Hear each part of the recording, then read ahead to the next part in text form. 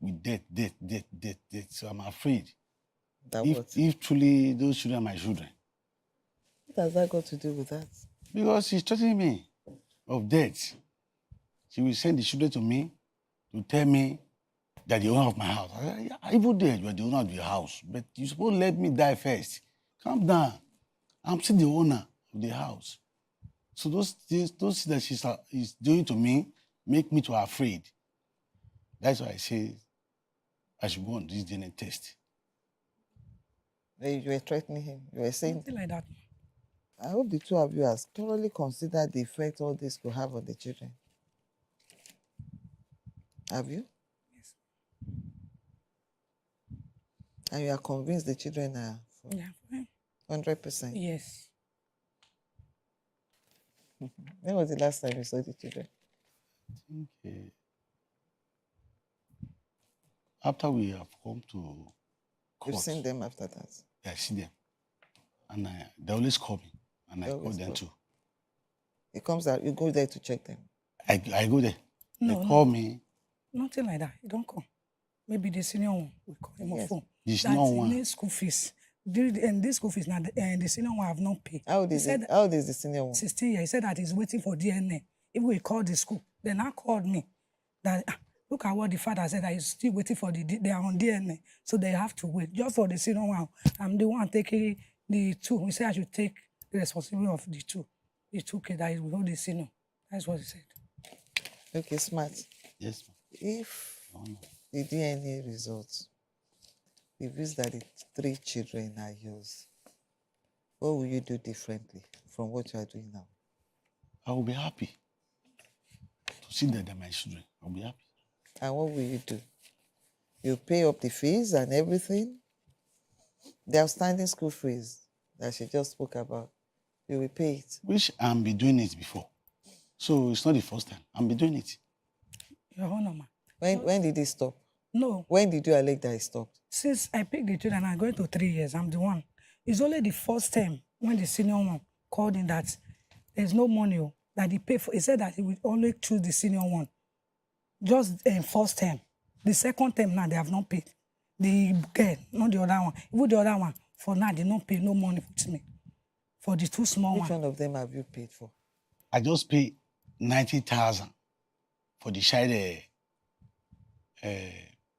to write a senior WAEC. I just pay that. So I don't have enough cash with me. That's why I pleaded with them To give you time. to give me time. Okay. Yes, ma'am. Not because you are waiting for the No, ma'am. DNA No. result. Just for them to give me time because I don't have money for now. So when will you pay now? If When I see the DNA test, you will get the DNA. when I see the result, Wait. I'm saying the result is there in the courtroom. okay, We will all know what the result is very soon. If the result says they are all your children, when will you pay? the moment the results come out now that they are all my children, when I get home now, I will call the secretary.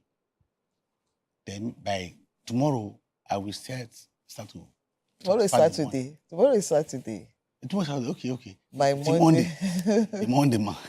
So by Monday you sort out everything. Yes, ma. Wait. Your Honor, ma. What do you have to Not say? for only one, because he said We're talking about Okay. children. We're not talking about one. I said if the result is out and the children, I said if they, he didn't say if one.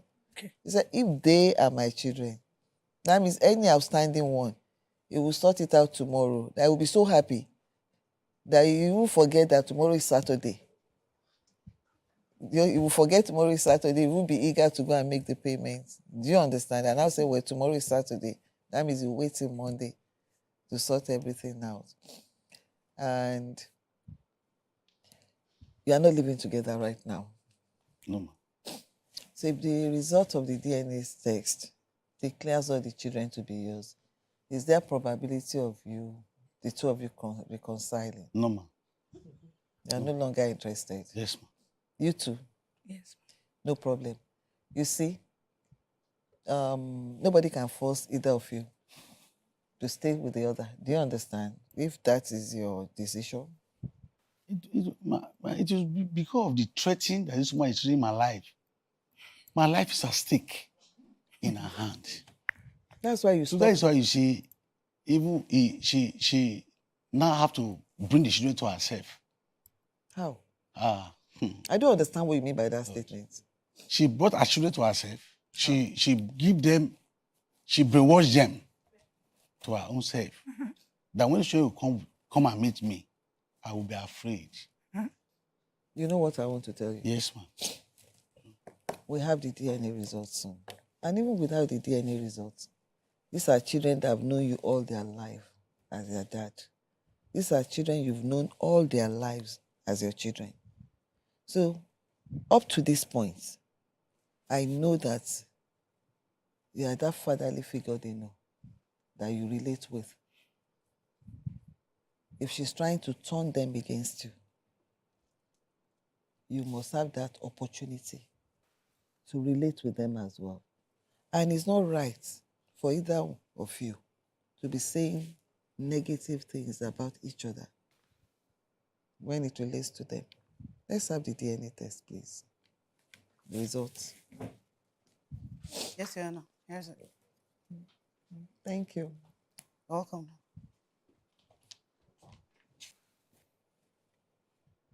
DNA Diagnostic Center from Links DNA Laboratories did this test result certificate of analysis.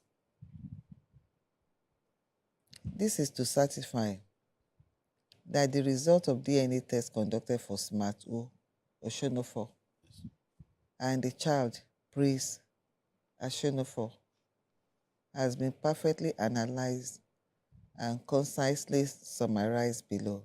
The child is female. That's Prince Ashonofo.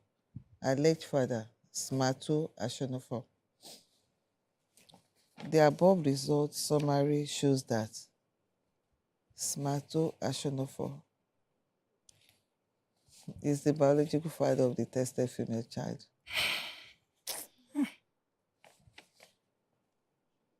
As plainly expressed on the DCC test result sheet overleaf. Now, this is your baby. Probability of paternity, 99.9999997%.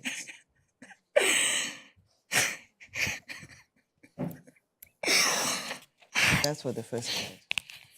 And I can take you for as a fact, because they are all conducted from the same place. The child female, testimony Ashonofo. Alleged father, SMART-O Ashonofo.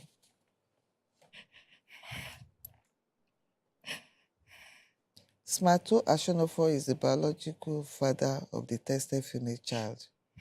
The DNA analysis is positive. Then, paternity probability. This is even stronger than the first one. 99.9999999%. And the third child, Godwill Ashonofo. Alleged father, SMART-O Ashonofo. Summary shows that SMART-O Ashonofo is the biological father of the tested male child, Godwill Ashonofo. Probability of paternity, 99.9999998%. I think she deserved an apology from you. For the emotional torture. Please apologize to her. I'm very sorry. The plaintiff, Ijemuan Eunice, is deeply concerned that her husband is disputing the paternity of the children from their marriage. She affirms without a doubt that the defendant is the biological father of the 3 children. The defendant claims that the ease with which the plaintiff makes threats to his life makes him feel the children may not be his. He has put some bills payment on hold pending the outcome of the DNA test. But now that the DNA result has exonerated his wife, Judge Fumi waits into other matters pending resolution about the welfare of the children. I want the two of you to have a forgiving spirit. You see, for a woman, It means a lot and goes a long way when your husband doubts the paternity of your children, despite everything. So, but in this instance, they are your biological children. So, do the needful on them pertaining to the school fees, as you said earlier on. Now, apart from school fees, what else? We don't have an apartment yet. We stay with my elder sister. With apartments? Yes. You see, regarding, what do you have to say to the And apartment? we have, Pardon? we built a house together, which is 3-bedroom flat. 3-bedroom flat in both first house. All my sweat, they are all there. What do you have to say to that? That one, I deny it. Hmm? Nothing like that. The bottom line is they need accommodation. What do you have to say to that? That's my own. The accommodation. After all, I didn't drive my children before. She left them with me. Right? She left them with you. Yeah, with me, right from time. Before Are they still with them? That was No, just for, it's not up to 5 months. And So the children are with you now. yes, Look, just going no. to 3 years now. Smart. The bottom line is where we are right now. Okay. Accommodation. Let me tell you, you take care of accommodation by yourself. Okay. Do you understand? Accommodation, and I'll give you reason why. Okay. When there's hostility between couples, there's always that chance that you might reconcile and you might never reconcile. I've asked the two of you now. When we have this kind of situation, you take care of your rent. If they have an accommodation, just maintenance, hospital for the children. I've told you, provide somewhere they can go. For when they have medical challenges, they go there, you pick the bill. Take care of the school fees. Give her upkeep. Maintenance rather. Give her maintenance over the children. That's all that is left. So for the maintenance for the children, what's the age of the children again? The senior one is 16 years. Why the second one is 9 years. Why the small one is 7 years? This ones are very young. So they have the custody with her. So you have to provide something for them so that for her to be taking care of them. So how much are you proposing? My problem now is that I don't work, and because I have a medical problem. You have what? Medical problem. And BP is so high because of this very woman. Cause damage one of my hand, my leg. So, and plus the accident that happened to me. So, nothing I'm doing. I'm just staying at home. So if I can interpret what you are saying, Yes, ma'am. because of all the reasons you just gave me now, Yes, ma'am. your children should starve to death. No. What we'll be doing there is for the both of us to be trying to take care of the issue. That's how I'm doing She's it. going to take care of rent for food and other welfare. Clothing, everything. She takes care of that. They need clothes, they need shoes, that is your responsibility. Let's put it monthly. Okay. Monthly.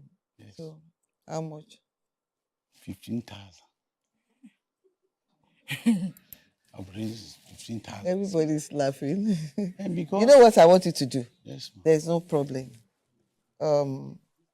She's right here. There are 3 children. Yes, ma'am. That's 5,000 per child per month. So 5,000 naira for 30 days and 3 meals. 3 times 30, 90 meals per child. So I want you to draw up a timetable of what you think she should buy with 5,000 naira 90 times. It's It- because I I'm don't want working. things I to don't get want to worse. promise what I don't have. No, I'm no. not working. No. You All have- my documents is at home. Have expired. She's the cause of all those problems. So there's no that place I can see money now. You get me? No. Just just like feel from me. I'm a working class man that I don't like sit down in one place. But since how many years now I'm in one place? Because of what? After the accident that happened to me.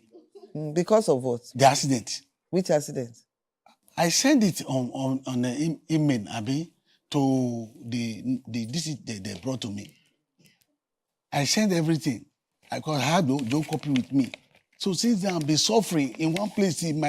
My document expired in abroad. I can't go abroad again. And I can't even work again. Those people living in Nigeria, they are not any income. But I'm not working here. So how have you been surviving? I'm not working. It's the Wait, house I know, dear. You talk about a house, want to rent. eat. I know everything. It's from the house. I didn't forget sending that. money to them. Huh? Any amount that From where? From where? my house. When they pay me my They rent. pay you rent. So you want to also go into how much you are being paid? Let's go inside the How much are you being paid? 6,000 naira. 6,000 naira. Yes, by a self-contained. Per Self-contained, yes, ma'am. It's a lie. Where? Do my palace Where is the place? at Badagry. It's not up to Badagry. I don't pay 6,000. That is pure lie. It's 250. Eh? 250 for a year. Can't see anything. Smart. Ma, Smartly, forget that. let's call one of my tenants. Don't call anybody. Let's call my Five. tenant. Did you hear what I said? Let's Don't ask make any them. call. How I'm not much? interested in how much you Oh my earn. gosh. I'm not. Look, This woman is just lying. Look That's at why me. I say I'm running from her. are you listening to me or you want to listen to Listen yourself? to me. 15,000 naira cannot work with me. How can somebody pay 200,000 in Badagry? Badagry is someone budget. Is it possible? You know, what the fuck we know what we are saying. Is it possible?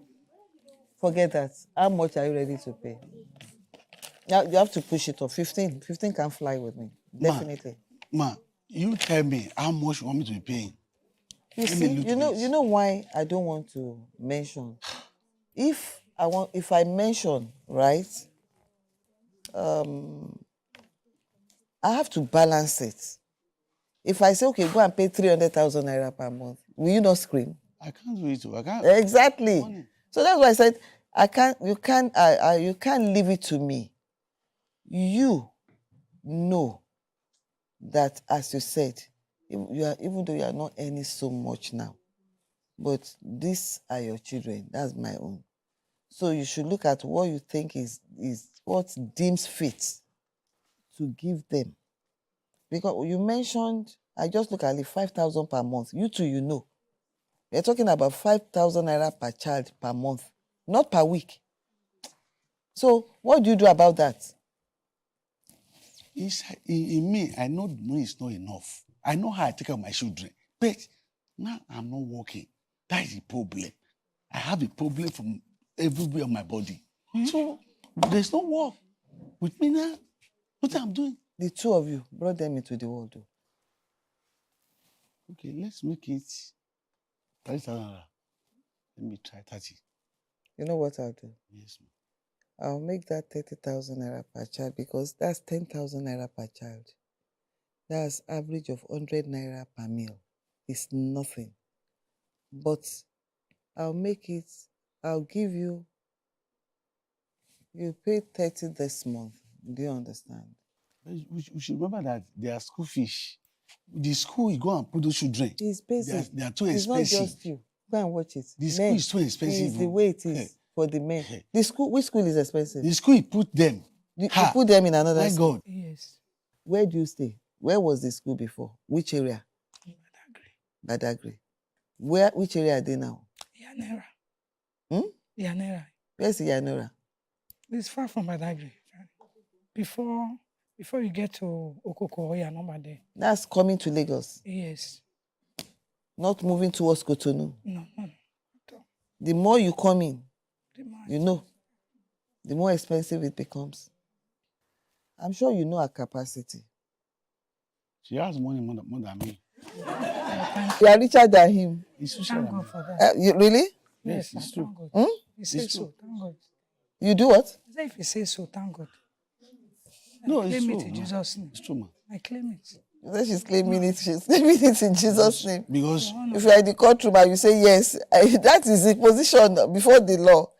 You know not that you are claiming it. If it's yes, then that means you are to your front and you say yes. Yes. That means it's richer than you. That's why I discussed with her. I said, okay, let us cooperate.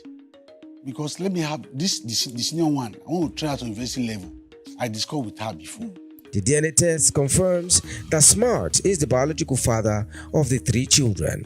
Judge Fumi helped both parties to reach amicable settlement. After the break, Judge Fumi rules. Okay, let me tell you what I'm going to do. And that's the way it's going to be. This month, you pay the 30,000 naira For their feeding. for their feeding. Yes. So that means from July, you start giving her 50,000 naira henceforth for the feeding of the children. You have 3 months to gather yourself together and pull out how you'll be doing from July. That's from the 4th month. So the first 3 months, the court will assist the family. We give you 20, you give her 30. We give her 20 for the first 3 months. Then from July, you start paying the 50,000 naira. Do you understand? So comply with everything we have agreed on today. That's my rule. I rise. All rise. I didn't hear thank you from the 2 of you. Say thank you, ma. Thank you, ma'am. If your baby daddy is denying paternity of the child to avoid upkeep, or you suspect misattributed paternity situations, submit your case online at www.thejusticescourt.com for a prompt resolution of the matter.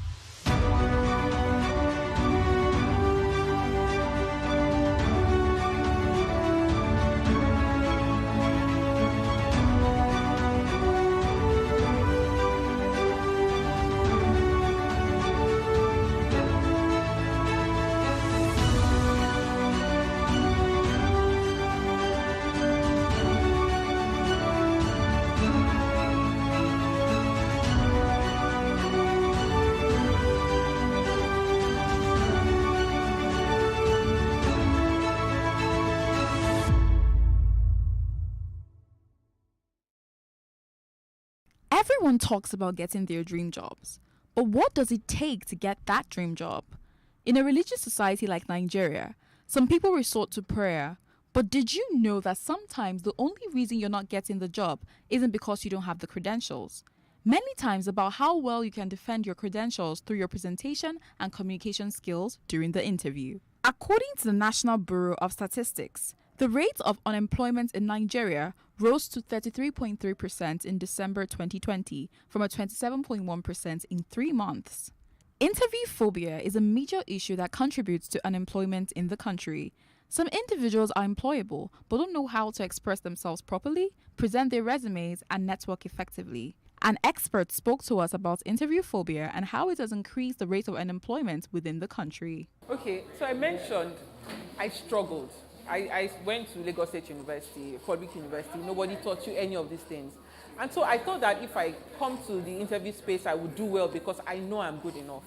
But coming in, it was difficult. I got plenty of rejections. And I made up my mind that if you can get past this thing, you would help other people who are also like you. And so sitting down in that space, I also see people like me and I feel for them. According to Student Graduate Report, more than 50% of graduates in Nigeria disclose that communication skill is the least skill their academic education prepared them with. Like we have a compulsory NYSC every year. I believe the government or the educational sector should do something like when they know somebody's in their final year, maybe they allow them go through a month or two, or they introduce a course and make it mandatory for them to be able to go out there and face the outside world when it comes to interviews, when it comes to networking and all of that. I've seen super amazing, intelligent people lost opportunities because they were not confident, and those who were not so smart but have built their confidence are able to get the job and get these networks and get these opportunities. Especially when you come from a Yoruba or Igbo family where you don't have to look at your dad in the eye. You get that kind of thing. So you have to learn to look at people in the eye when you talk to them. It makes them believe that you are not up to something. You're not hiding anything in your cupboard. We're going to school or having to attend different schools, all right? They just teach us, we only have syllabus on what they've been doing so far in past years, and there's no trend of bringing in new things. So the next time you complain about not getting a job, think about how well your CV is prepared. Assess your communication skills during the interview and think about how well you presented yourself. Increase the reach of your events or business services. To advertise on Plus TV Africa, please call 0906 000 5719 or 0909 040 8408, or send an email to marketing@plustvafrica.com. Plus TV Africa. Big stories live here.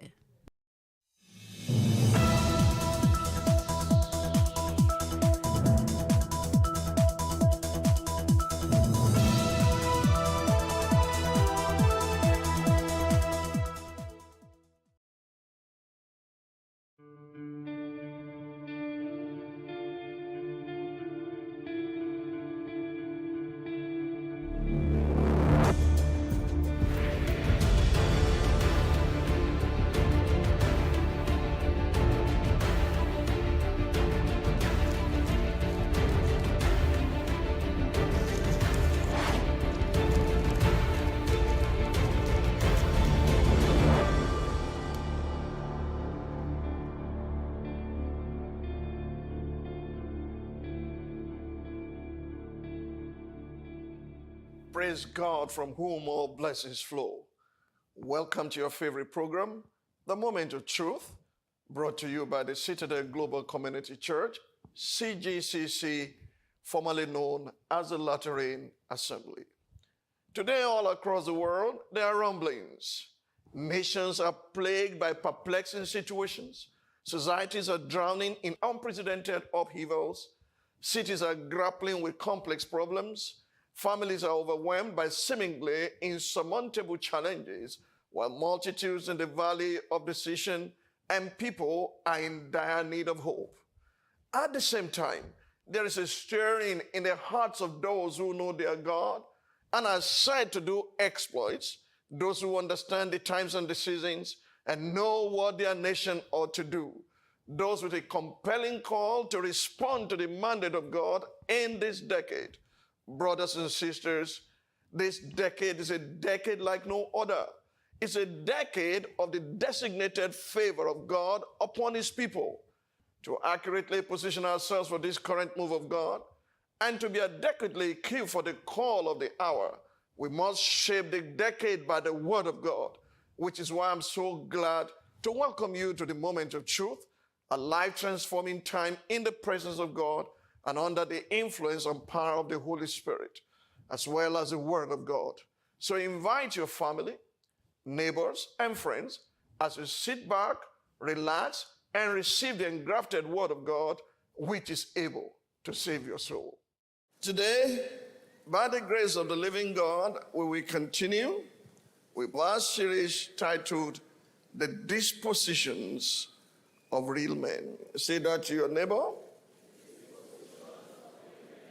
I didn't say whisper. Say to your neighbor, the dispositions of real men. Paul looked at the Corinthian church and said, you are carnal, you are behaving like babes, and you are behaving like mere men. And so for a while now, since April, we have been looking at the subject. We are not mere men, we are real men. Men that God can count upon. Men will not take advantage of the gullible.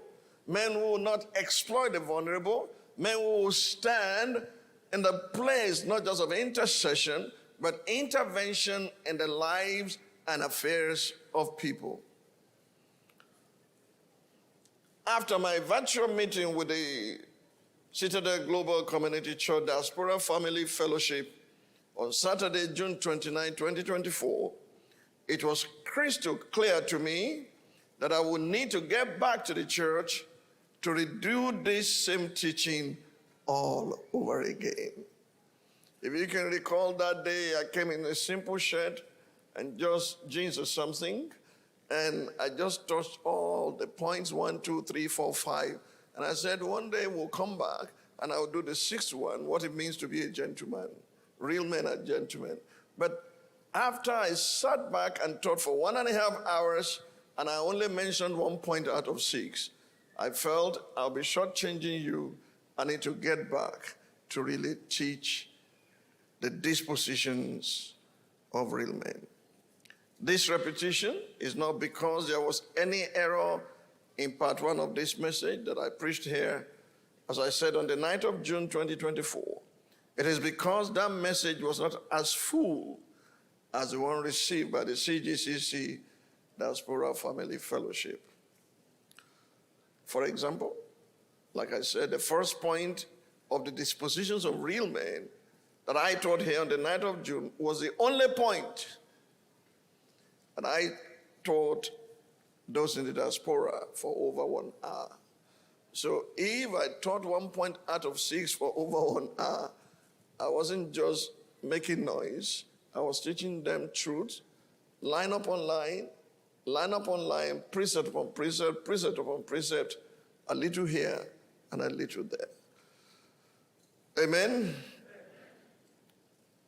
Take it from me that those in the diaspora, we have to listen also to what you receive today. This, I think, is in line with the apostolic tradition established by Paul. What tradition? Colossians chapter 4, verse 16. Colossians 4:16.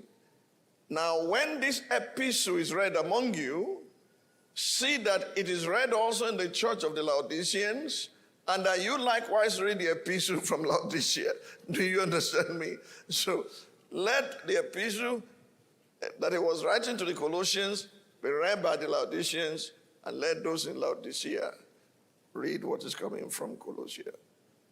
So let's start with the spiritual diagnosis of the Corinthian church by Apostle Paul before he removed their masks and called them mere men. 1 Corinthians chapter 1, 1-9. What manner of people were these men and women in the church at Corinth?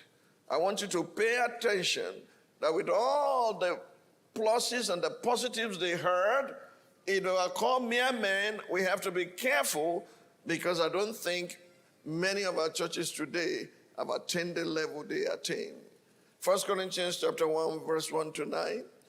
Paul, called to be an apostle of Jesus Christ through the will of God, and Sosthenes, our brother, to the church of God which is at Corinth, to those who are, I can't hear you, to those who are sanctified means they are set apart.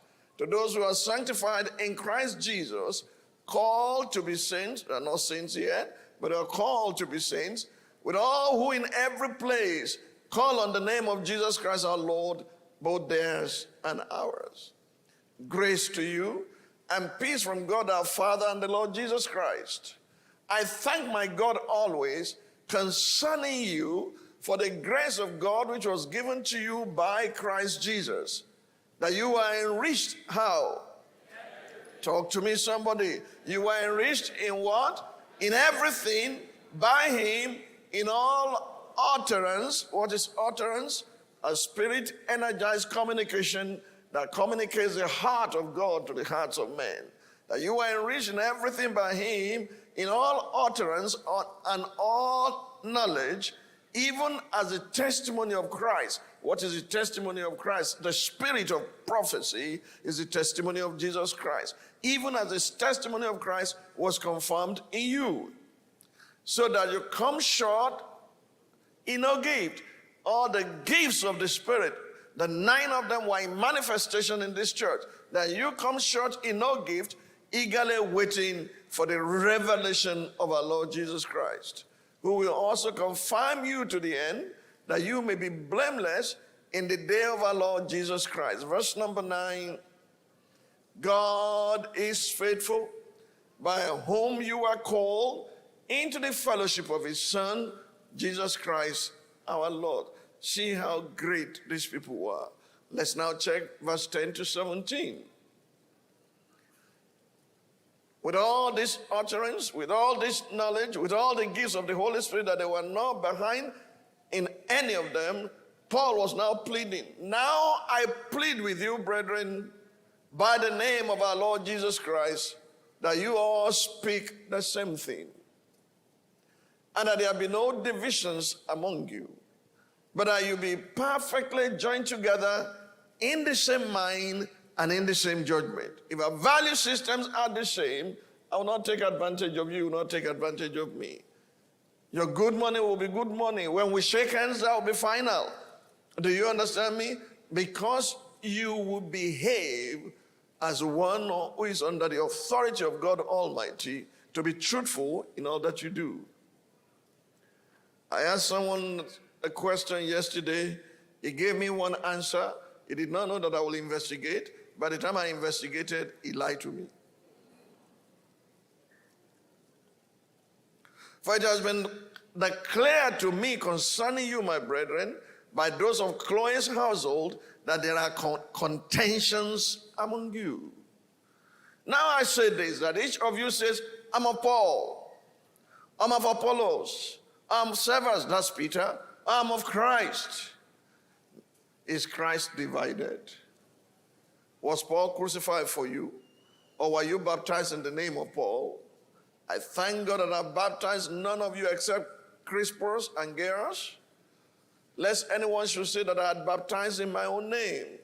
Yes, I also baptized the household of Stephanas. Sometimes he would not even remember who he baptized, who he did not. Besides, I do not know whether I baptized any other. Verse 17.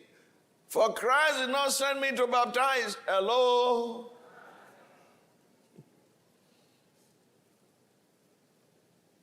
But to preach the gospel, not with wisdom of words, lest the cross of Christ should be made of no effect. Now 1 Corinthians chapter 3, because of divisions and contentions amongst them, see what they became. And I, brethren, could not speak to you as to spiritual people, but as to carnal. What is carnal? A carnal mind is enmity against God. What is flesh? The flesh is the hidden disposition in us to do evil. Like you carry malaria parasite on the inside of you, and when you stretch yourself too much, bam, it strikes. So is a carnal nature, so is the flesh. Is a hidden disposition to do evil. It'll be watching you like a time bomb. Boom, it explodes on your face, and you say, wow, how did I get here? And I, brethren, could not speak to you as to spiritual people, but as to carnal, as to babes in Christ. I fed you with, oh, talk to me, somebody. I fed you with milk and not with solid food. When you read that in the King James Version of the Bible, it's so sweet. It says, I fed you with milk and not with strong meat. For until now you are not able to receive it, and even now you are still not able. For you are still carnal. For where there are envy, hello, strife, and divisions among you, are you not carnal and behaving like mere men? You know, sometimes when I read my Bible, I pause. Say, I fed you with milk. Do you know many people in the church does not even qualify for milk today? Not to talk of strong meat. When it comes to milk, they do not have what it takes to retain the benefits of the milk they have taken. You won't give a 6 days old, 7 days old, 7 weeks old I wanted to say pomo or ishoiro, strong meat. Those of you who went to proper school, you were raised in a Jabota home, you have table manners. You understand me? Your mouth does not make music when you are eating. It was Mrs. B who corrected me. He said, why is your mouth making noise when you are eating? I said, because inshallah, Jesse, I'm not denying what I'm eating. So he said, you're not supposed to eat that way. How am I supposed to eat? He said, okay, put food in your mouth, close your teeth, and then be chewing. I said, it's not convenient. Have you ever seen any lion with table manners? It tears in pieces. And when you take the meat, no cutlery. It was 1972, the first bought cutlery for me on my way to boarding school. You put the meat here in between, and it splashes all over, a sign of good living. Don't disgrace me outside. So when I go outside and I see the yoppie, the rich, and I say, what are you eating? I say, vegetable and fish. It's not difficult to handle. But when I get home with the pala, felegusi, mama, ishaira, bokoto, shaki, kai. You'll be making music to God. Okay. All right. Listen. Let's see the prescription for milk. That if you qualify to take the milk of the word, these are things that must not be in your life. 1 Peter chapter 2, verse number 1. To know that you're not carnal, you're not fleshly, and you're not just dealing with things you should have outgrown. These are the things that must be evident in your life when you qualify for the milk of the word. Therefore, laying aside what? All malice and what? All deceit and what? Hypocrisy. You know who a hypocrite is? A man who killed both of his parents and is pleading with the judge to show him mercy because he's an orphan. Laying aside all malice, all deceit, hypocrisy, envy, and all evil speaking. As newborn babes, desire the pure milk of the word, that you may grow thereby.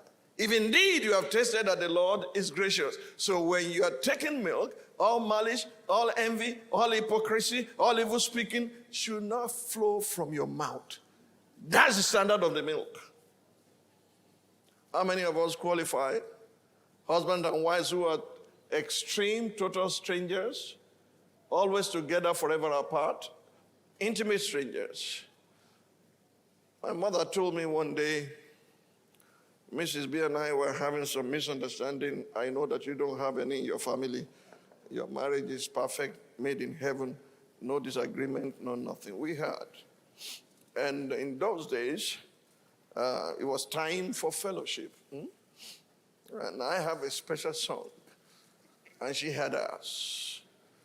My special song is, let God arise and his enemies be scattered.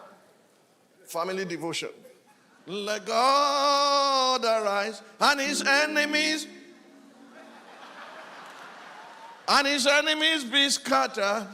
Let God arise and his enemies be scattered. Let God arise. The day togun, the day tija. The day alágbára, the day Ọlọ́run mi kó wá ṣèrànwọ́ fọ́kàn. Dìde o, dìde tìjà, dìde dìde Ọlọ́run mi. When I get to gear 3, you'll be hearing, Olórí ogun jà fún mi o, jà. Olórí ogun jà fún mi o. Olórí ogun jà fún mi o. Hey! Olórí ogun jà fún mi o. Our own song is soft and nice. You want to hear it? I am married to Jesus. Satan, leave me alone. I am married to Jesus. Satan, leave me alone. My husband is coming to take me away to everlasting. What a devotion. My mother, who did not study English language, who had part of the song, said, I would like to talk to you. So I went to Mama. He said, have you seen sacrifices made and put in public space? Have you seen any devil going there to eat except dogs? He said, because the devil does not live outside. I said, Mama, he said, they put his food outside, but he doesn't live there. It is dogs that will eat those sacrifices that the demon worshippers and idol worshippers put outside. You only find dogs eating it. I said, so where is the devil? I said, I will tell you. It's in your bedroom. The wife sleeps this way and turns to the east. The husband sleeps this way and turns to the west. The gap they created is one night Airbnb for Satan. When you make up, it will go to another house. From that day, I understood what was meant by give no place to the devil. Most of the time, you are where you are because you don't understand the power of agreement. That if two of you shall agree as touching anything in this earth, my Father in heaven. Look at the standard of milk. Shall we go to the standard of strong meat? For many years, I taught here day and night on Hebrews chapter 4, verse 12 to 14. Hebrews 5, 12 to 14. We call it Hebrews 5, 12 to 14 fiesta in those days. Hebrews 5, 12 to 14. For though by this time you ought to be teachers, you need someone to teach you again the first principles of the oracles of God, and you have come to need milk and not solid food. Do you understand that we need to take you back to milk to give you a proper orientation of what it means to be able to take milk and to grow thereby. You're still a babe. Give it to me in KJV. It will tell you strong meat. How many of you have handled strong meat? Some people handle strong meat cramp. They are due to fall out. For the time you ought to be teachers, you have need that one teach you again, which be the first principles of the oracles of God, and have become such as have need of milk and not of strong meat.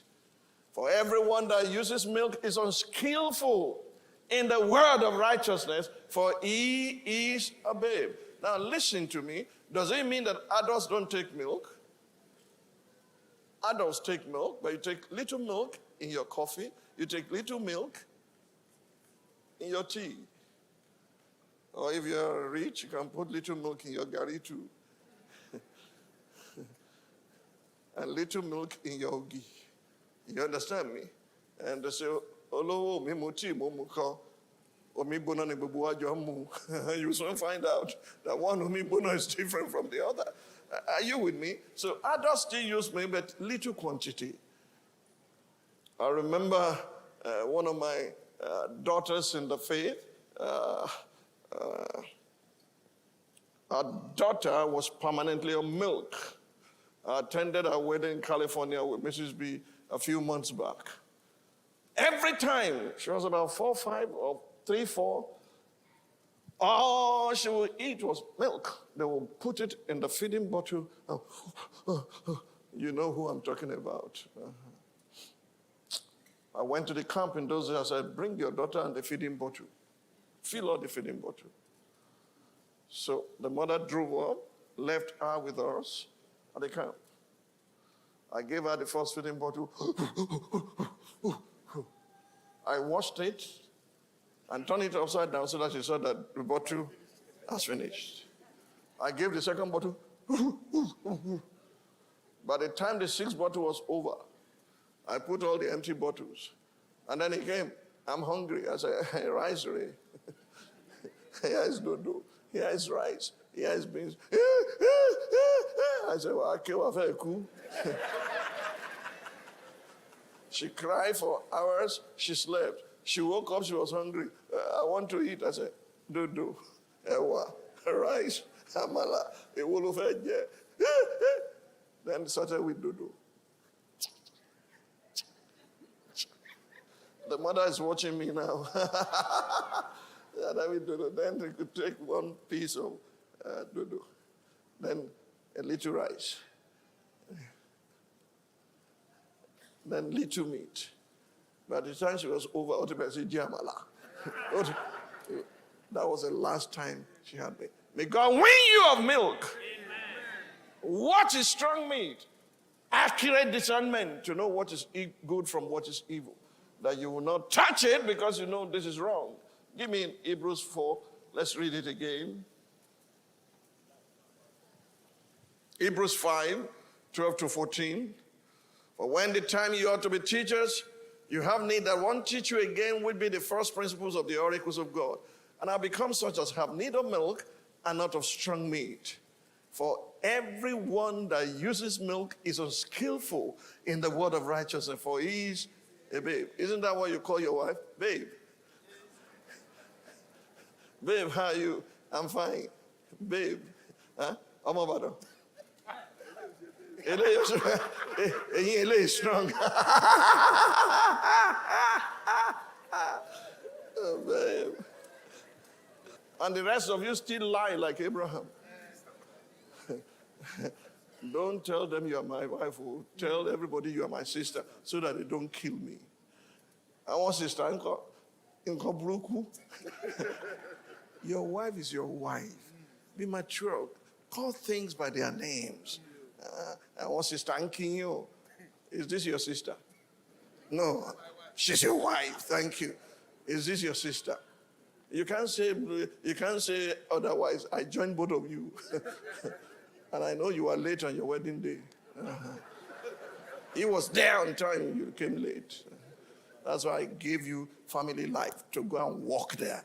So they will not be late again. All right, let me finish reading.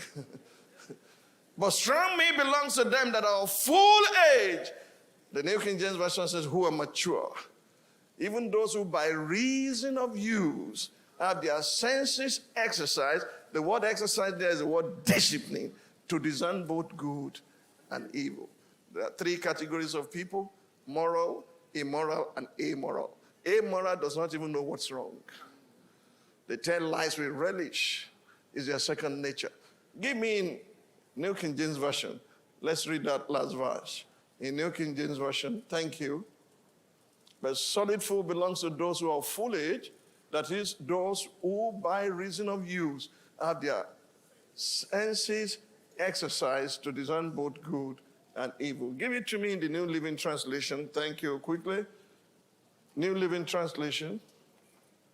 Solid food is for those who are mature, who through training have the skill to recognize the difference between right and wrong. Give it to me in the Message translation. The Message translation. I have a lot more to say about this, but it is hard to get it across to you since you have picked up this bad habit of not listening. By this time, you ought to be teachers yourselves.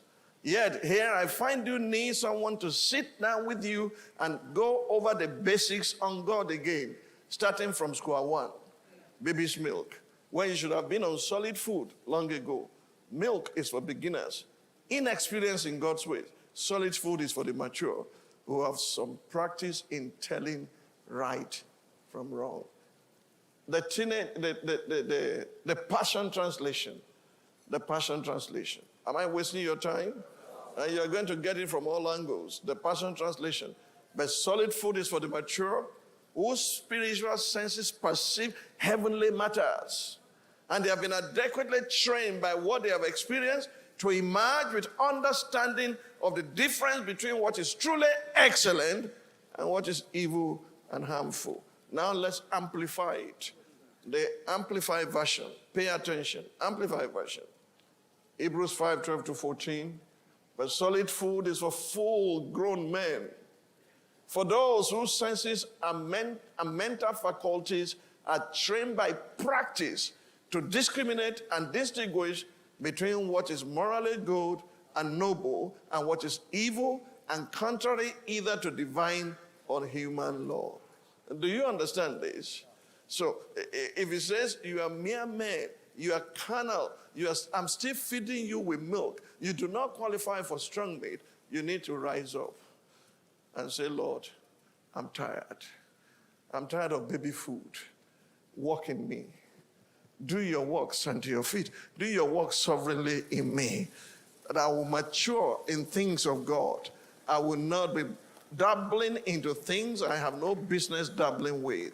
Lord, I stand before you today that you will do your work sovereignly in me, for both to will and to do of your good pleasure are in you. This day, Father, in the name of Jesus, we call upon you to grant us grace to be strong in the Lord and in the power of his might, to put on the whole armor of God that we are able to stand against the wiles of the enemy.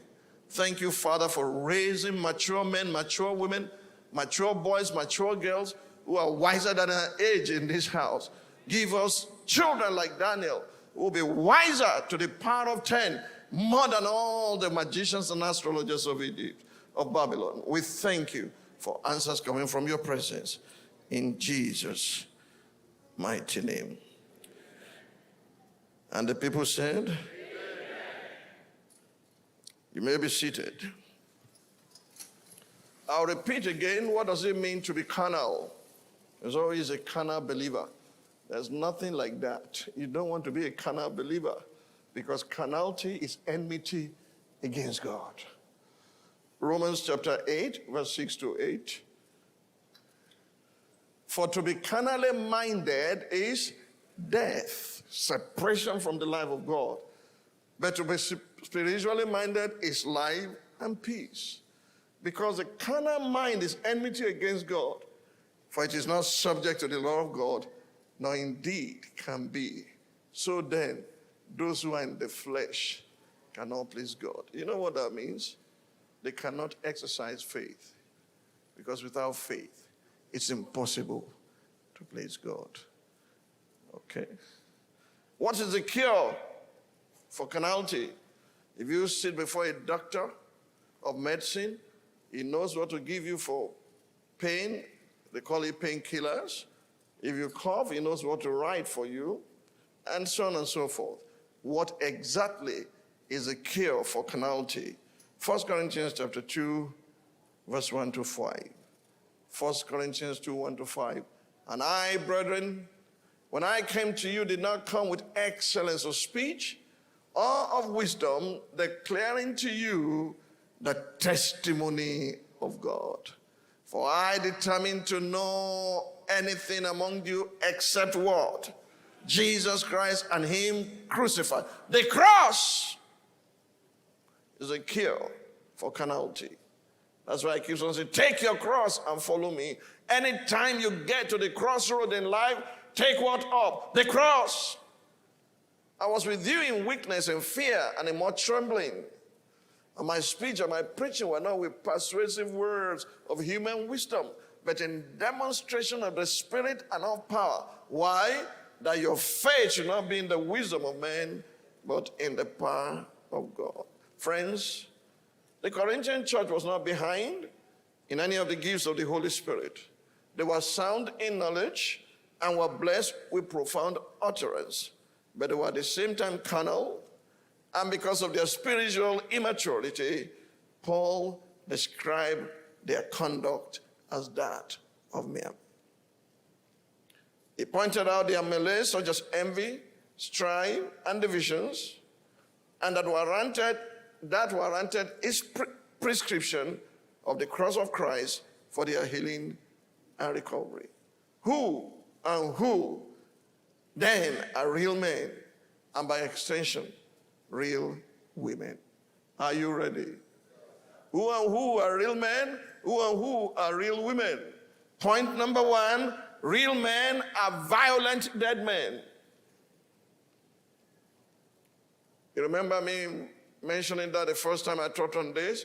but you will see the areas I didn't touch. I just glossed over them.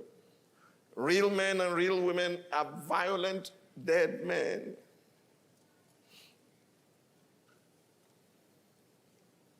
Let me define for you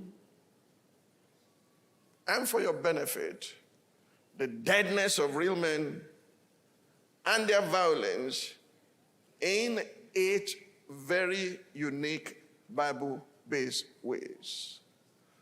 I want to bring out 8 qualities that you can relate with that are the qualities of dead, violent, real people.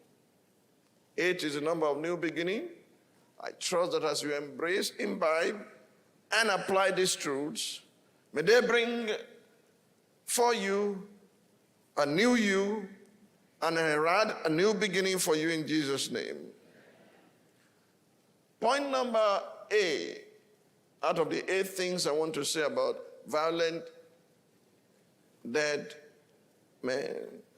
Only dead men can do ministry.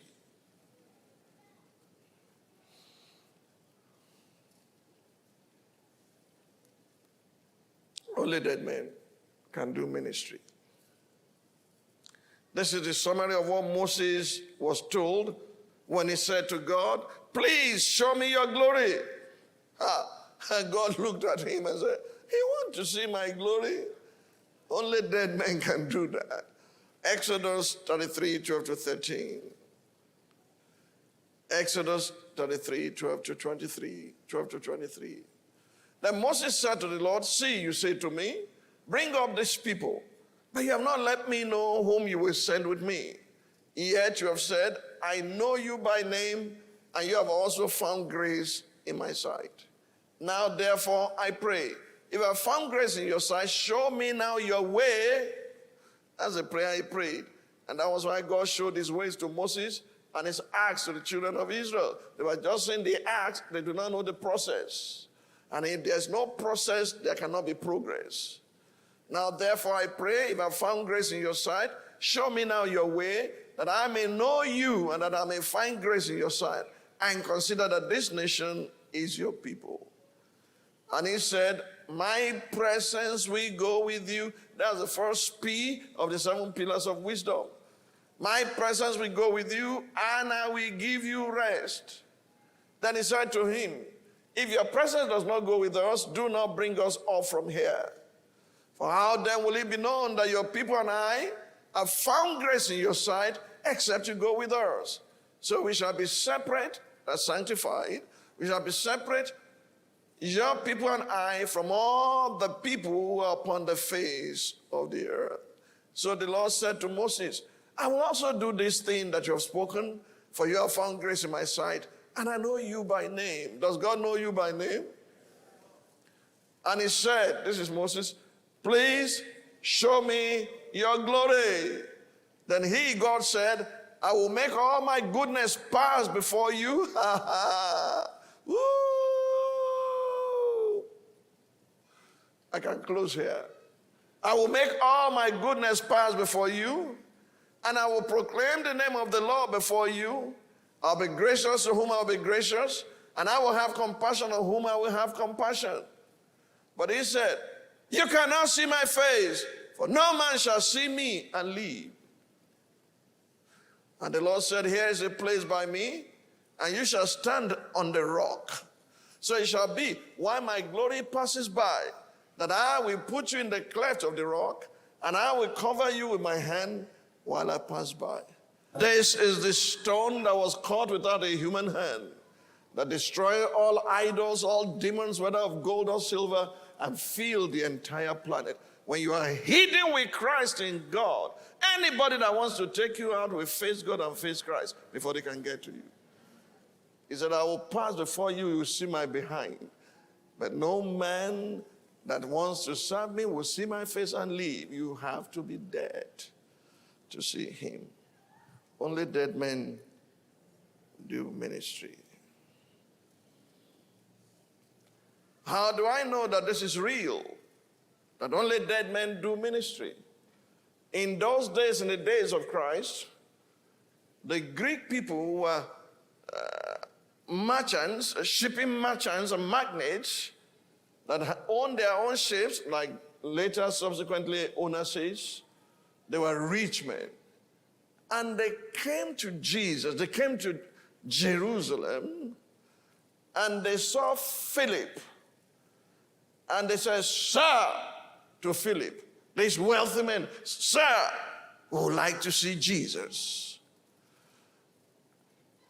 After they had said their "sir" to Philip, Philip knew that the main contact to Jesus, like you want to enter my office, you see some people there, they know why they are standing there. They're not harmful to you, they're not wicked. It's because they know certain protocols. But I want you to know, do you understand? He knew that he could not just walk to Christ. He knew the man who had access. Every time you see Andrew in the Bible, it's always taking people to Jesus. So Andrew and Philip now went to Jesus. Come on, the Greek had come. The rich dudes are here. These are the billionaires of their days. And they said, "We would like to see Jesus." Jesus should roll red carpet and say, this is the day that the Lord has made. Rich men are here, and we... Jesus did not leave where he was. He said, "Go and tell them, except a grain of wheat falls to the ground and dies, it abides alone." Let's start not from verse 24. I want them to read it and understand it. Okay? John 12 from verse 20. Now there were certain Greeks among those who came up to worship at the feast. Then they came to Philip, who was from Bethsaida of Galilee, and asked him, saying, "Sir, we wish to see Jesus." Do you know that your connection to Jesus makes people to say "sir" to you? You disconnect and see what happens to you. Philip came and told Andrew, and in turn Andrew and Philip told Jesus, "Listen to the master." But Jesus answered them, saying, "The hour has come that the Son of Man should be glorified. Most assuredly I say to you, unless a grain of wheat falls into the ground and dies, it remains alone. But if it dies, it produces much grain." Do you want your life to produce much fruit? The prescription is death. The prescription is a cross. Another good example is that of the rich young ruler who ran to Jesus and knelt before him and asked what he must do to inherit eternal life. He thought eternal life is something you do in order to gain. He went away sorrowfully because he was told to sell what he had and to take his cross and follow Jesus. Are you taking your cross on a daily basis? God has a way of packaging your cross for you. Things you don't expect will suddenly happen. It becomes your cross. And if you master how to navigate with such situation, you've learned another thing called process. Mark chapter 10, 17 to 31. Now as he was going out on the road, one came running, knelt before him and asked him, "Good teacher, what shall I do that I may inherit eternal life?" So Jesus said to him, "Why do you call me good? No one is good but one, that is God." Is Jesus saying he's not good? No. He's saying, do you recognize me as God? Because no one is good except God. You know the commandments: do not commit adultery, do not murder, do not steal, do not bear false witness, do not defraud, honor your father and your mother. And he answered and said to him, "Teacher, all these things I've kept from my youth." No wonder he was wealthy. And Jesus, looking at him, loved him and said to him, "One thing you lack." How many things? One. One thing you lack. You don't own money. Money owns you. Go your way, sell whatever you have, and give to the poor, and you will have treasure in heaven. And come, take up the cross and follow me. But he was sad at this word and went away sorrowful, for great possessions had him. That should be the literal translation of that. For he had great possessions. Then Jesus looked around and said to his disciples, "Wait for this. Please understand. how hard it is for those who have riches to enter the kingdom of God. And the disciples were astonished at his words. Why? Because they wanted to be rich also. Why are we following you? It's so stupid to come to church and be looking for gold, silver, and riches. God said to Solomon, in that you did not ask me for wealth. You did not ask me for the death of your enemies. You didn't even ask me for long life. I will give you wisdom that you asked for, and I will add this unto you. Many people run after fringe benefits. And the disciples were astonished at his words. But Jesus answered again and said to them, children, how hard it is for those who trust in riches. That's the issue. The rich young ruler was trusting in his riches. How hard it is for those who trust in riches to enter the kingdom of God. It is easier for a camel to go through the eye of a needle. Isn't that impossible? You know how tiny the eye of the needle is? Jesus said it would be a lot easier for a camel to go through the eye of a needle than for a rich man to enter the kingdom of God. Trust Peter. And they were greatly astonished, saying among themselves, who then can be saved? Can I ask a simple question? Say yes. You want me? No man can serve two masters.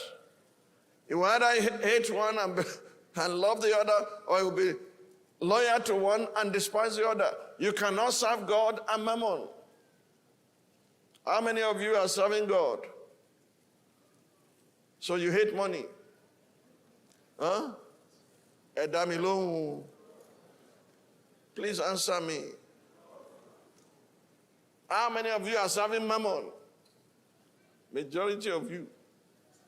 And what it means to serve mammon is the next verse. After Matthew 6:24, take no thought. What we shall eat, what we shall drink, and the clothes we shall. The moment you are worried and you have anxiety about food, about fashion, about future, you are a mammon worshiper. So this man, this rich young ruler that came, was possessed by the things he thought he possessed. Verse 26. And they were greatly astonished, saying among themselves, who then can be saved? Listen to Jesus. But Jesus looked at them and said, with men it is impossible, but not with God. For with God all things are possible. Then Peter began. He didn't say Peter said. Then Peter began to say to him, which means he laid the foundation. He progressed in his thoughts as he was presenting it and said, see, we have left all and followed you. Peter, Peter, your boat is still alive, sailing, because he went back to it on the Sea of Tiberias. He said, I go out fishing. We have left all and followed you. So Jesus answered and said, assuredly I say to you, there is no one who has left house or brothers or sisters or father or mother or wife or children or lands for my sake and the gospel's, who shall not receive 100-fold. No bank can pay you that. 100-fold now in this time. Houses and brothers and sisters and mothers and children and lands with persecutions and the age to come, eternal life. I love this. And many who are first will be last, and the last first. It is on record that the first set of missionaries that came from Europe to Africa packed their few belongings in their own coffins. Their coffins were what we call portmanteau in those days. You call them what now? Suitcases. They packed their few belongings in their own coffins, as in suitcases, before heading for the ship. Why? So that when they died, they would not be buried like the heathen, but instead in their own coffins. Jesus made it abundantly clear that he who lost his life will lose it, and he who loses his life for the sake of the kingdom of God and for the sake of the gospel will find it. John 12:25-26. Only dead men can do ministry. He who lost his life will lose it, He who hates his life in this world will keep it for eternal life. If anyone serves me, let him follow me. And where I am, there my servant will be also. If anyone serves me, him my Father will honor. So only dead men do ministry. You have to die to insults. You have to die to what men will say against you, about you. You have to die to so many things to be able to survive while in ministry. At this juncture, let me explain the violence of these dead real men. The violence of these dead real men is not against their neighbors or their perceived enemies that they pray to fall and die. Their violence is against the works of the flesh in themselves. And we all have the works of the flesh. Their violence is against the flesh. Matthew 5:27-30. Listen to Jesus. You have heard that it was said to those of old, you shall not commit adultery. But I say to you that whoever looks at a woman to lust for her, it didn't say to love her, to lust for her, has already committed adultery with her in his heart. If your right eye causes you to sin, pluck it out. That's the violence of real men. Pluck it out and cast it from you, for it is more profitable for you that one of your members perish than for your whole body to be cast into hell. And if your right hand causes you to sin, cut it off and cast it from you, for it is more profitable for you that one of your members perish than for your whole body to be cast into hell. What is the meaning of this? It simply means surgery is better than tragedy. Say that with me. I can't hear you. Romans chapter 8, verse 12-14. Surgery is better than tragedy. Therefore, brethren, we are debtors, not to the flesh, to live according to the flesh. For if you live according to the flesh, you will die. But if by the Spirit you put to death the deeds of the body, you will live. For as many as are led by the Spirit of God, these are sons of God. 1 Corinthians chapter 9, 24-27.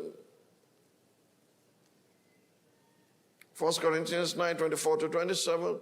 Do you not know that in a race, all the runners compete, but only one receives the prize? So run your race, that you may lay hold of the prize and make it yours.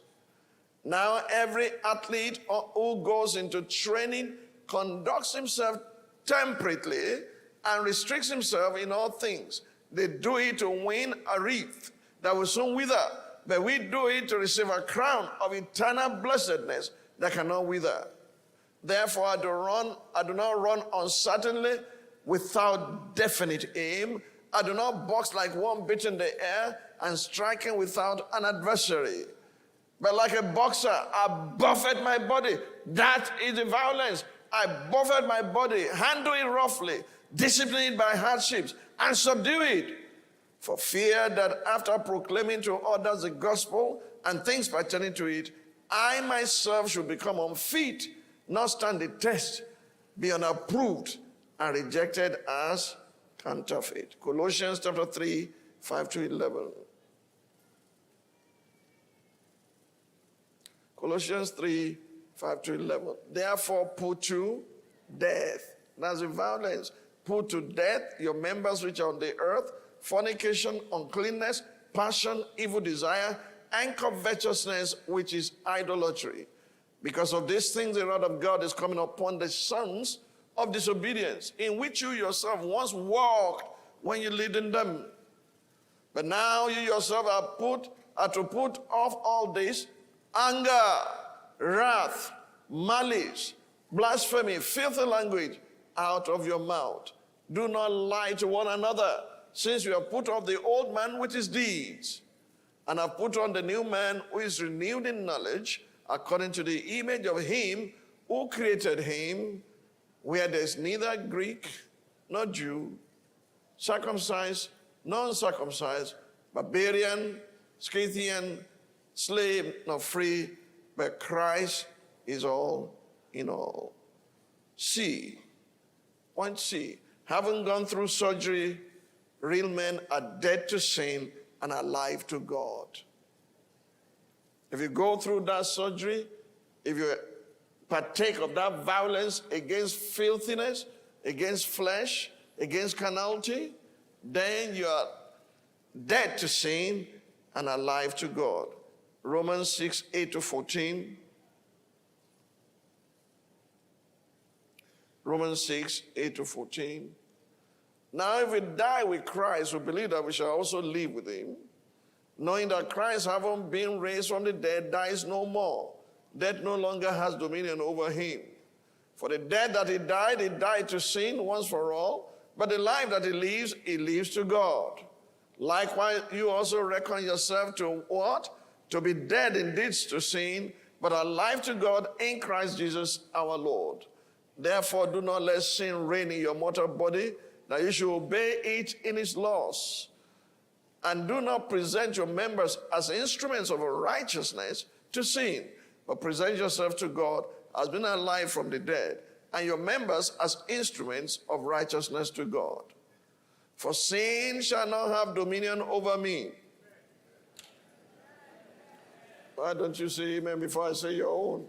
Sin shall have no dominion over me. Sin shall not have dominion over you.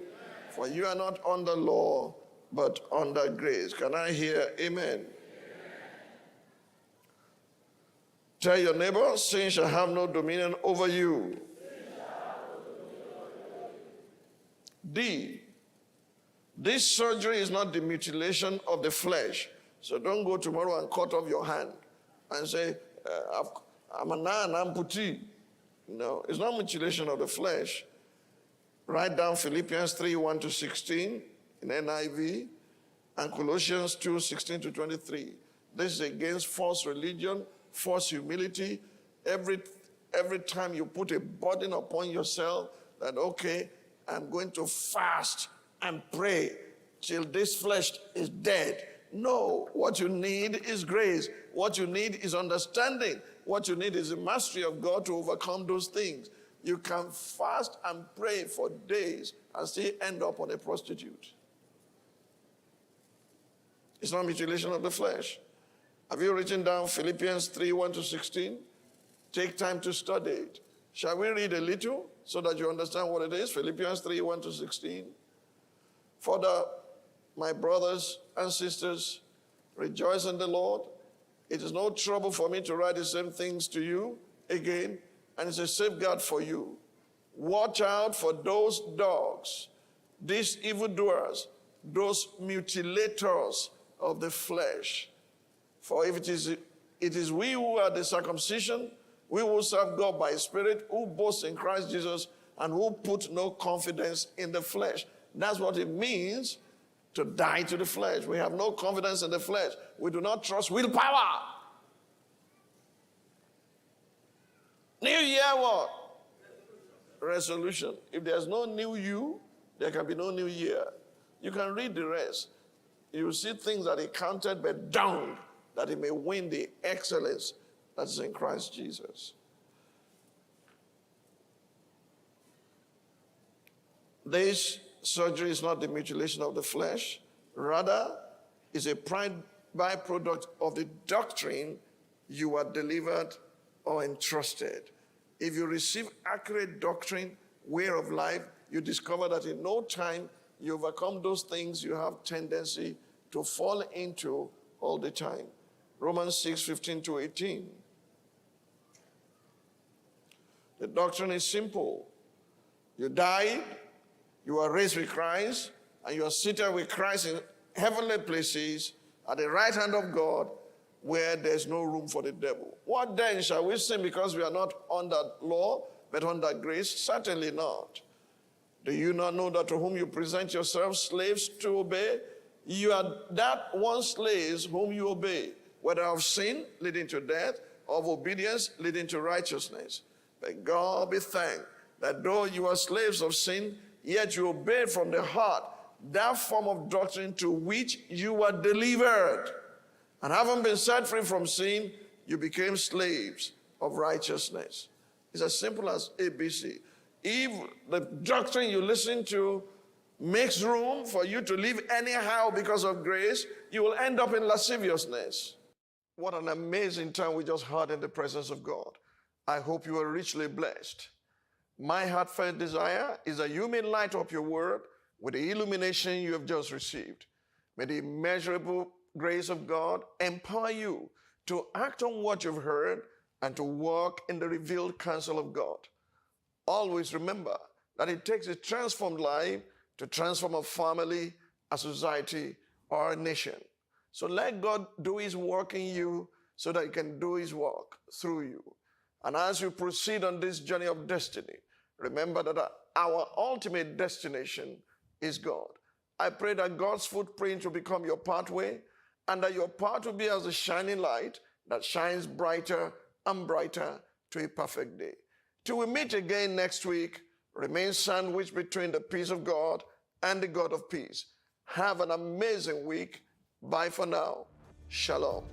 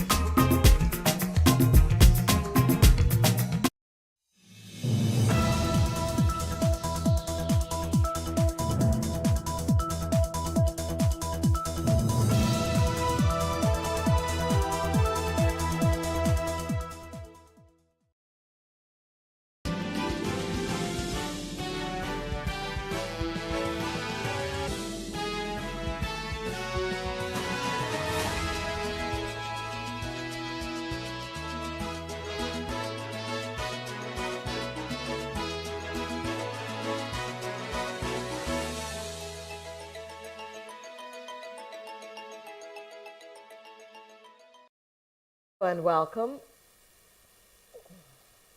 Hello and welcome. I am Destiny Mama. This is a news brief. President Bola Tinubu has appealed to protesters not to shut out the oxygen of the country's economy. The president said he understands that the nationwide protests are driven by economic hardship. Speaking in a televised address on Sunday, the president said the economy is on its way to full recovery. Tinubu acknowledged the demands of the protesters, saying he understands their pain and frustration. My fellow Nigerians, I speak to you today with a heavy heart and sense of responsibility, aware of the turmoil and violent protests unleashed in some of our states.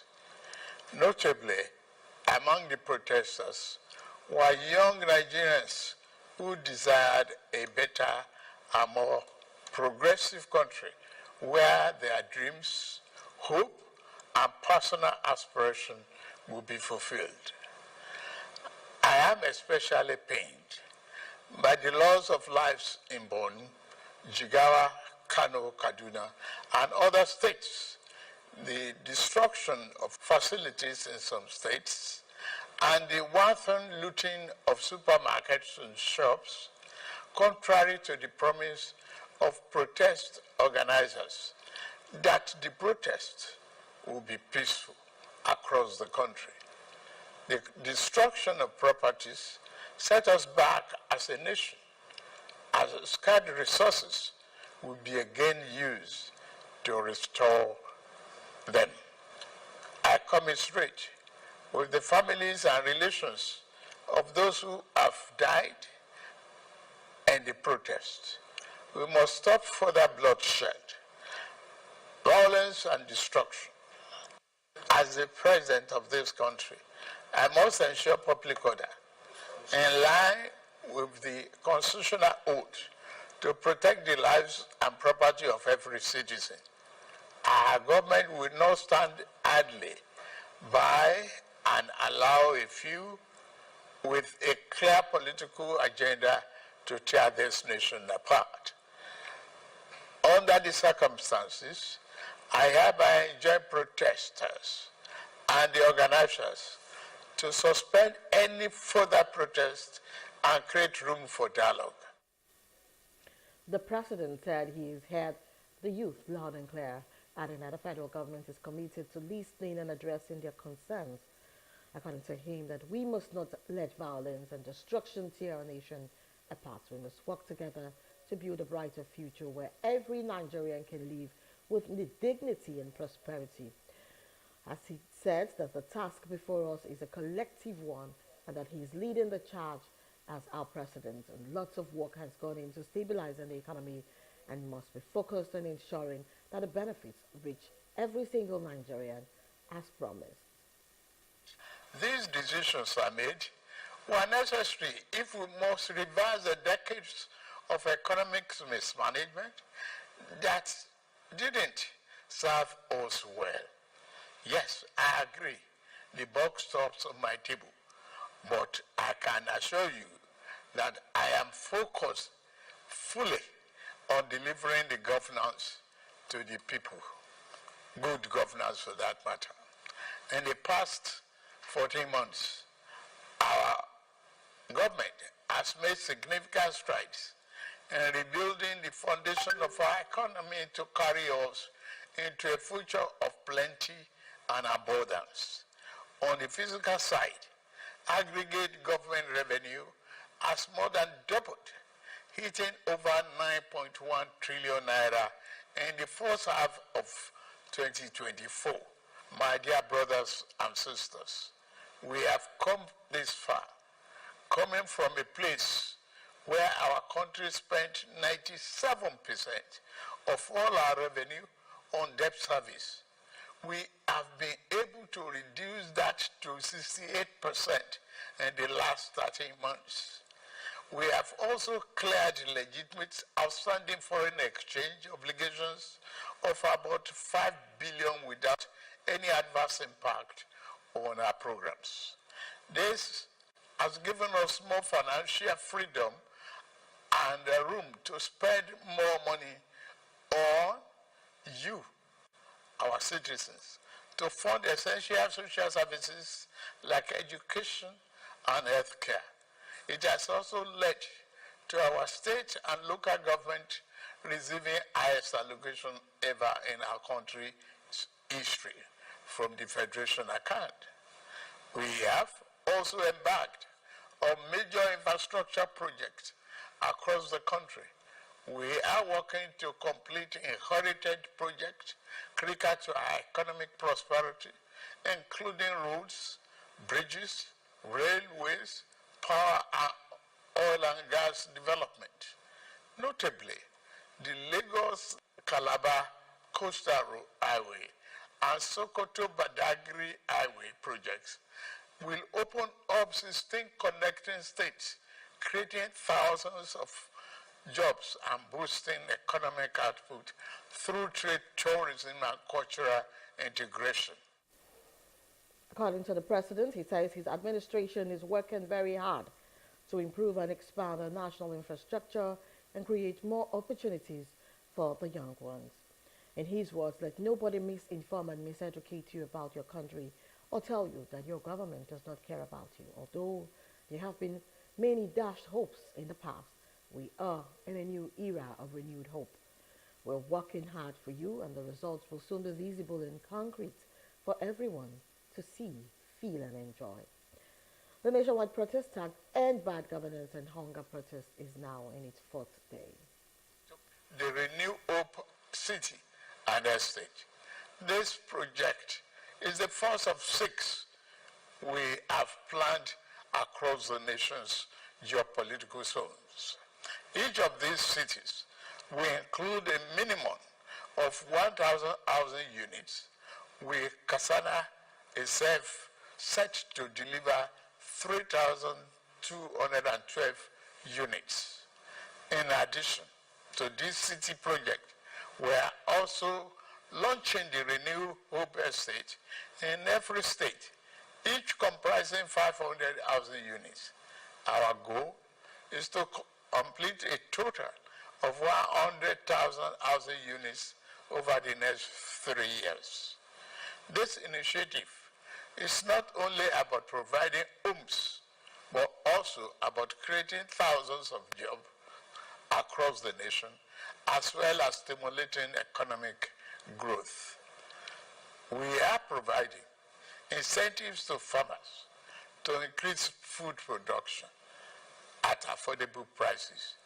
I have directed that tariffs and other import duties should be removed on rice, wheat, maize, sorghum, and drugs, and other pharmaceutical medical supplies for the next 6 months, in the first instance, to help drive down the prices.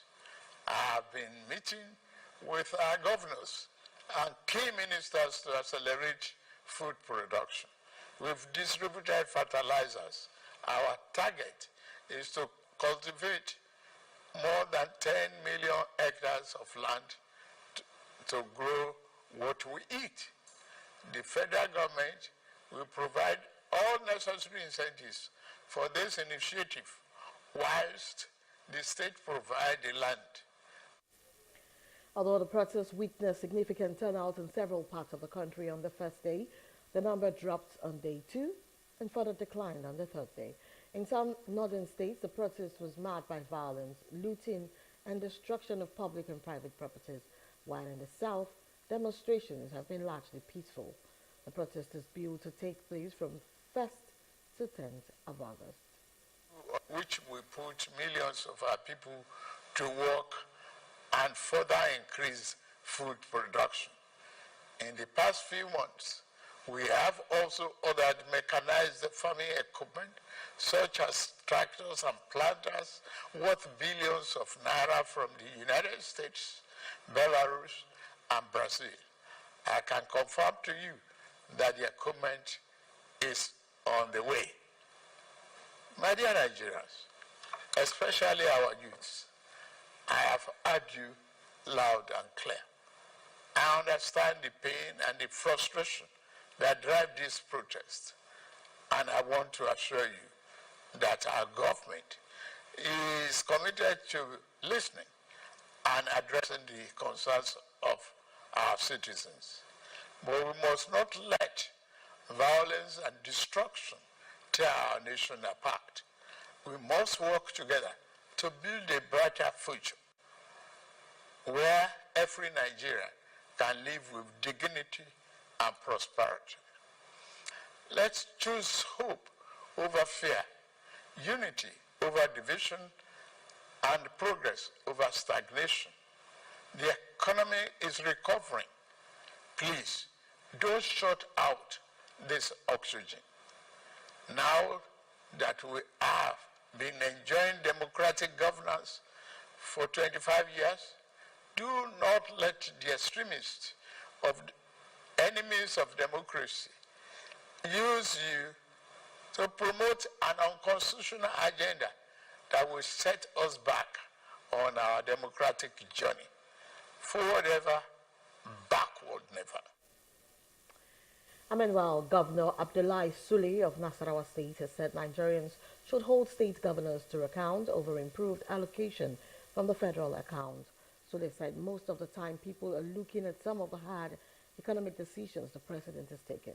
He informs that it is the president's style, and he continued by speaking on the two decisions taken which has brought about his economic reforms. First is the subsidy removal, and the second is the floating of the forex. According to the governor, these are the two major policies people keep on complaining about, and people is asking where the money is. He says the money is being given to various people in places and coming to the people in different ways. A Nigerian police force on Saturday released an update on incidents recorded in the nationwide protest against economic hardship in the country.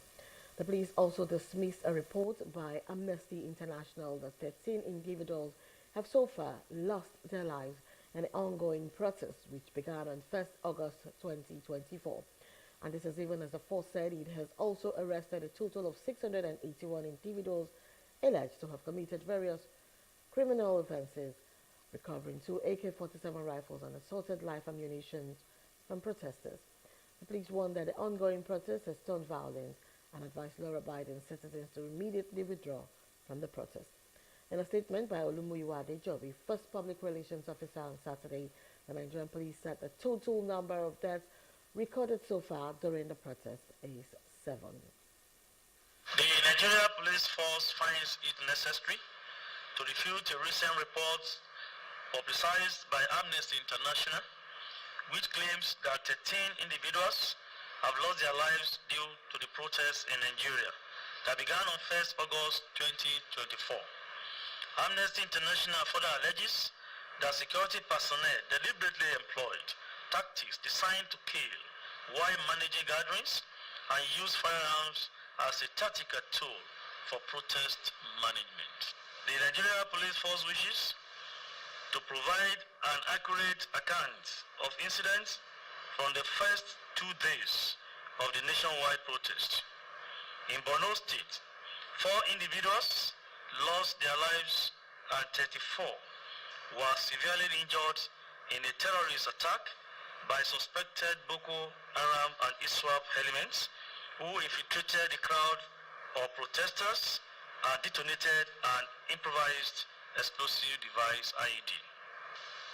Additionally, an incident occurred involving an unregistered Honda Prelude car that ran into the protesters, resulting in the death of 2 civilians in Nasarawa State. There was another incident reported in Yauri local government area of Kebbi State, where a group of individuals mobilized to loot a shop. In the process, a local vigilante man shot and killed one of the looters.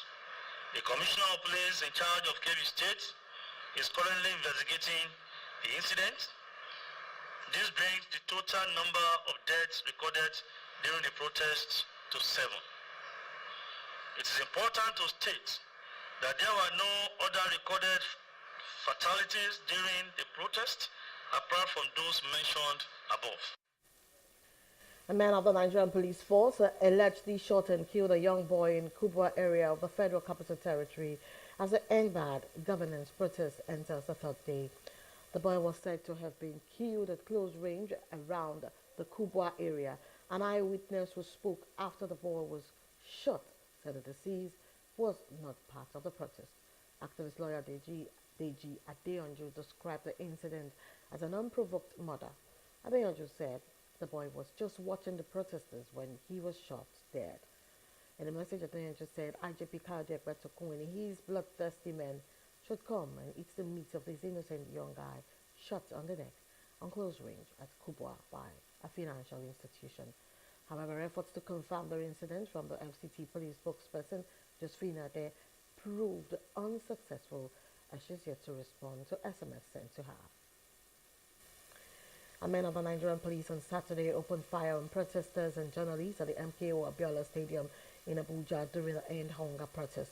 Report says the protesters, mostly youth, had gathered in front of the stadium for the day 3 of the 10-day protest to end bad governance in Nigeria. The heavily armed men who arrived at the venue around 11:45 a.m. ordered them to leave. Following the refusal to obey the order, the policemen opened fire on the protesters, including journalists, at the venue. More to come. And End Bad Governance protesters in Kano defied a 24-hour curfew on Saturday to march on the streets despite being met by a brutal resistance from a combined military and police operatives who fired in the air. The protesters refused to relent. The Kano government had slammed the 24-hour curfew after some of the protesters went rogue and almost overran the government house on day 1 of the protest. They also looted and vandalized government properties, and the military officer told our correspondent that they were having difficulty containing the protesters who appeared determined to make their voices heard. Earlier, the police and operatives of the Department of State Services DSS opened fire at the End Bad Governance protesters at the Moshood Abiola Stadium in Abuja. The protesters will return to the venue after initially shunning the place for street procession on day 1 and day 2, had assembled with flags and placards. But the policemen and DSS operatives on ground at the stadium fired at the protesters. The Deputy Governor, Comrade Aminu Abdul Salam Gwazo, made this known in an interview monitored by correspondents in Kano. Gwazo said that some politicians had sinister motives and allegedly sponsored the unfortunate incident to destroy the state. And hoodlums on Friday allegedly abducted a former chairperson of Goa West local government area of Benue State, Honorable Mrs. Eunice Majwa. A source from Madaka community put a distress call to a national report on Friday night that a former council boss was abducted from her farm at Nyiti village, about 10 kilometers away from Makodi towards Angpa Road.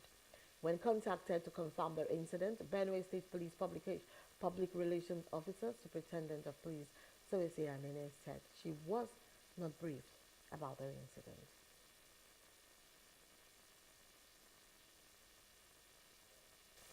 And as Nigeria's economy dwindles, citizens are grappling with the resulting hardship and looking to the government to alleviate their sufferings.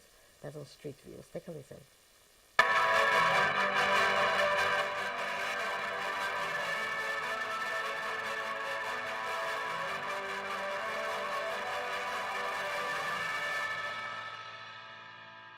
When I go to the market, things are very cost. Everybody is complaining. The hardship is too much.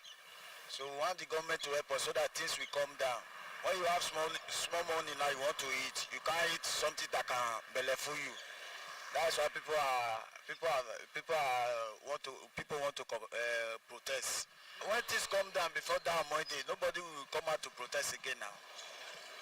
So even a blind man that doesn't see, but he has the feeling, knows that things are not better. And the way I'm seeing it, our government are not doing anything and it can be better. You and I know that things are not getting better. And we don't have to pretend. We have to be factual. When you have a good father should listen to you. A bad father brought out a rebel child.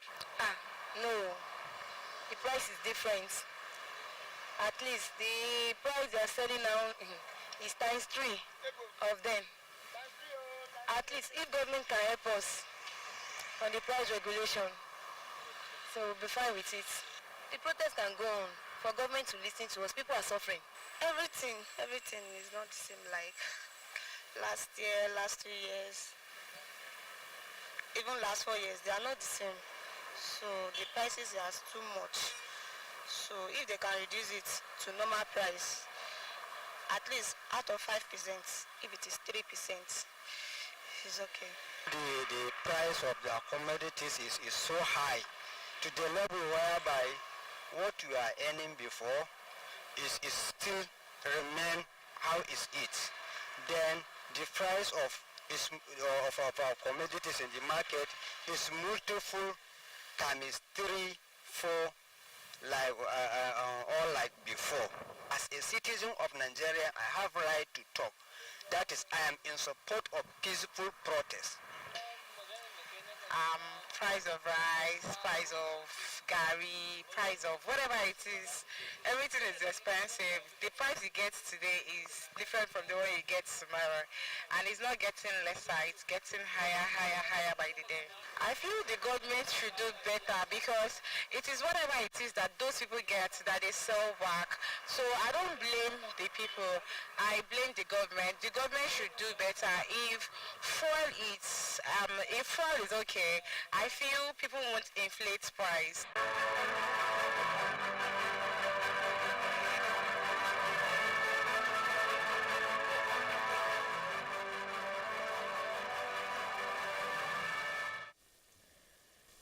And I'm moving on to other parts of Africa. Several sites in South Africa associated with the country's long and bloody anti-apartheid struggle have recently been added to the United Nations Educational, Scientific and Cultural Organization's UNESCO World Heritage List.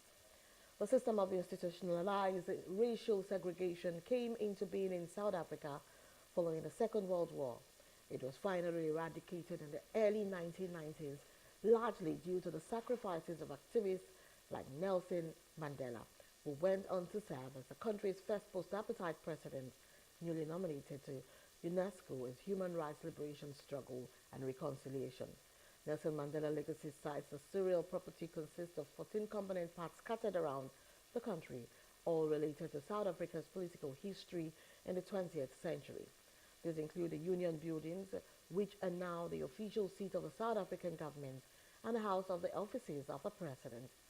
Over the years, they have hosted many important events, such as the inauguration of South Africa's first democratically elected president in 1994. But for us, it's for South Africa, as I said earlier, it is for human rights, it is for social justice, it is for recognition of what democracy stood up for. It was for our own national self-determination, so that we take the affairs of our nation in our own hands. It is significant, therefore, for the UN, UNESCO in this case, to give us recognition of what happened here. This tells the story of the resistance movement, which was the most important part which led to the freedom of this country. And this is why I like coming to this venue, because it tells that story and the people involved in that story. Most people who come here wants to find out like where Nelson Mandela was in hiding, where did they have all those secret meetings, what kind of life was he living while he was here. And I'm moving on to business news. The Naira recorded a significant appreciation against the dollar in a single day at the foreign exchange market to end the week on a negative note amid the ongoing hardship protests by Nigerians. FMDQ data showed that the Naira depreciated to 1,617.08 Naira per dollar on Friday from 1,570 Naira per dollar exchange on Thursday, losing 47.08 Naira. Similarly, on the black market, the Naira weakened to 1,610 Naira per dollar on Friday from 1,600 Naira exchanged the previous day. Every change operator in Wuse Zone 4, the Yabo Ashiru, said that they buy at 1,610 Naira per dollar on Friday evening from 1,600 Naira on Thursday when offices closed due to the hardship protest. And this has rolled back the 2 consecutive gains the Naira recorded on Wednesday and Thursday. This means that the currency has failed to stabilize despite the Central Bank of Nigeria's policy interventions in the past month. On entertainment news, pop star Justin Timberlake has been suspended from driving in New York after appearing in court via video link to be rearranged on DUI charges. The singer pleaded not guilty but was penalized for refusing a breathalyzer test. The judge issued a stern warning to Timberlake's attorney to refrain from making public comments about the case. The legal battle is ongoing, with the next court hearing scheduled for August 9, 2024.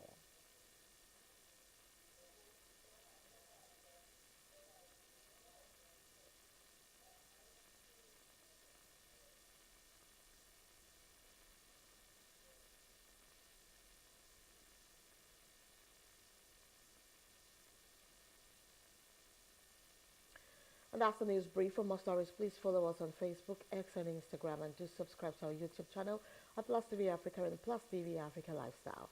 You can also view us from Limex on Limex.tv and Glow TV apps anywhere in the world.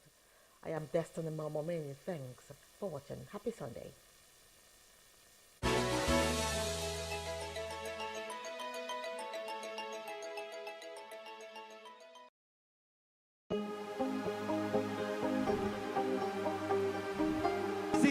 I will take you through this amazingness today.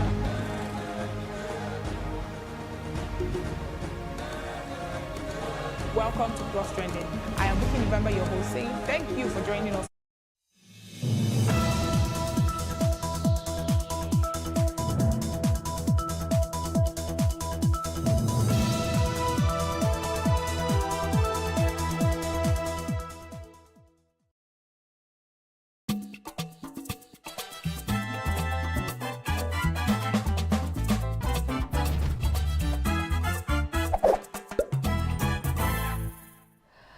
Hello everyone, welcome to your family focus program on Plus TV Africa. I'm Oma Helen Odeleye.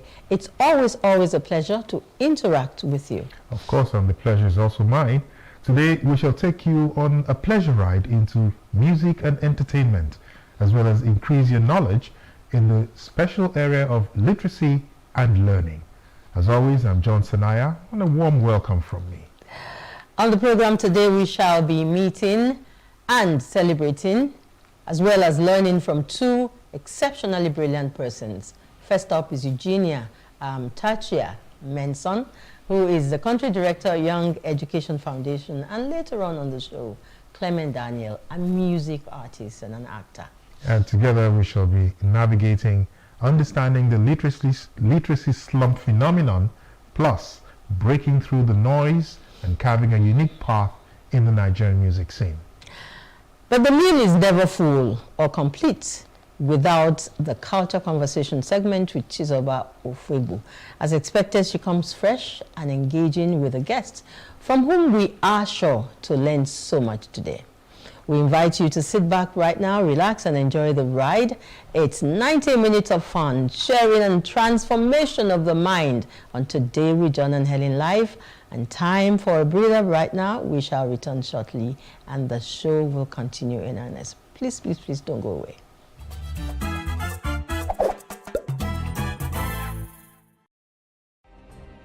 Nigeria's Niger Delta region, from where the black gold fuels Africa's largest economy, where the lines between wealth and poverty has never been thinner. Conflicts, poverty, insecurity, and environmental challenges daily confront the region. How can the Niger Delta story be changed for the better?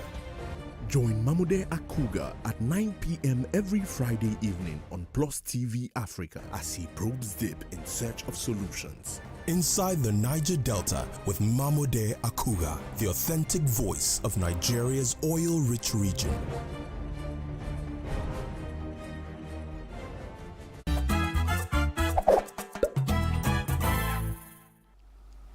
If you just joined this conversation, we welcome you. And watching today with John and Helen on Plus TV Africa. How was your week?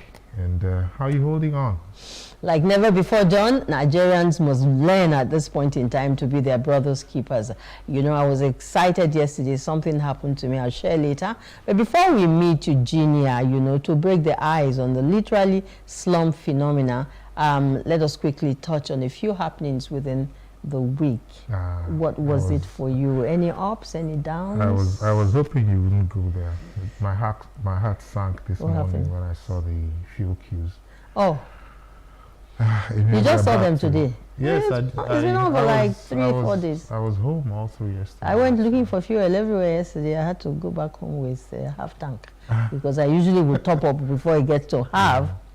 But what normally happens is I just wait it out and try not to get myself too excited. Yeah, but if you wait for too long and the thing lingers on for too long, and then you find yourself stranded. Well, it depends on how much you depend on fuel. Anyhow, yeah, that's okay. So like I said, something happened to me yesterday, and I was so excited. You know, we have gotten to that point where we're like, every Nigerian is almost bad. You know, I had a breakdown yesterday, and a young man with a child in the car waited on me for like 30 minutes. To help you. 30 minutes. I had driven past, and then I saw someone reversing, and he stopped. And he's like, "Madam, what was the problem?" My battery just suddenly messed up in the middle of traffic. I had to get the area boys. You know, it's okay. Don't worry. I'll go forward. Let them help you get it too, and then I would help you. And it took, you know, these boys, the longer they are with you, the more money now. So what they could get there in such a short time, they were slowing down. Yeah. But this man waited for as long as it took. And at the end, as I'm talking to you, I don't know who he is. I didn't take his number. I didn't take his name. He didn't ask for number. He didn't ask for nothing. He must be very slow. So I'm like, man. So there are angels. There's still, you know, men and women in this country who have the spirit, the Nigerian spirit that we're used to, you know, that we thought was gone. Yeah. Awesome. So, well, awesome. Hope for us. So I'm so excited. And wherever you are, I don't know. Thank you. Thank you for coming to my rescue yesterday. And thanks for not taking her number. I can get jealous. You know. Well, we're encouraged to search within in order to discover the strength and drive that lies within us. Yeah. This is no time to be discouraged. At all. That's true, John. And with that out of the way, the stage is set for the grand entrance of our very first guest on this week's show. She's a trailblazer in innovative literacy techniques for young learners. Our guest has been involved in organizing the Scripts, okay, Spelling Bee USA competition in Ghana for almost 20 years, and she has successfully secured, good news, a slot for Nigeria to participate starting in the year 2025. I'm so excited about that. Eugenia Techi Mensah is championed the inclusion of African children in various global educational initiatives. Truly, truly an honor to have you join us today on the show. Thanks for having me. Welcome. It is an honor to be here. How is Ghana? That name that almost broke my mouth. Did it? Oh, there's my name. Techi Mensah. Don't worry, I get the same challenge when I'm saying typical Igbo and Yoruba names. Thank you. Okay, it's a pleasure. So it's a two-way street. It's a pleasure to be here. Yeah, it's good to have you here, and especially notable will be the fact that we're not going to be discussing jollof rice. And, jollof rice. The Ghana and the Nigerian jollof rice. I think it's just tired.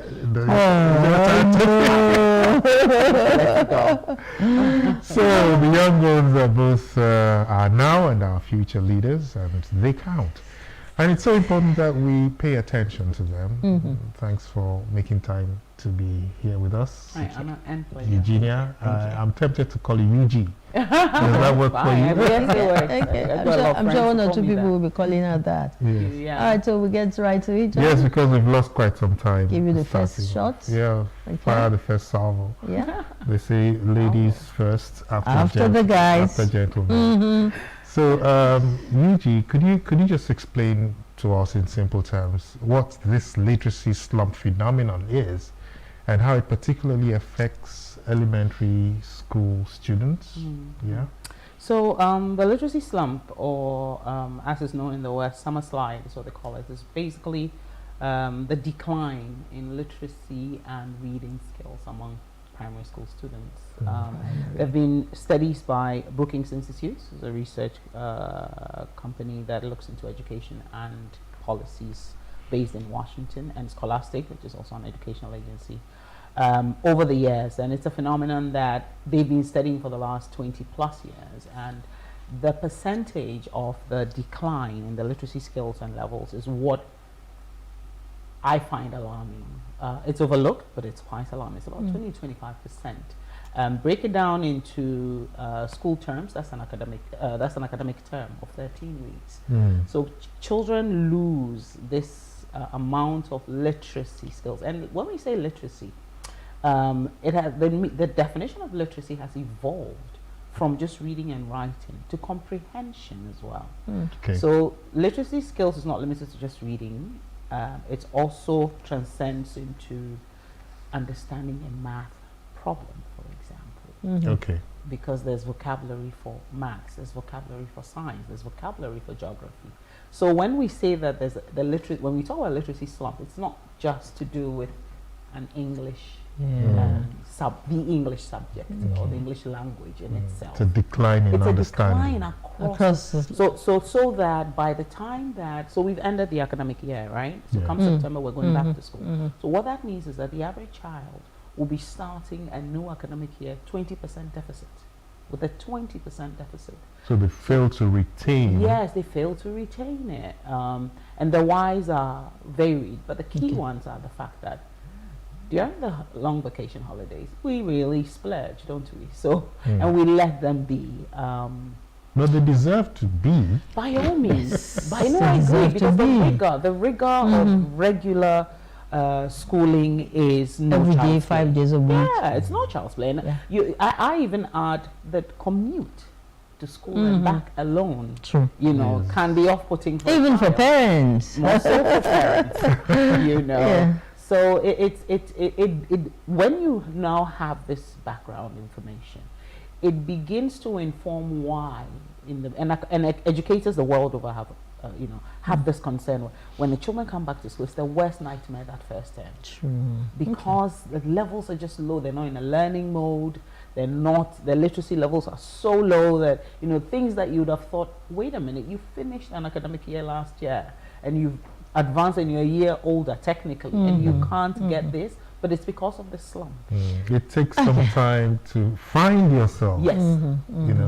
A few. Especially because they're children, and because of technology now, a lot of them are completely away from book, from studies, the school way. Yes. All right. So research, like you said, shows significant learning loss in reading and mathematics during long vacations, especially. So how can schools and parents mitigate this effect? Okay.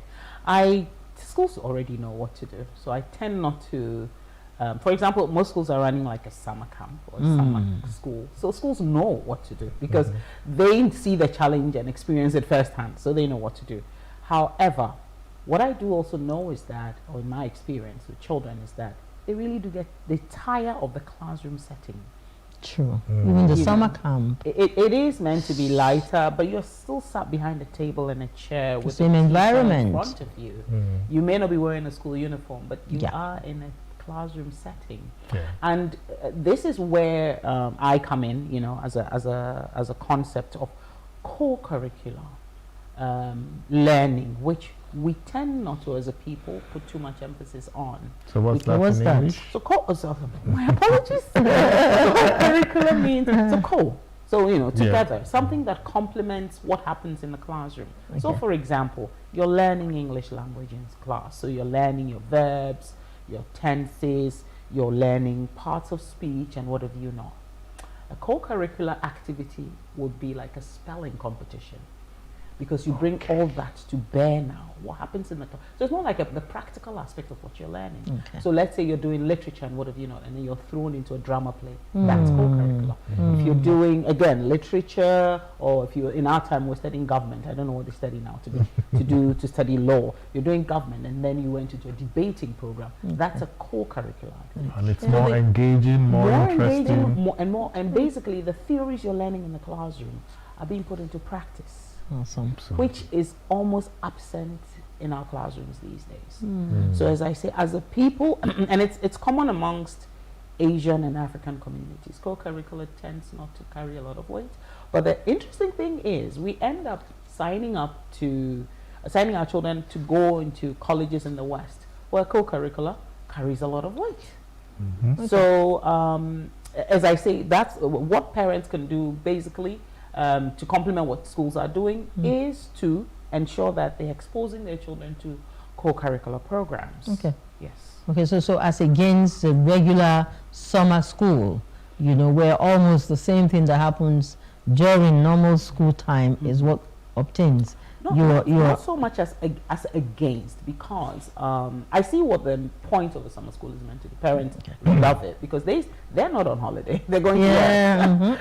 So it plays a role. However, I guess it's how the schools also decide to execute the concept of a summer. I mean, the original concept of a summer school is not what we're practicing. The original concept of a summer school is to catch up. So it's normally for students who are probably weak in the subject, they're there to catch up. That's really the concept of a summer school. Now it's more financially driven. But in Africa, and again, it's fine that we have our own cultural nuances that we bring to bear. So it's meant to meet a demand. Parents need their children to be preoccupied gainfully, if we may call it so. And therefore, the concept of summer schools here vary a bit. However, it is the delivery and the execution of the content. It must have the feel of a core curricula, not main curricula. That word again. Oh my goodness. Oh my goodness. Yes. Practical, more practical. Will be fun rather than theory. Okay. Yes. So now, I think one of the things we're having to swim against as a tide is the fact that we're set in our ways. True. You know, the way schools are run, the way the curriculum. You know, now I think to a large extent the community itself has to be involved in assisting students or children to infuse what has been learned in school and all of that. So how much of that do you think the community can do? Way of support? A lot. For example, I've been trying to look on the just take like a bird's eye view on as regards what's happening in terms of if you took the corporate space, for example. So as I mentioned, literacy is beyond just reading and writing, right? Yeah. So there's financial literacy, there's media literacy, there's computer literacy, and what have you not. Now all these are stuff that, based on the curriculum, the children are studying in school theoretically. So as a community, if for example a financial institution decided that we will run a financial literacy program, fun camp for children, where they bring their math knowledge to bear. Basically, finance is about maths. And this is where children begin to, or this is where a program like that unearths a child's talent or leanings. You know, we tend to think that it's in the classroom that we see that. In the classroom, it's really those who will shine because maybe they're more theoretical, but then you've got those of us who are not, who need other platforms to show, to bring out our capacities or capabilities. And therefore, if we don't have outlets like co-curricular programs, it basically just doesn't allow us to shine, and then we don't look like we're as intelligent as the others who are always acing it. Okay. Yeah. Mathematics is one area that, well, maybe not now. A lot of us got some F9 in those days, okay? And so during the vacation, like it is now, we're talking about this slump. How do we address both reading and math losses during these long vacations? And how do you send this information to the owners of schools, especially non-private schools? So Sorry, what Public was it? schools. Public schools. Public schools, yeah. Like non-alive. I heard. Non-alive. Public schools. Yes. Well, you know, I think that it's our approach to learning. Okay. And we tend to say that we're modeled after the British system, I believe. But if you went to a typical British classroom, the way maths is taught is not as regimented as we approach it. You know, there's a bit more room for creativity. So as you mentioned about how you are not too strong. I'm not going to talk about that. You are not too strong. I always have believed that if you're not strong in a subject area, it's not so much as you. It's how you're exposed to it. Yes. Exactly. The space, therefore the school and therefore the teacher must know what your learning style is and approach it from there. I'm a very literate person. I need to read to understand. So when you give me formulaic questions, I struggle. Okay. But when you give me a math problem in a sentence, I get it in a heartbeat. Oof. So I was saying that, well, you know, I was having a session with a group of schools, and I was saying the word subtract, right, is made of two parts. Yeah. Sub means under, tract means pull, right? So that for me, this is why I was struggling with maths when I was younger, because I would always try to pull the bigger number from the smaller number. So my answers were always wrong. But if you're pooling, you can only pull a smaller from a bigger. From the bigger. So that if you put that question in a sentence for me and I understood what subtract meant, I shouldn't struggle with it. So it's all about understanding the lingo. Yes. And the technique. The lingo for math and the lingo for everything, actually. Yes. Yes. And then the other thing I also learned about when my children started school was fractions. It was a nightmare for me. Fractions were a nightmare. And then, you know, so I sat down with one of the teachers and I said, you know what, I'm not going to interfere with what you do, because I've been taught as a parent that your role is your role is to make sure they do the homework. Your role is not to make sure they get it correct. True. Yes. They must not get it all correct because you're teaching them. They must get it correct because they know They it. understand. So that if they got it all wrong, then it means the teacher knows that I've got work to do. But if you're ensuring that they get 100% on their homework, you're doing no one any favors if they're not strong in it. Wow. So this was where the teacher taught me my fractions, and I was a parent, and I sat in the classroom and she taught me my fraction. So just take an orange, divide it in 4. If you take one part out, that's 1 out of 4. That's what we mean by 1/4. Okay, 1/4. 1/4. That's so if you take 2 out, that's 2 out of 4 parts. So she says take a pizza. And I was like, well, this is so simple. How come I wasn't taught this way? I wish I could meet your teacher. Never too late, they say. Never. So, about a few minutes ago, you asked me to spell co-curriculum. Okay, now you're asking. Let's talk about the impact of your work with Scripps Spelling Bee in Ghana on reducing this literacy slump. Has it had any effect? I think that I can't take credit for the fact that, or credit for that, where just for that one program has brought about a drop in literacy levels. There are other governmental initiatives and interventions from development agencies that all have come in to help. Now, for the slump in particular, as I say, it's a phenomenon that has not been a big deal, as it were, in Ghana yet. And so this is the campaign, the next campaign that I'm on now, and therefore probably I can speak for Nigeria as well. I can't speak for all of Africa. I'm mindful of that.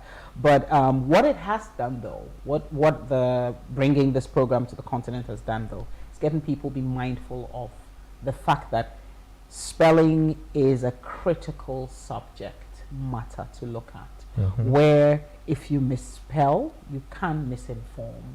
If you mispronounce, you will misinform. And spelling, really, as people think that spelling is standing there and uttering letters. Yes, it is, but it goes beyond that. Spelling is also when you're reading a novel. You've got to put the letters together to spell it to make sense to you. So spelling happens with everyone all the time, anytime. We look at words Okay. And because words have evolved from different origins, it makes it even more fun to spell. Yes, because, yes, it does. I mean, correct me, we have the French origin, we have the Latin. So yes, so yes, you know, as we are Ghanaians and Nigerians love to say, listen, English is not my language, and so when I say it, you know what I mean. I had a classic situation where I walked into 3 shops here in Lagos, and I could not find butter. Okay. I just, you know, I kind of popped my head in. Do you have butter? I was like, no. And Do you have butter? Yeah, At first I was like, no, butter. it's not possible that Nigerians don't eat butter. Then the driver would just say, oh, madam, Was wait till you a be fine. And I pronunciation? said, I want butter. I was like, it's me that.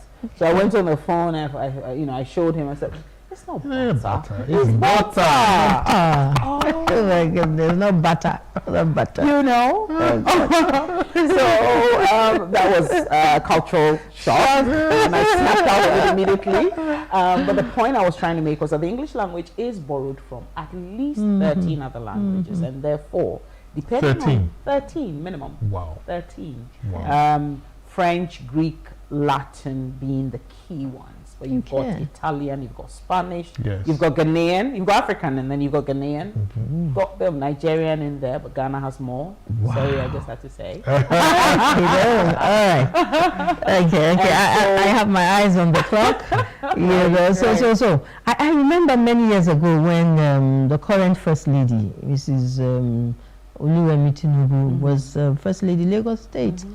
She had this spelling bee thing, and it was, I mean, everybody was so excited. The students, it was a huge competition, and she had so many schools, you know, buy into it, and a lot of students, you know, stood out. And the winner really would be like the governor for one day. It was a big deal.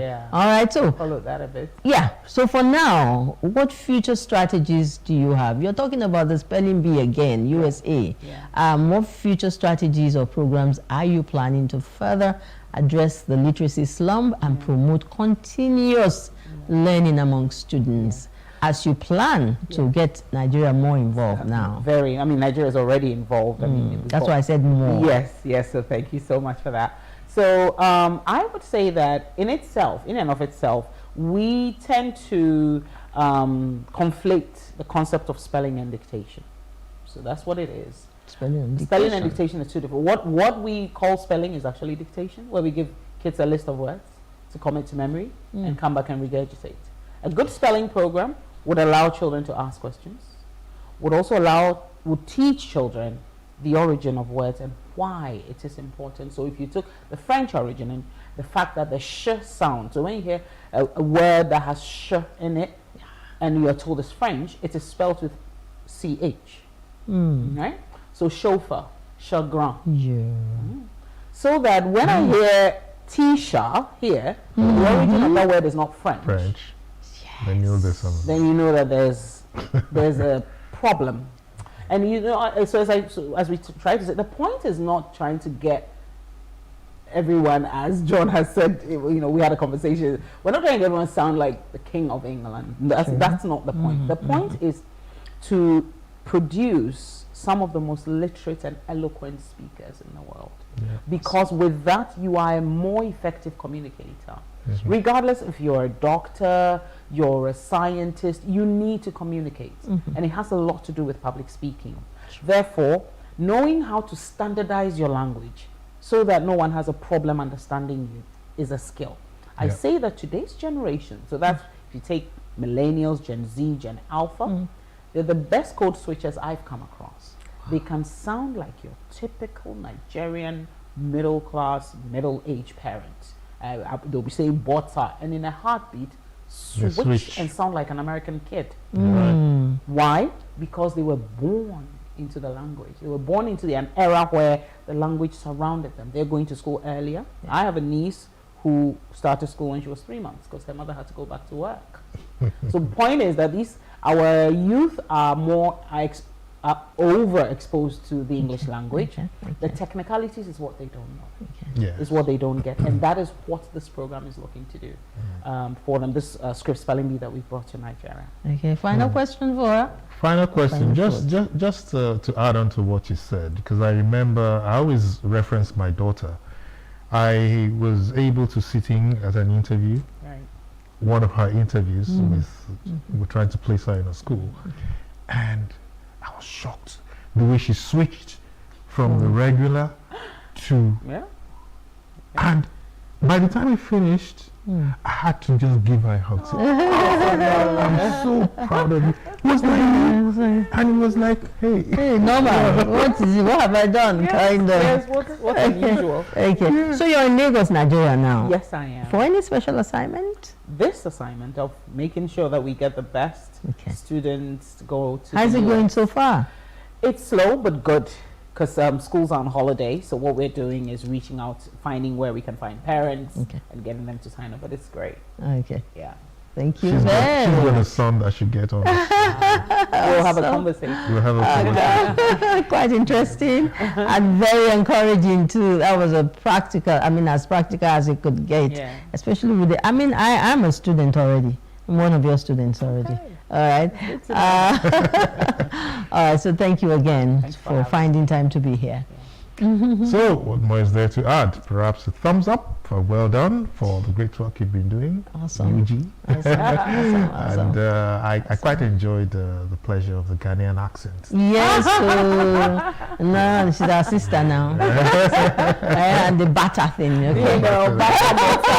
Same difference. Very interesting conversation there. You will agree with the country director, Young Educators Foundation, Eugenia Teshier Menson. I got it. Up next on Today with John and Helen Live is Culture Conversation with Chizoba Ofebo. Remember, we've got a lot of music and drama waiting for us with Clement Daniel, our third guest on today's show, who will thrill us in a very unusual conversation. Chizoba, if you're ready, well, we are. Take it away.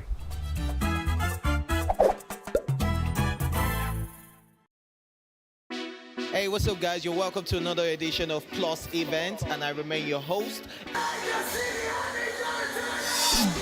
Your absence isn't an excuse anymore, as Plus Events is all you need, as we bring you the glitz, the glamour, and loads of fun.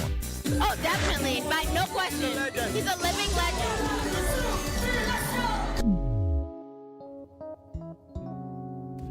Oh, God forbid, Holy Ghost fire, no. I just want to be blown away. I want to be wild. This is 11 years of doing it.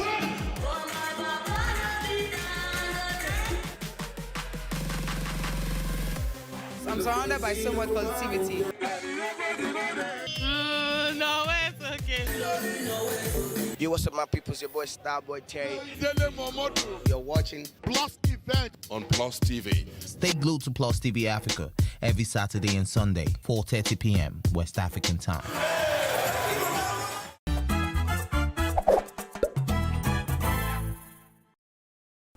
Welcome to another exciting episode of Culture Conversations. My name is Chizoba Ofebo.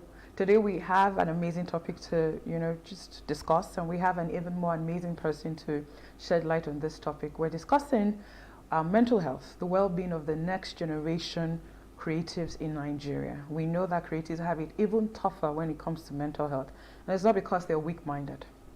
It's because what they have to do has to do with them delving into a lot of darkness to provide the light that we have, that they give us by way of the music, the art, the dance. And so their well-being is very, very, very important to consider, especially for this new generation, younger generation. And to shed a lot of light on that is we have Amanda Iheme, the founder of Indidi, a private mental health practice operational out of Nigeria. She's also an architecture photographer who has shown her works and photographs at MoMA in New York, has hosted the photographer's studio visit at the GAC Foundation, and has also been featured in global media publications like Marie Claire, the New York Times, Foam Magazine, World of Interior, and more. And we have the huge privilege of having her as a guest today. And you just completed a residency, right? Yes, at the Can we talk about that? Of course we can. Definitely talk about that. So, were you always a creative, or you got into it? Regarding photography, I didn't actually define myself as a creative always. Wow. I just saw myself as a photographer. But I think after making a decision to fully take it on as a professional career, like in 2017, that was like, yes, okay, I'm an artist now because this is what I do. I give my time, my energy, I'm committed to it, and I'm focused on expanding the reach of my work as well, and also the depth of it. So I'd say like from 2017 was when I like fully became like a professional creator. I'm an artist now. Yes, exactly. Right, so I know that you handle a lot of cases, you know, due to your mental health facility, which is what you're really known for prior to the art. But and you've dealt with a lot of heavy cases, I'm sure. Yes. You know, people always wonder why do creatives have it tougher mentally? I say creatives have it tougher. I think that there's an impression of, you know, the struggling artist and the dark artist. Like you have to go, when you talk about creating your work, you talk about creating from a place of pain, you know, some emotional experience you've had, maybe someone you lost someone or heartbreak, and we're more familiar with that trope for artists, but not all artists create from darkness, not all artists create from that sadness, and we're not all struggling. We're not all struggling artists. I know I'm not a struggling artist, so we're not all struggling artists, but we do have it tough because, and especially in the society that we're in, Nigeria is not a place that truly gives artists the respect and value that they deserve in how we shape the society in terms of language, art, dance, music, how we even relate with or find words to describe emotions that we are unable to express. So we're able to show those things in paintings and different works that we tackle, even just documenting stories of people that you would normally not hear of, whether through writing or photography or through music or film. We're not really giving that much credit or attention like we deserve, and because of that, that comes with its own unique challenges, because you now have to find your value within yourself and find your value in your society and believe that your voice and the work you do is worthy. Because it's very easy for people to say, what are you doing? Yes. Why are you doing this? Like, does it even matter? Why are you not a doctor? Something that's a bit more functional. But we don't see the importance of artists here because we are constantly trying to survive. And I think that when you're, you know, looking for basic amenities, you're trying to eat, you're trying to sleep, you're trying to find a way to like clothe yourself, a job, just to be alive, it can take away the part of you that really benefits from aesthetic engagement with your world, like looking at things that are beautiful, looking at things that are pleasant, things that are inspired by intuition, that also feed your understanding of existence and even allow you that space to process your emotions and your thoughts and your feelings and words like that. So when you're looking for food, you wouldn't have time to be singing heartbreak songs. Yes, so because of that, the environment that we're in does not allow a lot of, you know, engagement with artists, but that does not mean that it doesn't exist at all. So we still have people who are very interested in the arts and are still very interested in working with artists and appreciating the work they do and engaging in critical discussion about the work as well.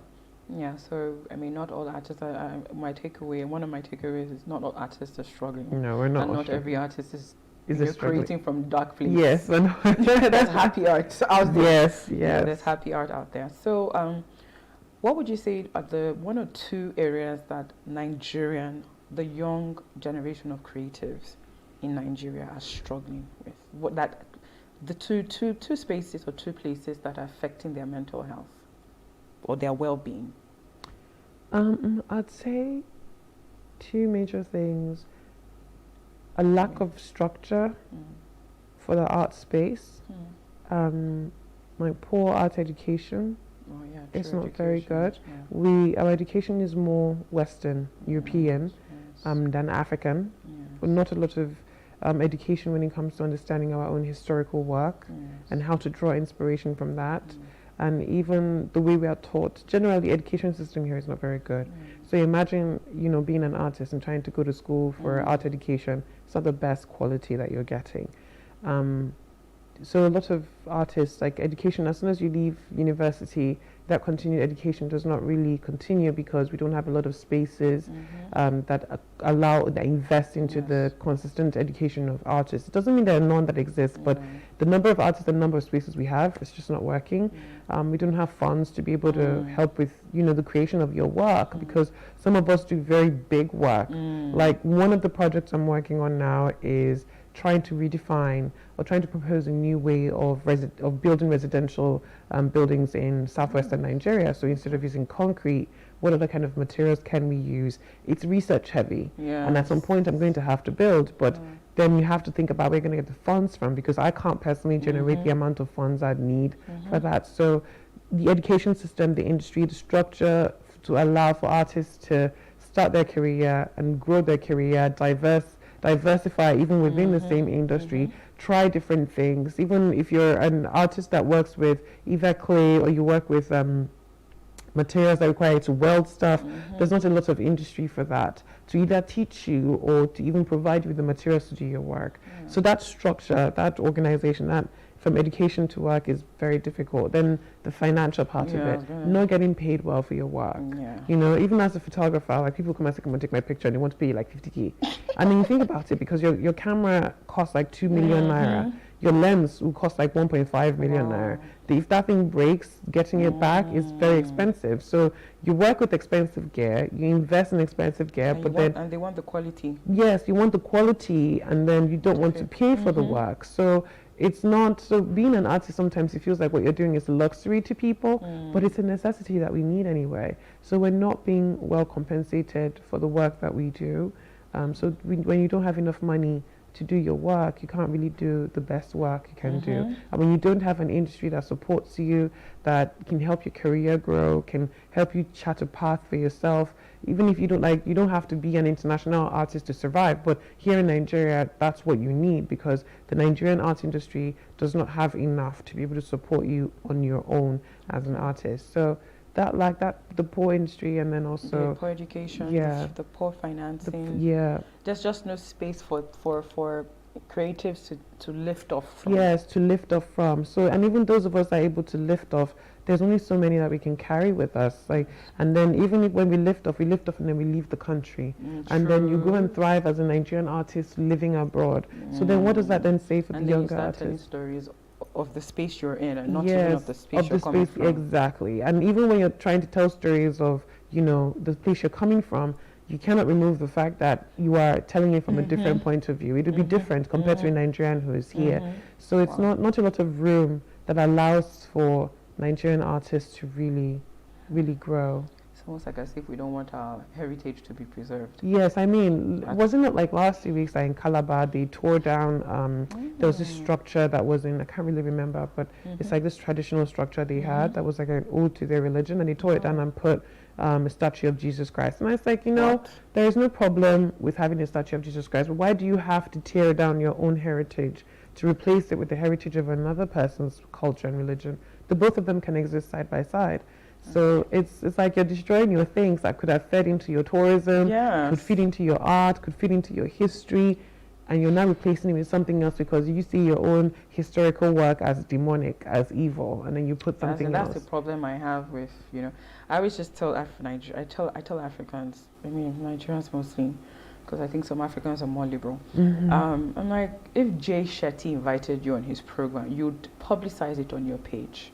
Jay Shetty is Buddhist. Yes. If Deepak Chopra called you, if these are people who are not Christians, you'd publicize it. Yes. So I see that your problem is not with the religion, it's not with the, it's just that we have a deep identity crisis. Yes, that's we do. the problem.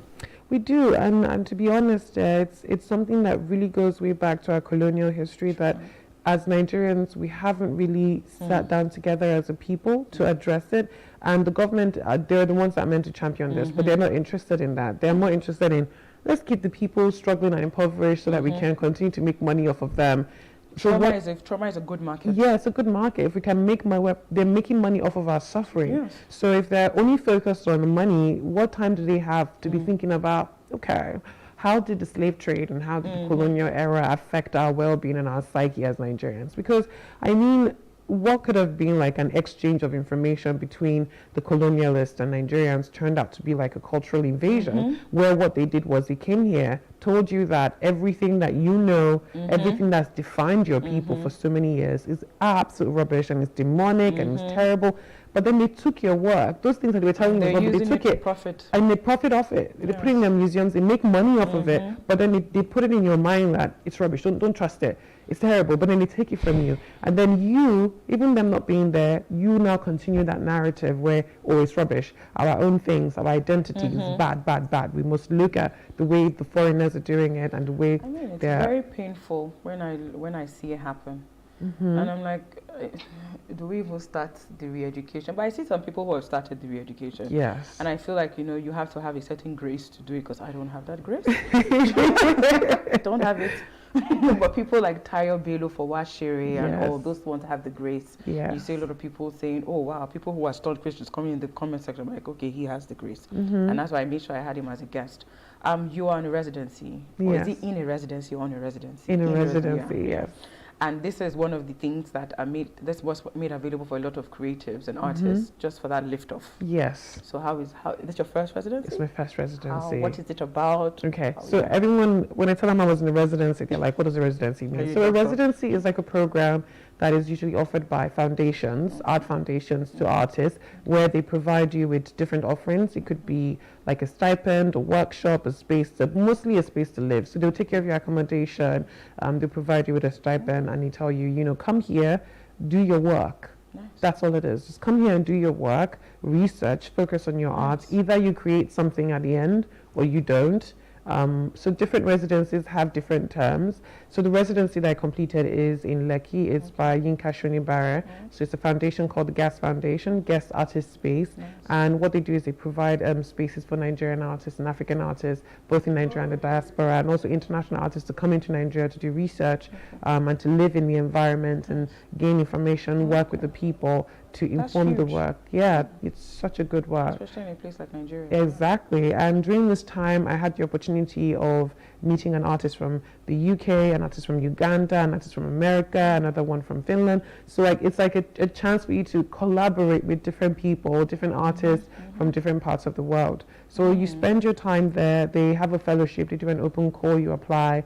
If your work fits into what they need, they invite you over. You stay there for a stipulated amount of time. And during that time, what you do is you focus on your work. So for me, the focus of my work was research. I know that I'm a photographer, but I'm an artist, and part of my artistic practice is research. So that was what I spent my time doing at the residency. Well, that's, I mean, on what level of breath of fresh air was that for you? Amazing.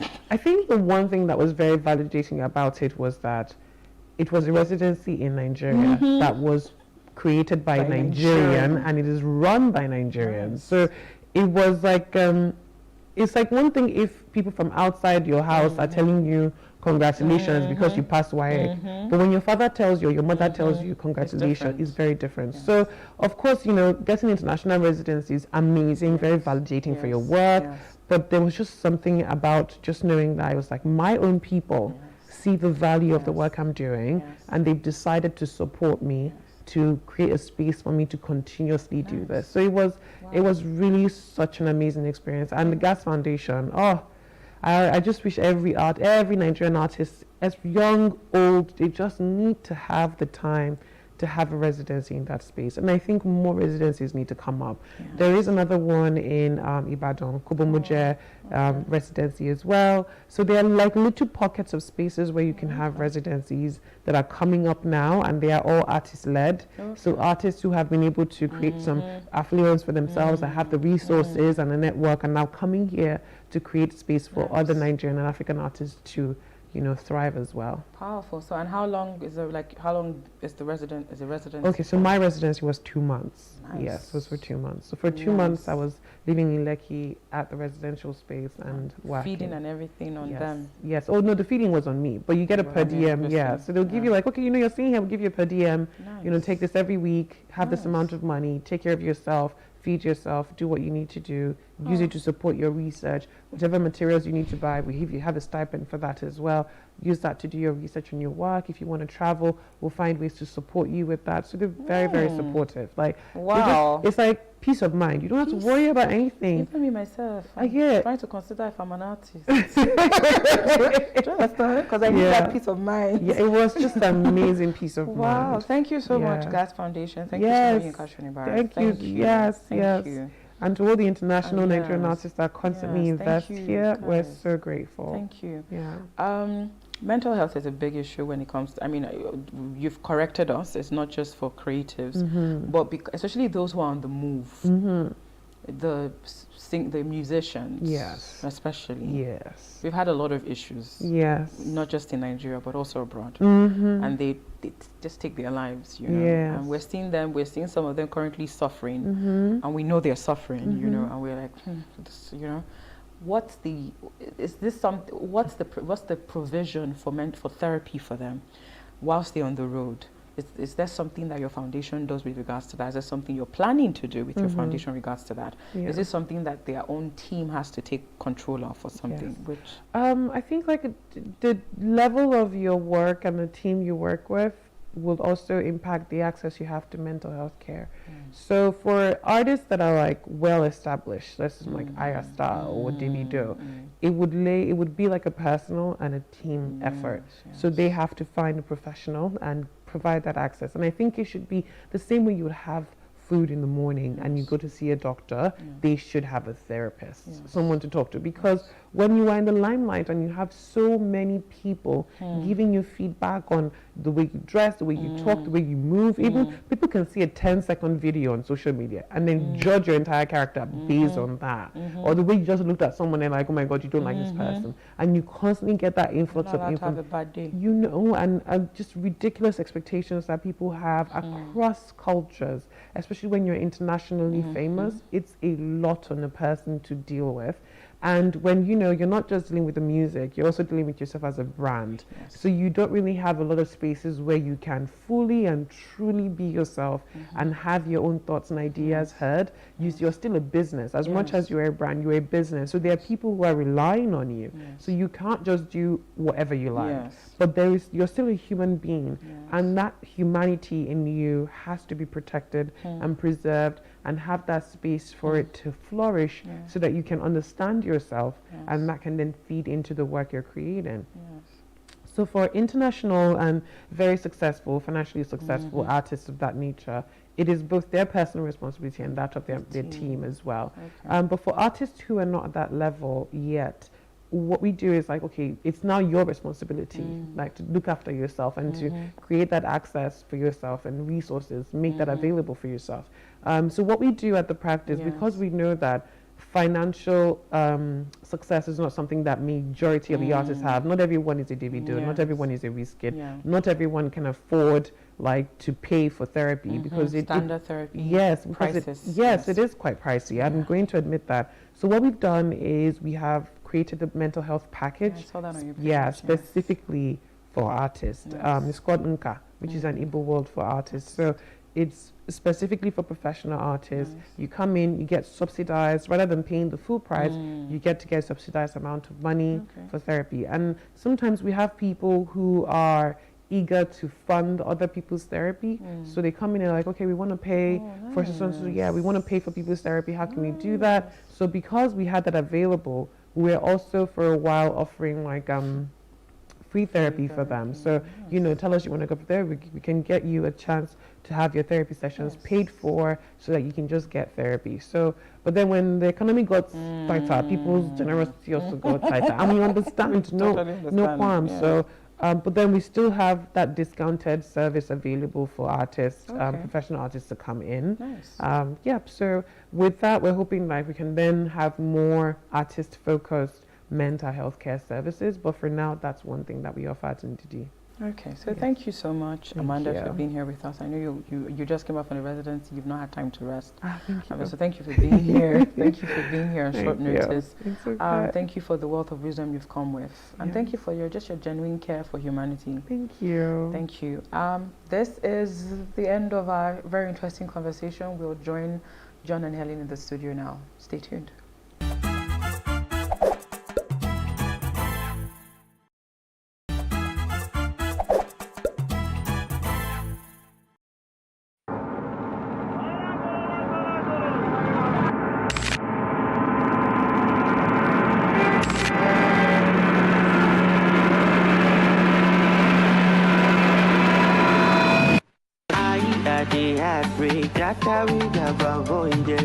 If I just stay in my lane, be single last for this one play me die, cause I thought it was you and I gave it my all. If I so did it do for you, for just stay my own. I was sad, very, very heartbreak fast. This one can't make me realize that we can live slow like say love is wicked, say love is wicked. This street is calling and I'm definitely answering, and I'm definitely thinking because. Okay, I heard a word in that video earlier on. Alright, so that was a snippet of what you're going to enjoy on this segment with our next guest.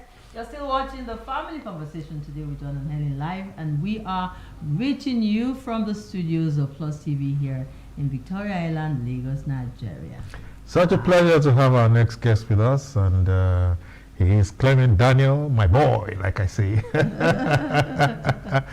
And Clement, it's so good to have you on the show with us. I'm happy to be here too. Yeah, and what a way to open the show, the breakfast song. Clement, normally we'll do a small introduction of the guest. Yes. Today we'd like for you to introduce yourself. Tell us who you are and tell us this journey so far. All right, so they've introduced me already. My name is Clement Daniel. Yeah, more about you. Okay, yeah, my name is Clement Daniel. I'm from Edo State, Nigeria. Okay, the journey so far, yeah, I think I've always loved, I won't say music in particular, but I've always loved entertainment.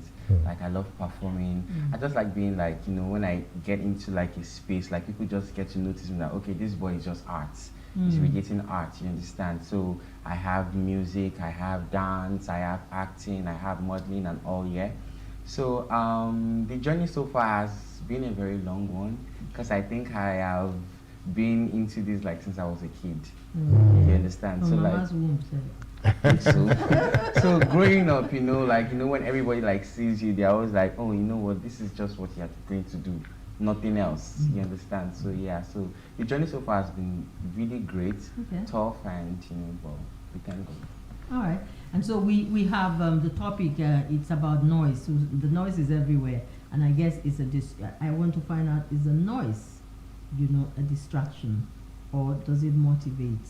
We have a title, for him. Yes. That breaking through the noise. Breaking through the noise. Yes. Having a unique, niche for yourself as an artist. So tell us more about being an artist in the Nigerian of today, especially a young and up and coming one. Okay, well, in Nigeria of today, yeah, being an artist is. You said eh? Okay, being an artist here is quite difficult in Nigeria today, and at the same time, it's also a very easy task, because anything can actually happen and boom, you're out there. And at the same time, you could be grinding for years, and nobody's listening to you. So I think Nigeria of today, it has to do with hard work, the grace of God, and at the same time luck. You see now, if that Ghanaian lady was here, the man said luck. Eugenia. She should have said luck. So let's look at inspiration, because a lot of this evolves from what really inspired you at some point. What can you put your finger on, that inspired you to get into Afrobeats? Afrobeats, yeah? Yes. I think I'm using, yeah. What inspired me more is, first of all, I've always been a live band performer, yeah? I sing in various places in Lagos. I've sung in so many places. So, and I majorly do soul music, R&B, old school, and all those kind of things, yeah? So what inspired me to do music is, Afrobeats, is that, there was a time I was staying with my brother, who who drinks Afrobeat, who eats Afrobeat for breakfast and all, yeah. So anytime like, you know, he's doing his thing, you know, trying to record song or, you know, bring up like a new idea for a particular song, I'm always just there listening. At some point it was like noise to me, you know. But subconsciously, I discovered that anytime he's doing his thing, like, you know, rehearsing or maybe trying to write songs and all, I'll be the one to say, do it like this, do it like this. Then, you know, from there, like, I think I started like loving Afrobeat. Like, you know, I think it's something I really want to do, something like a part I want to like explore. So right now I'm exploring Afrobeat. So is your brother in music as well? Yeah, he's a producer. Actively? Oh, yeah, he's a producer. Yeah. Yes. Okay. There was a documentary that I watched some time ago, and it was said that all the other music genre, you know, took something from Afrobeat. That the Afro music is the original from where a lot of the other kind of music, classical or whatever they are, you know, has taken something. We could do a research into that and say whether that's a fact or it is not a fact. But tell us, how did your time at Olabisi Onabanjo University and the thespian program, how did they influence your music and acting career? First of all, I think every thespian can testify to this. If you are a thespian in Nigeria, studying theatre arts in Nigeria, you will know it's very, very difficult. Very, very difficult because the rehearsals, you know, shuffling between rehearsals, classes, you know, everything is quite difficult. So I think the way, you know, being a thespian has influenced my performance, my music, like everything I do generally is to know how to endure, you know, like just keep it going.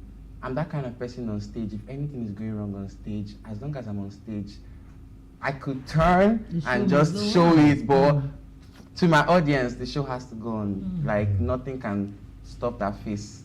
You understand? So I think that's what theater has done to me.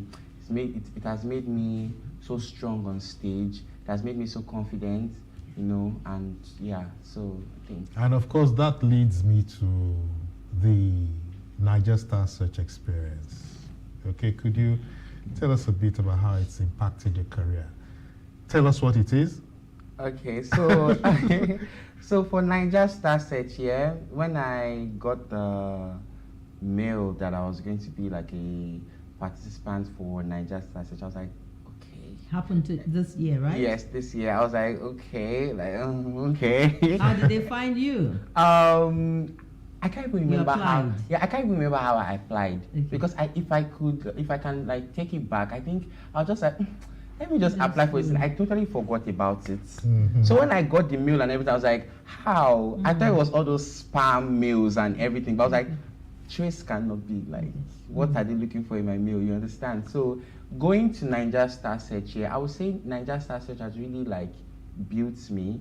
What Niger Star Search did to me was how I feel about it was to break me, and you know, they molded me again. Like I got to see a lot of personality for myself. Yes, I know how I am. If I can use the word parenting, I know I'm crazy, but with Niger Star Search I became crazier. Crazier. You understand? So yeah, with Niger Star Search, like if you watch my journey in Niger Star Search, I think from the beginning I was kind of like in a box, but towards like, you know what, let's give them everything. Let's give them, yeah, that's what I did. So Niger Star Search has really like helped me a whole lot, like making me see my potential, making me see that I'm loved because my friends turned up for me big time. Wow. Yeah, so. All right, so let's go into your music proper now. Your debut single, The Breakfast Song, that's what it's titled. Yes. Okay, it draws inspiration from breakup stories around you. Can you share the story behind the song and its significance? Maybe do a bit of the song. At this age. What are you? Okay, first off, yeah, let me just put it out there. No one has ever broken my heart before. Okay. Never. I don't think it's so possible. It's not personal to you. But you see my friends. You don't think it's possible? I'll take you up on that later. But you see my friends, oh God. Like I've seen my friends, like the tough one, like just break down. I'm like, I don't think I want this thing for myself. No, I don't think I want to be there. You understand? So I think that's what got that's what inspired the Breakfast song. And besides, the Breakfast song is actually my first ever recorded song. Like I have never recorded this song before. So how I got the inspiration to write the song is that like I said, I was with my brother. So he was not home that day. I was the only one home. But I had this. You need to do something, like just try. You've been seeing him do this thing, so you need to try. Okay. You understand? So I was like, okay, what topic? I'm like, okay, I think I wanted something. I think I want something relatable that anybody can relate with. Because I'm asking breakfast. Why breakfast? I'm like breakfast, like it became like a trend. Like, oh, I don't chop breakfast.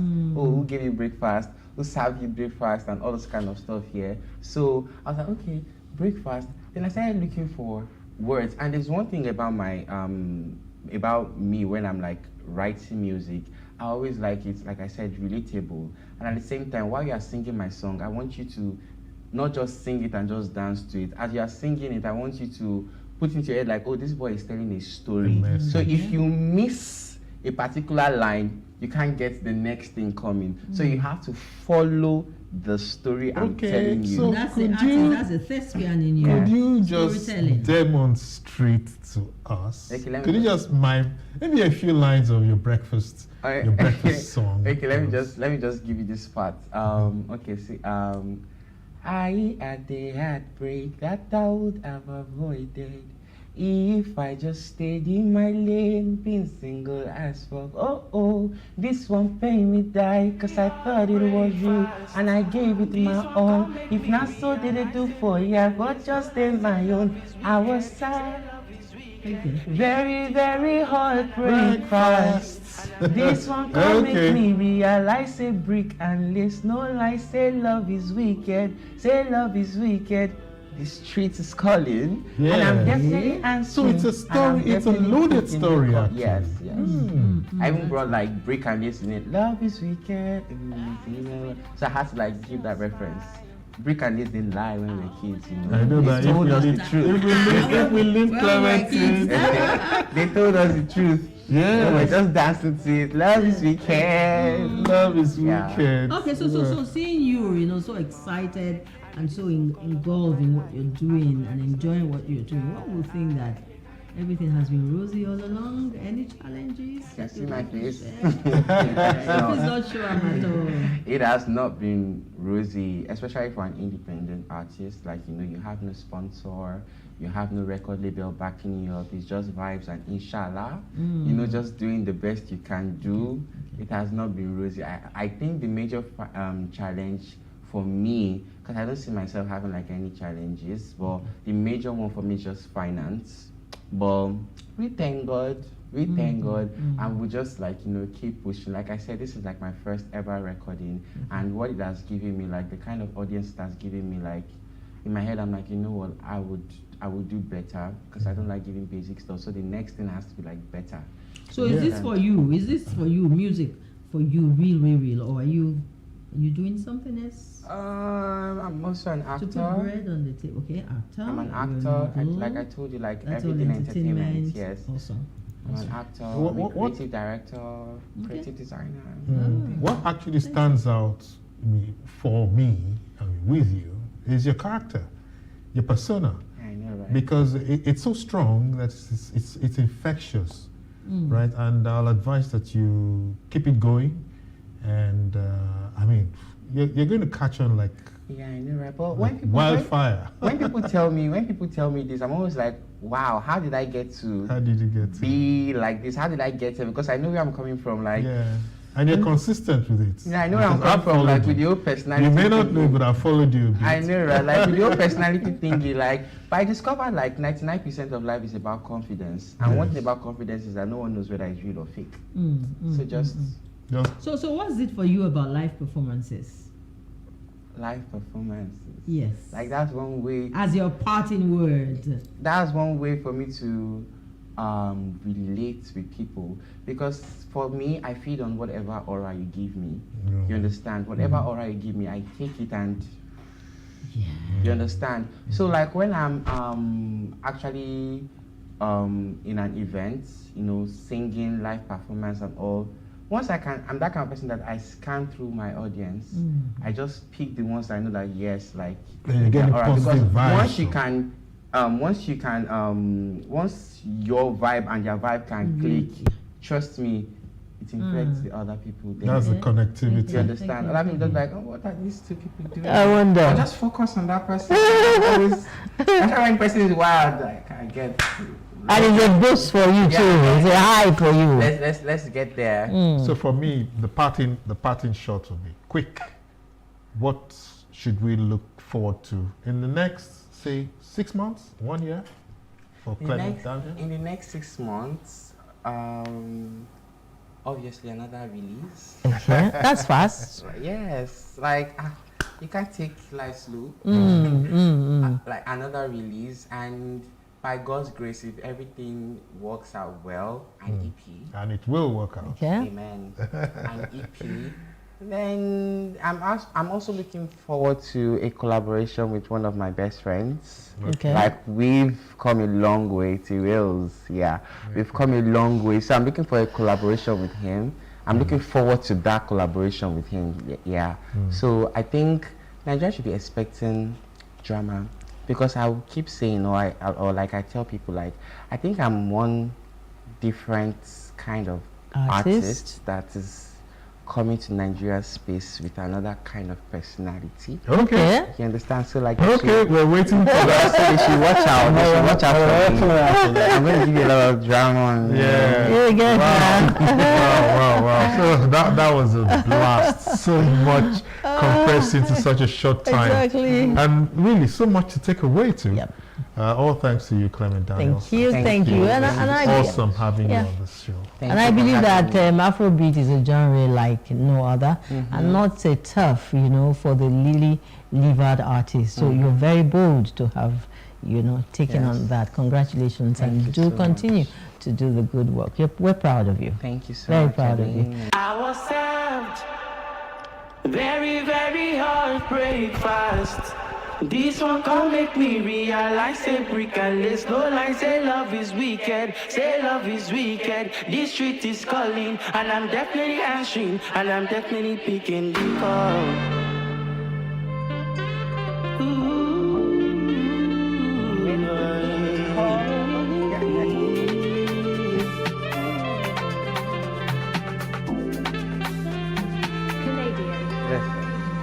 I used to be the one to make myself smile. I always had the way of making myself happy, but they said I was lonely. I had to let loving, I had to be in love and be loved back. They told me it was paradise. So I opened my heart. I made this so-called love of my life. I no go like this lost with me die. This love is carrying me up, carrying me down, spin me round, turning me on. I feel I have found what I was missing, but I just a play. I had a heartbreak that I would have avoided if I just stayed in my lane, be single as for this one paid me die, cause I thought it was you, and I gave it my all. If I saw did it do for you, I thought just stay my own. I was sad.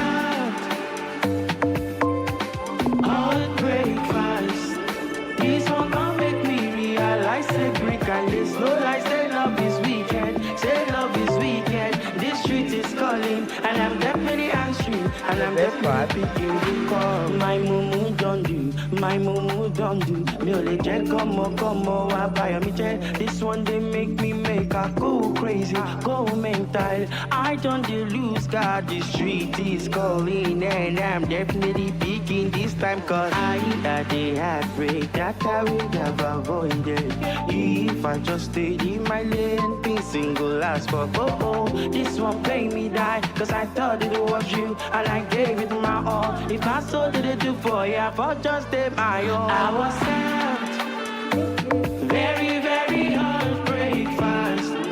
This one can't make me realize, say brick and lace, no lie, say love is wicked, say love is wicked. This street is calling, and I'm definitely answering, and I'm definitely picking the call. And I'm definitely picking the call this time, and I'm definitely picking the call. And I'm definitely picking the call this time.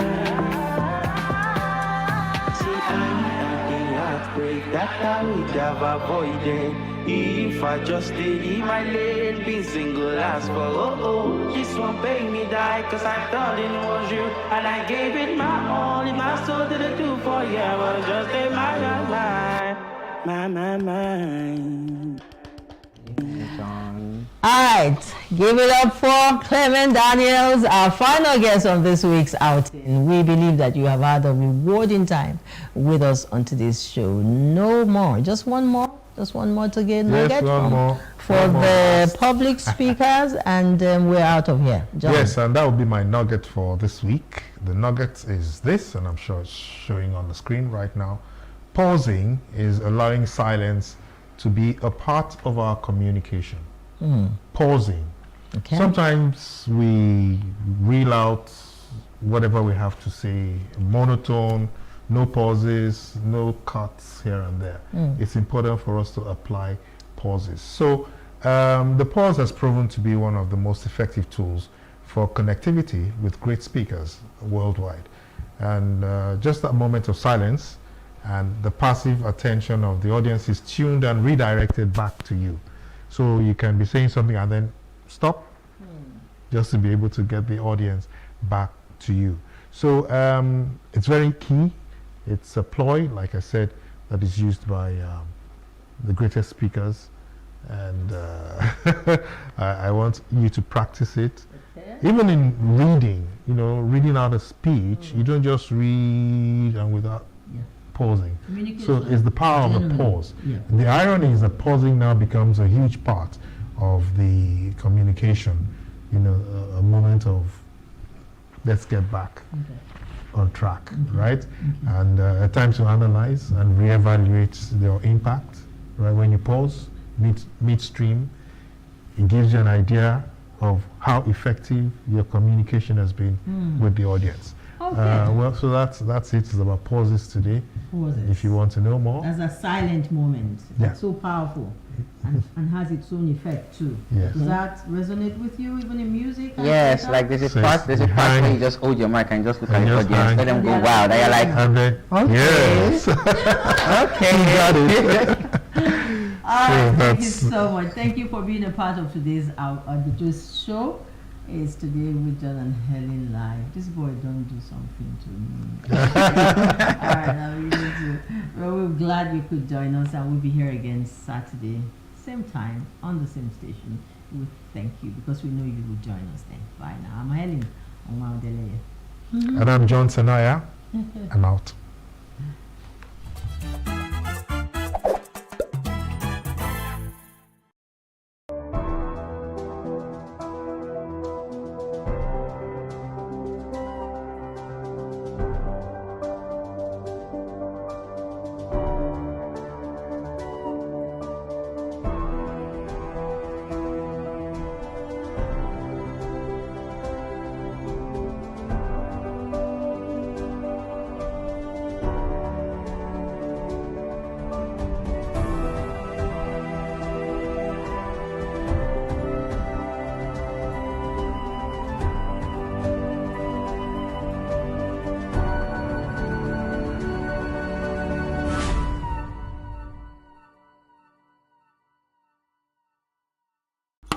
Ìmọ́tótó ló lè ṣẹ́gun àrùn gbogbo. Ìmọ́tótó ló lè ṣẹ́gun àrùn gbogbo. Cholera is defined as an infectious disease that is caused by ingestion of food and water contaminated with the bacterium Vibrio cholerae. It usually occurs as diarrhea, dehydration, and may lead to death if left untreated. Cholera was first discovered in 1854 by an Italian physician, Philip Pacini, during an outbreak in Florence, Italy. Also, record shows that cholera was detected by Robert Koch, a physician and microbiologist in India in 1883. In Nigeria, since its first appearance in 1972, intermittent outbreaks have been occurring. The later part of 2010 was marked with a widespread in the northern part of Nigeria, spreading to the other parts, and involving approximately 3,000 cases and 781 deaths. Unlike many other infectious diseases, cholera persists as a huge public health problem worldwide, even where there are accessible and effective methods for its prevention and treatment. The main reasons for its persistence are socioeconomic, since cholera thrives in unhygienic conditions and environments with a reputation of already fragile sanitation, especially in overcrowded areas. The major symptoms of cholera are diarrhea, nausea and vomiting, dehydration, muscle cramps, and shock. To prevent being infected with cholera, you should provide safe water, basic sanitation, and maintain adequate hygiene practices. If infected, the first aid treatment to assist the sufferer, if medical professionals are not readily available, is to get oral rehydration solution to replace lost fluids and electrolytes. Without rehydration, approximately half of the people infected with cholera will die. Severe cases need rapid treatments with intravenous fluids and antibiotics, which are to be recommended and administered by medical experts. There is currently an increase of cholera outbreak in Nigeria, and the Lagos State government declared a cholera outbreak on the 9th of June 2024. 3 suspected cases of cholera have been reported respectively in neighbouring Oyo and Ogun states.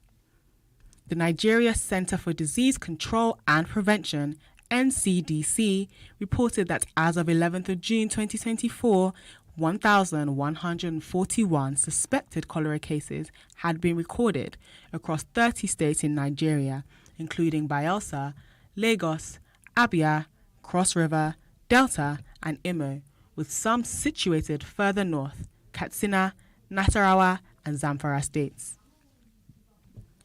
United Nations International Children's Emergency Fund, UNICEF, says Nigeria must prevent spread in schools. With the intervention of all relevant bodies, individuals also have a relevant role to play. Prevention is better and cheaper than cure. Here are a few prevention tips. Drink and use safe water. Flush or bury poop. Wash and peel raw fruits with clean hands. Also, cook food thoroughly. Thoroughly clean toilets and surfaces contaminated with poop. Remember, health is wealth. Stay safe.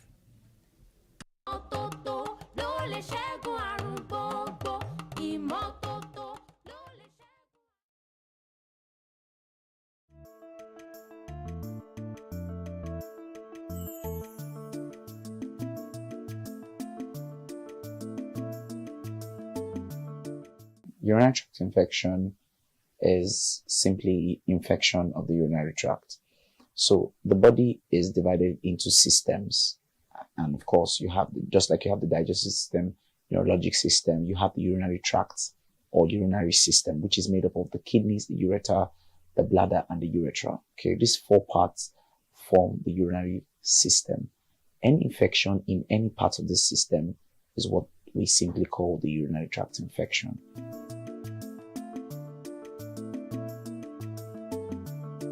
Basically, every infective organism can cause urinary tract infection. The most common ones are your bacteria, your fungi, and viruses. You have virus infections that can cause urinary tract infection. You have fungi that can cause, especially in immunocompromised individuals. For an example, people on high levels of suppressants, immunosuppressants, or high levels of chemotherapies, or patients who have come down with retroviral infections. Then, in very common cases, are bacterial infections that cause urinary tract infection, which are the common ones that we see. So you have things like Streptococcus, you have things like H. influenza, you have things like E. coli. In worst cases, you have Klebsiella, and of course, all of these bacteria can actually cause urinary tract infection. When they affect the different levels of the body, they have their different symptoms. So some of them get as far as the kidneys, cause things like pyelonephritis, and it further goes down to damaging symptoms. Okay, so It can be caused by bacteria, fungi, viruses are the commonest one. Protozoas can also cause it, and sometimes worms infections. 5 major steps actually preventing urinary tract infections. Number 1 is maintaining a good hygiene. Hygiene has been seen to be implicated in urinary tract infections, and if you are not very careful with, especially with the underwears, you can recurrently cause urinary tract infection. And then, of course, with the areas of sanitation, the restrooms are very implicative. And even in, partners, sexual partners, sometimes you may need to be very cautious. Okay, so basically hygiene. Oftentimes you see ladies not properly, use their underwears, or sometimes they not even use it or properly wash. So it's usually recommended that they wash recurrently with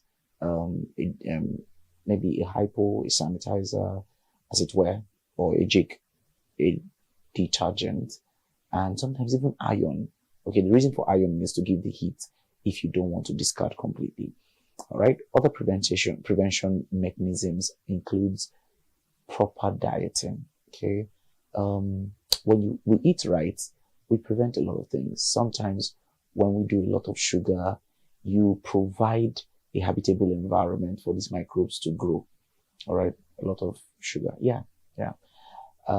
Sometimes people even think that high protein diets are very effective, but no, you further even provide, because you see, improper dieting, you alter the pH of the body. This pH of the body is what is responsible for the maintaining a proper environment that organisms does not grow. When you distort it, certain organisms now begin to thrive in places where they're not supposed to thrive. A third thing is water, hydration.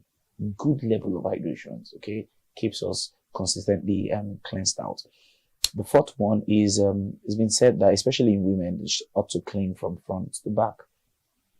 Rather, yes, from front to back, not from back to front. Okay, that's the proper way of cleaning.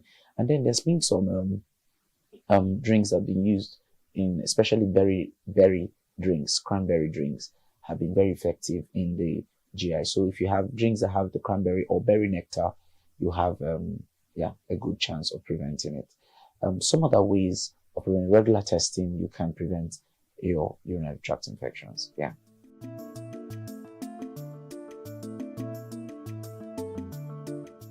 The symptoms of urinary tract infections includes a recurrent urge to want to use the restroom. You have that recurrent, and sometimes it could be very little amount of urine that could come out. You could have burning sensation in the process of urinating. You could have, itchiness. You could have cloudy urine. Sometimes discolored urine that could either be red or dark coke colored and all that. And then one other thing, pain, especially lower abdominal pain. One of the classical symptoms, lower abdominal pain. For men, you could see, of course, some burning sensations on trying to urinate. Usually not so much. And then they could also have discharge, but that happens more with sexually transmitted infections. Now, the point about improper treatment, especially in females, is that it's responsible for high levels of infertility when it's not properly treated. The bad part of urinary tract infection is that it takes a quiet stage and right there in the body, and many people walk away, especially guys, especially men. They feel that they're good, and so it takes a quiet stage, and then over time, it's the cause of, or they become transmitters. Then the women eventually are the ones who come down with the symptoms, but they or never come down with the symptoms at all, and then life is good.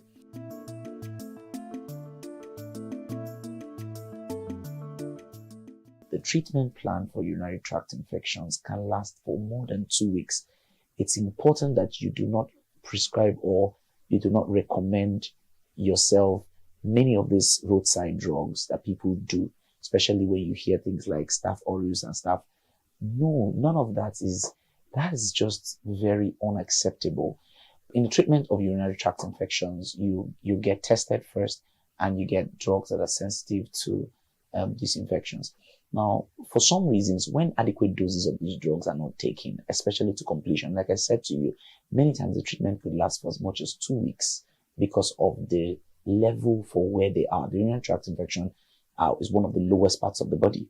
All right. So you have to do that long. If you don't do that, you begin to grow resistant strains of these microbes, and then you have to do it again and again. But the next time you're coming back to heat it, you don't get the same response like you got the first time. So it's important that whenever you're going to get treated, you treat for a very long time, and as much as 2 weeks, sometimes injections first, and then you complete the dosage with a couple of tablets that are sensitive to the organism. Whenever there is recurrence of urinary tract infection, it's important that you pay attention to hygiene.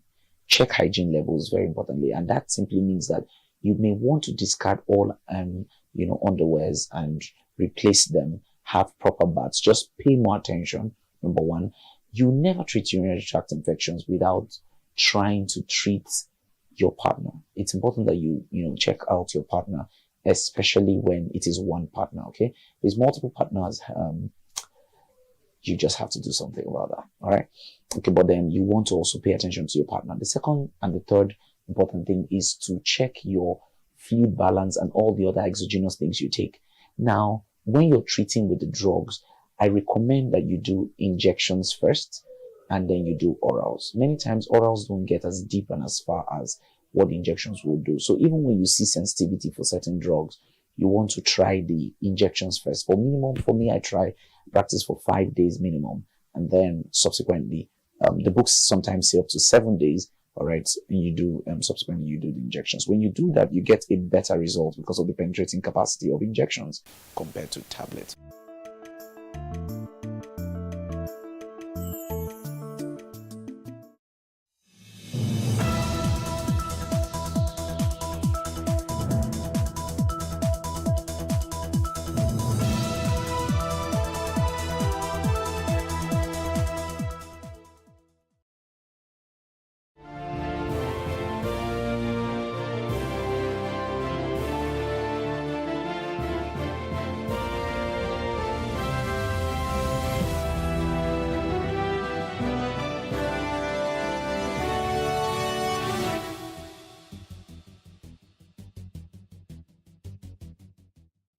Nationwide protest, the federal government has assured the public that it is actively addressing the challenges facing the nation amidst growing calls for a nationwide protest against President Bola Tinubu's administration. Minister of Information and National Orientation, Mohammed Idris, emphasized that the government is committed to resolving all issues in a manner that upholds the peace and stability of the country. No need for any protest. Let us all calm down. A lot is happening. Nigeria is going to move and march on, and we believe that whatever government comes up will be in the interest of Nigeria. We don't think that there is need for any protest. We are appealing for calm. We are appealing for a peaceful resolution or peaceful approach to any issue.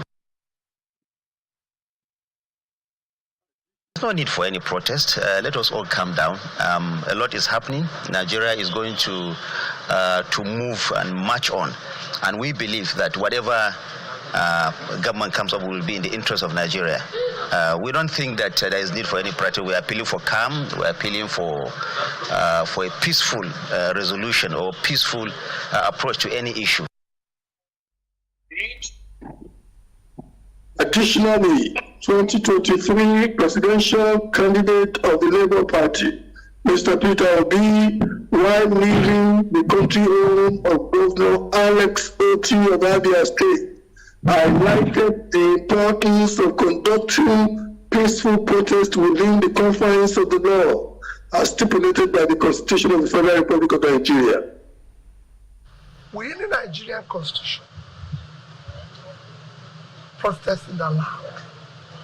All I plead for those who are protesting is to do so within the law and in a civil manner that allows us of the nation to show that we live within the law. You know, everybody knows the things that are difficult. I always say, when they talk about sponsors of the protest, I say the sponsors are very simple. It's hunger, it's hopelessness, among the youths.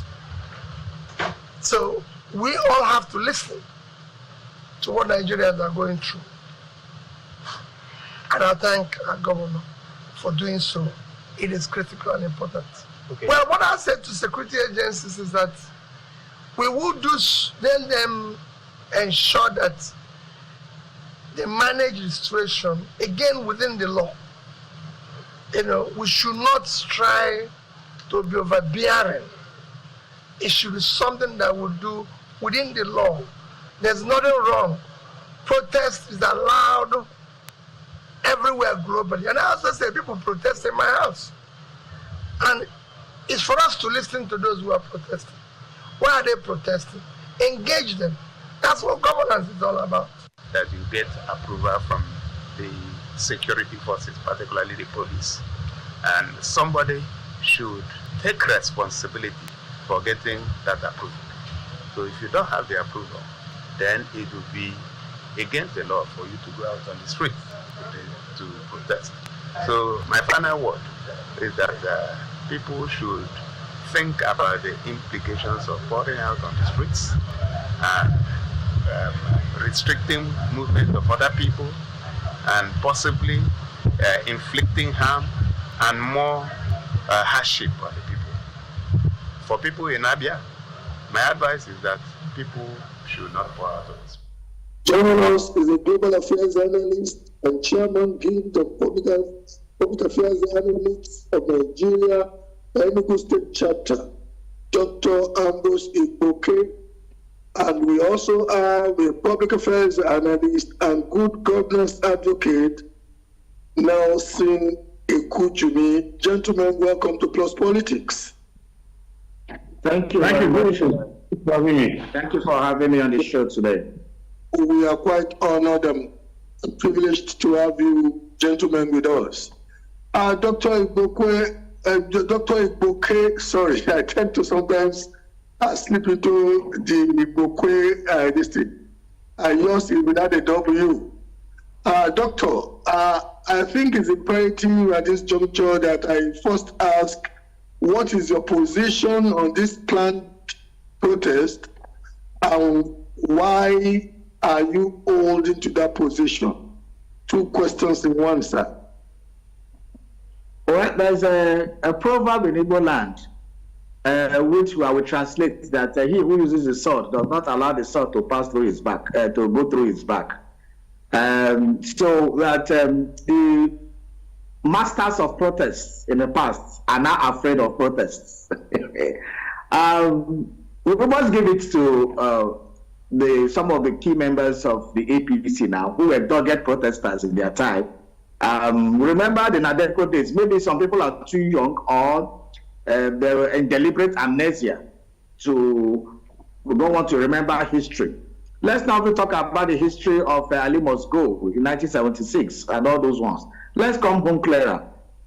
When June 12, 1993 elections were annulled, Nigerians hit the streets, and there were the protests and the fight against the annulment of June 12 was orchestrated by many of these people who are in positions of authority today.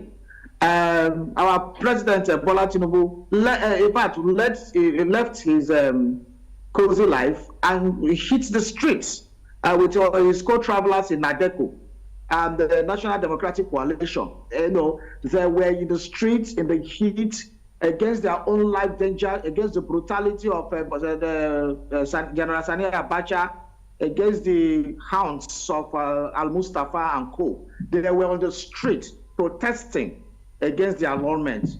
At a point, he forced the then head of state, the military head of state, to step aside according to him.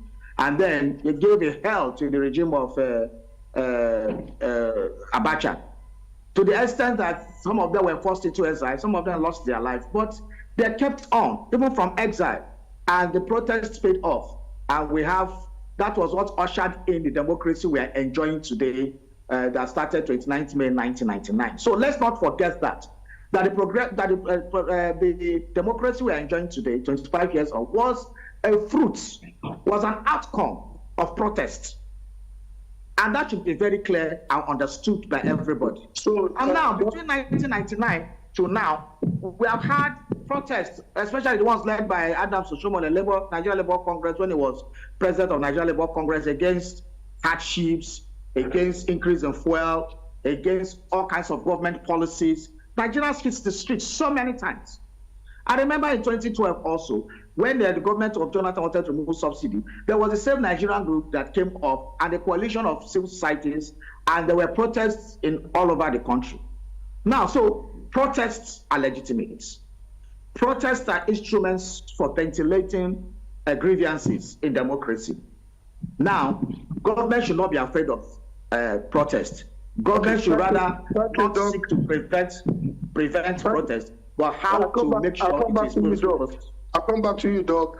I want to believe that, put succinctly, you are in support of the protest and you believe that it is a legitimate instrument of democratic practice for protests to happen. Thank you very much. Let me go to your colleague.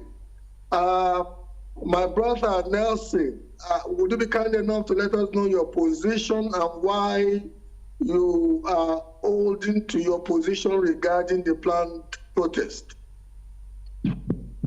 Well, thank you very much. I think it is important for us to recognize that it is not that people are afraid of protests. But this particular one, if you observe developments within the polity, since we started hearing rumors of this protest, the organizers or those who are supposed to take responsibility for mobilizing for the protests, went underground. Nobody knew them. That is very, very unlike protests we have had. He mentioned protests now. Those were protests in which the organizers will come out days before. We have never seen this type of guerrilla protests planned, where people who are planning protests will be in hiding. They will be faceless, unknown, only for them to start emerging from their underground 2-3 days to the event. And a lot of Nigerians are still being haunted by what happened in October 2020, the EndSARS protest, where this same side came up, where even when the government said we are going to dialogue, they said, no, we don't have any leadership. We will continue to hold our protests. Some persons have told us that if we protest for 30 days, United Nations will take over Nigeria. So you can see clearly that these protests, as much as I'm a product of protests, and I support people protesting, even if you want to protest against your wife, if that is within your rights. But don't infringe on my own rights in the course of exercising your rights, because when your right stops is where mine begins. That is what we are saying. You are free to go on your protest. It's within your right. But don't infringe on other people's right to life, to businesses, to free movements. Hold your protests in a place where those who are not part of your protest can go about their legitimate business. But when you start hearing words like, oh, we are going to shut down Nigeria, like a young man was arrested in Plateau State who posted a video on TikTok. They will burn police stations, will burn army barracks, will burn petrol stations, will burn banks. You can imagine when people who are claiming to be going to hold a protest start using such languages, you become wary and worried that this is uncivilized. When we organize protests, we mention our names, we even give ultimatum. And on the day of the protest, we are there, you see us. Okay. We don't hide behind the finger. Mr. Kujimi, let me go to your colleague. Doc, Dr. Igboke, it's looking like the government, indeed, the spokesperson of the president said day before yesterday that they were not in any way, shape, or form against protests, and that they believe that it is the constitutional right of those who want to protest that they can protest. However, in the backdrop of the point that your colleague just made now, that this seems to be a protest that has been that originated from a seemingly cloaked cloaked environment or movement that people were originally not surfacing as the perpetrators or the organizers of the protest, and in the backdrop of NSAS, the unfortunate ending of NSAS, and what we have seen happen in Kenya, do you still hold on to your position that the protest is a legitimate constitutional right, and even if there were say misgivings about the nature of how it's been organized, it should still go ahead? Firstly, I want to correct an erroneous interpretation. I think people are just being clever by half. There's a difference between protest and riots. When somebody comes out and said, I want to burn down police station, but that is a riot. That is an insurrection. It is not a protest.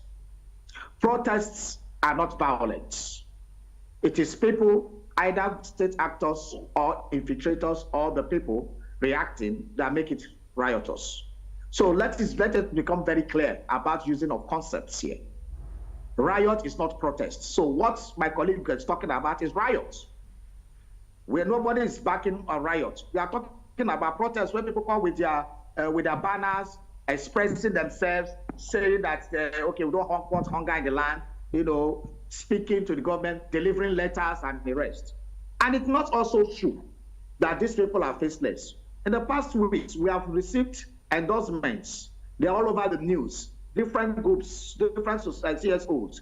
Some saying yes to protest, some saying no.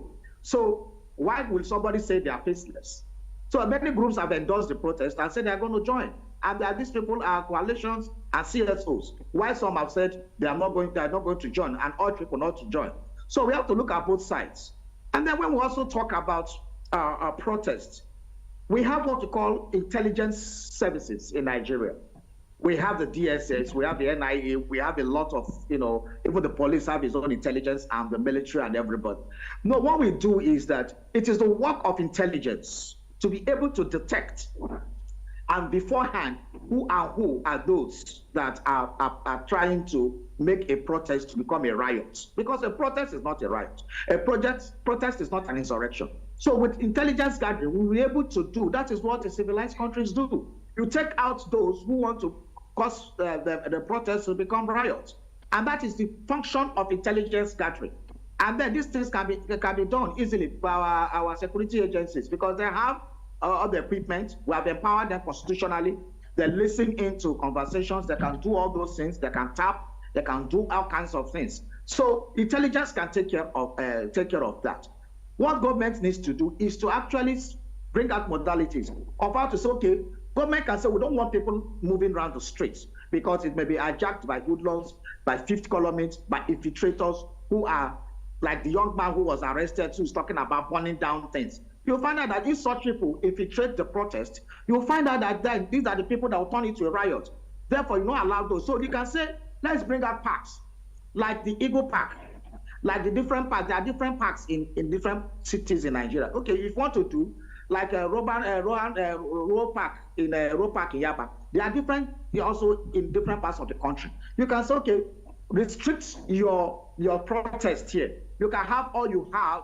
You can do all whatever. Government can allocate all these parks and centers and say, stay here, do your protest, make your noise, draft letter, read your communique, and all those things. Then that can be taken. But saying that people will not protest in a democracy because you are insinuating that there will be this, there will be that, there will be that, it's not a function of democracy. The work of the military and paramilitary and intelligence agencies is to ensure that protesters are protected and that protest doesn't turn to riots. I'll come back to you, Doc. Mr. Kujimi, as a veteran protester yourself, and whether he deliberately wanted to praise you and some of the groups you belong to, he had earlier said that you people are quite tested in the area of protesting. You would ordinarily agree with Dr. Igbokwe that protest is different from riot.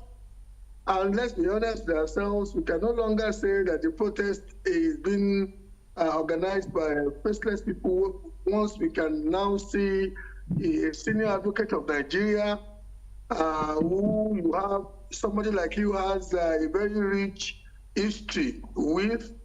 You now see a number of persons coming out, and that all said and done, like Dr. Ibuke has accentuated, the state has the intelligence infrastructure, and it's easy for the state, just like they homed in on the guy that you earlier alluded to and picked him because he had upfront expressed his desire to commit crime.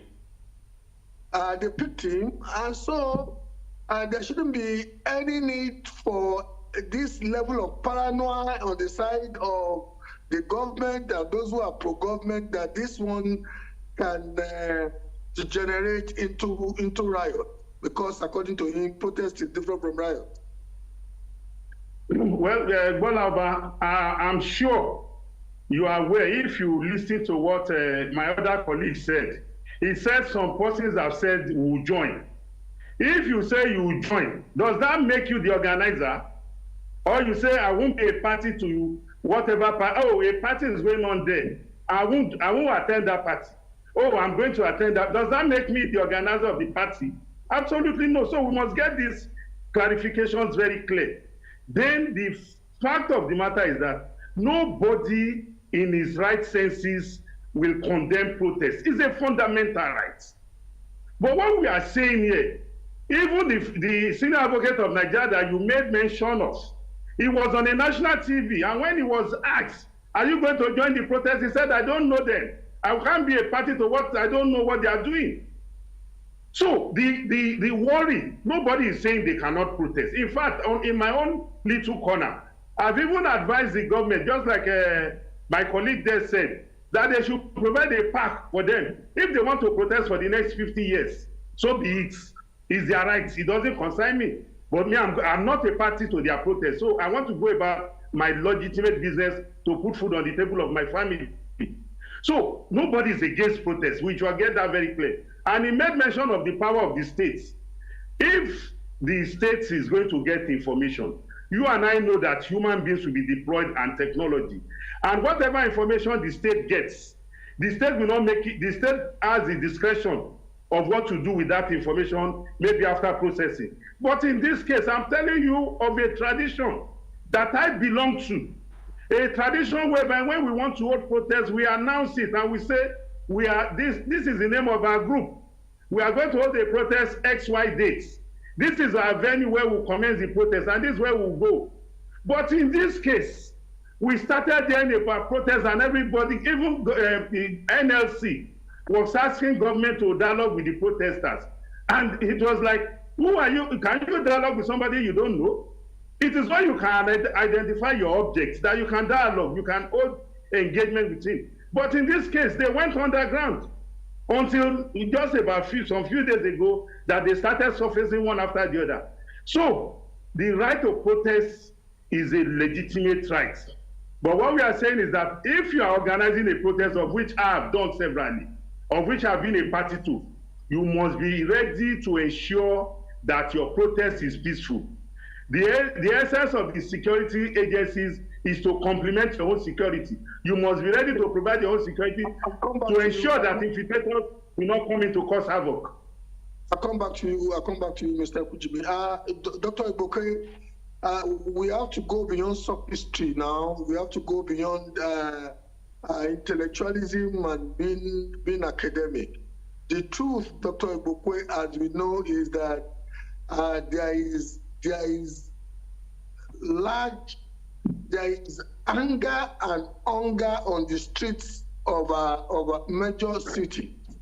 And if protest is not properly managed by people who are accountable, it could easily snowball into riot. Let's be honest with ourselves. Dr. Ibuke, you will agree with me that the original planners of EndSARS never wished it to to come to the kind of untidy end they came to, especially when some people, 27 police formations in the Greater Lagos area were vandalized or literally destroyed. And so I'm sitting there, and you and I, Dr. Bouquet, speaking to real politics now and not intellectualism. Do you think that a protest of the magnitude of the one that has been espoused in the last 2 weeks could go on across Nigeria, and it will not easily cross the thin line between protest and riot, especially with disgruntled elements? Dr. Bouquet? Everything we do is about intellectualism, practical intellectualism. Okay, let's use the word pragmatism. As you rightly said, there's an African proverb that says you don't beat a child and tell the child not to cry. So, what is the other way for these people to ventilate their frustrations? Is it by beating all of us that they think that can fit 3 times a day? Is it by laying us on the road? So there must be some platform. Some people said you should write letters. Some people said you should do round table. Which in some respects, as you said, which in some respects is already happening. Because come to think of it, I want to believe that the high rate of criminality, high rate of kidnapping, high rate of all these insurrections and this thing may not be too distant from the fact that some people have seen themselves to be hopeless, and they just want to inflict harm on those they perceive to be better than them in the society. Am I right? Okay. Yeah. These things are expressions of frustrations. And that is why we said, okay, instead of saying, don't do it at all, I would have wanted a situation where the Nigerian state would have said, how do we manage this? By first of all, in the last 3 weeks, we would have said, okay, in the last 1 month, when this fillers started coming up, we would have opened a more conciliatory and dialogue position and say, okay, protesters, let us see you. Let us have your dates, as my colleague has said. Let us have your plan. Let us have your routes, your map. Where are you going to? Where will it take place? Okay, don't do this. Let's do this. But what were we having? We were having threats. We are having people say, oh, we have foreigners want to invade the land. These are old stories we always hear. And we hear, even when the court has said that we don't need police permits to congregate, they still say that you need police permits and all those things. These are the kind of soft history we have been hearing from the other end. There was no effort, as far as I know, to say, okay, identify yourself, come forward, let us dialogue with you, let us talk, let us know where it's possible.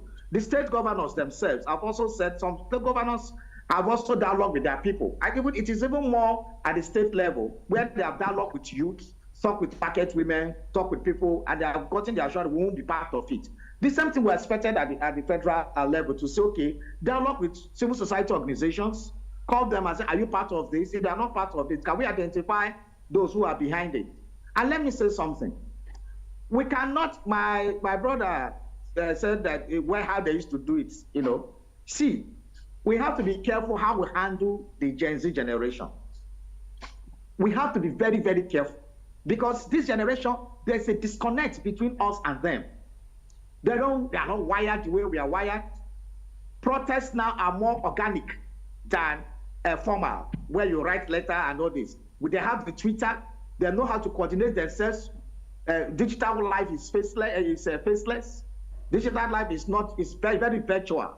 These people, they know how to coordinate themselves using all sorts of social media platforms, digital devices, and the rest that are not known to us in the days of the trenches, like my big brother is in the days of his trenches. Those things were not known then. Those times you need to have physical meetings, you need to identify yourself, you even need to register CSOs and all those things. But these guys, just like what is happening in journalism, where we are having the gatekeepers concepts, being crashed, where people sit in their rooms and generate news and send, unlike the traditional gatekeeping concept. So we must move with the tide.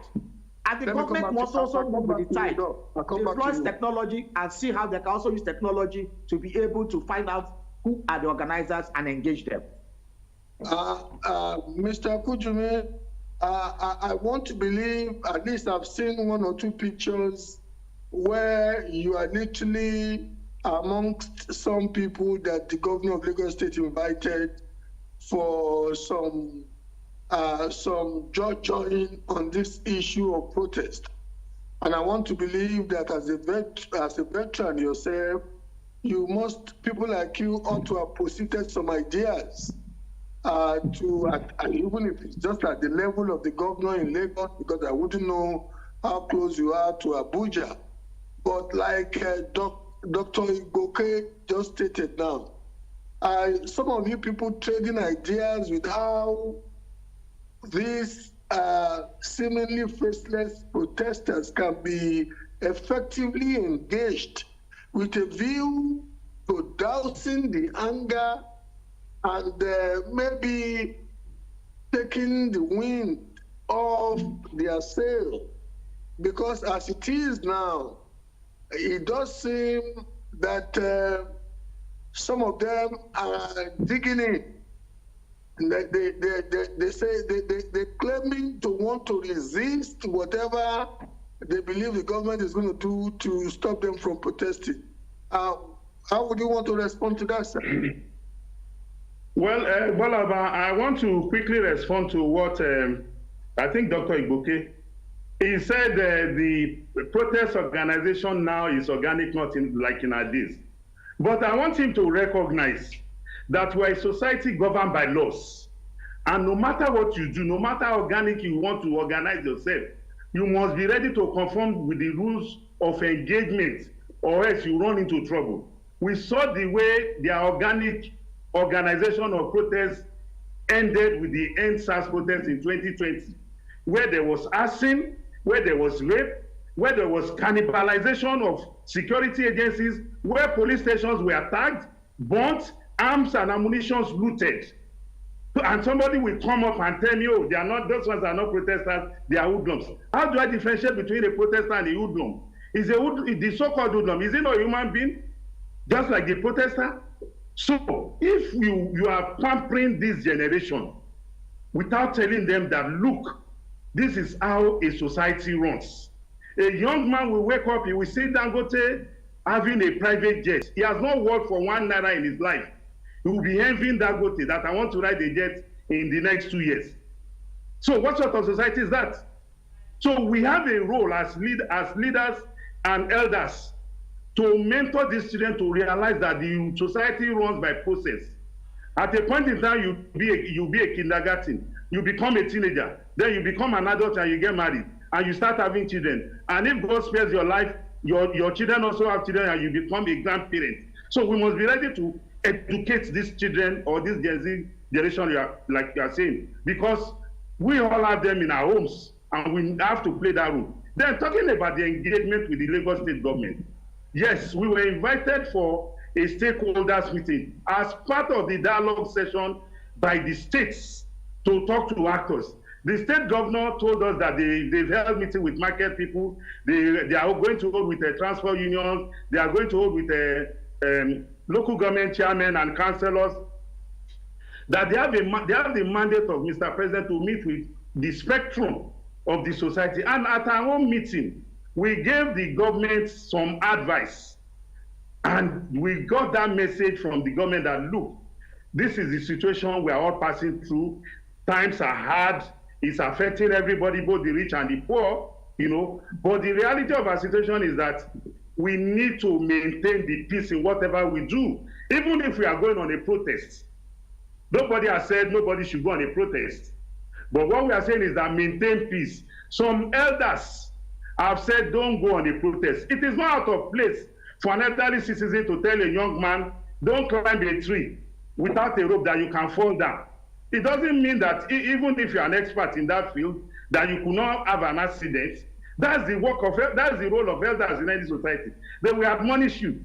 So in this case, we have passed our own recommendations on what needs to be done, because majorly what is fueling anger in the land is the cost of living. And we can see the efforts being made in some areas, and we are asking that more needs to be done. So we know the feelings of our people because we are on the same page with them. And it is our responsibility to take our message from the grassroots to the government, because we are the voice of those people who don't have that opportunity that some of us have. I'll come back to you. Let me get to Dr. Ogbuke. Dr. Ogbuke, your colleague is of the opinion that we must not sustain the delusion of these Gen Zs. We tend to be ascribing too much to them. The one that we witnessed during NSAS did not end well. What we have seen in Kenya ultimately is very, very disturbing, because it has ended in just about the same way NSAS ended. Major destructions, no much progress. The man ostensibly disbanded his cabinet. When he reconstituted it, about 70 to 80% of those he ostensibly sent home, he re-engaged, and now everything has died down. Is this what the protesters will be aiming for too in Nigeria? And the degree of economic damage that were caused innocent entrepreneurs, especially SMEs, during NSAS. How would you respond to that? I will interrogate that issue with a rhetorical question. Why is it that always when there is protest in Africa, that's where you see a lot of violence, a lot of killings, a lot of destruction? But most of the time, when you see protests in the West, even in some parts of East, eastern part of the world, you don't see all this kind of violence. Was it in Hong Kong? Dr. Ogbuke, I beg to disagree. You need to look at some of the protest reels from the rest of America towards the end of Trump's last tenure. You need to look at some of the... That was not a protest. The people that stormed Capitol Hill was not a protest. Even before that, all the protests in some of these Rust Belt states where people were even killing themselves. My brother, protest anywhere in the last 10 to 15 years, especially in the West, has been more inclined to violence. You want to quickly do a cursory examination mentally to just review what I'm saying, sir? Well, that is also like yellow vest protest that happened in France the other day.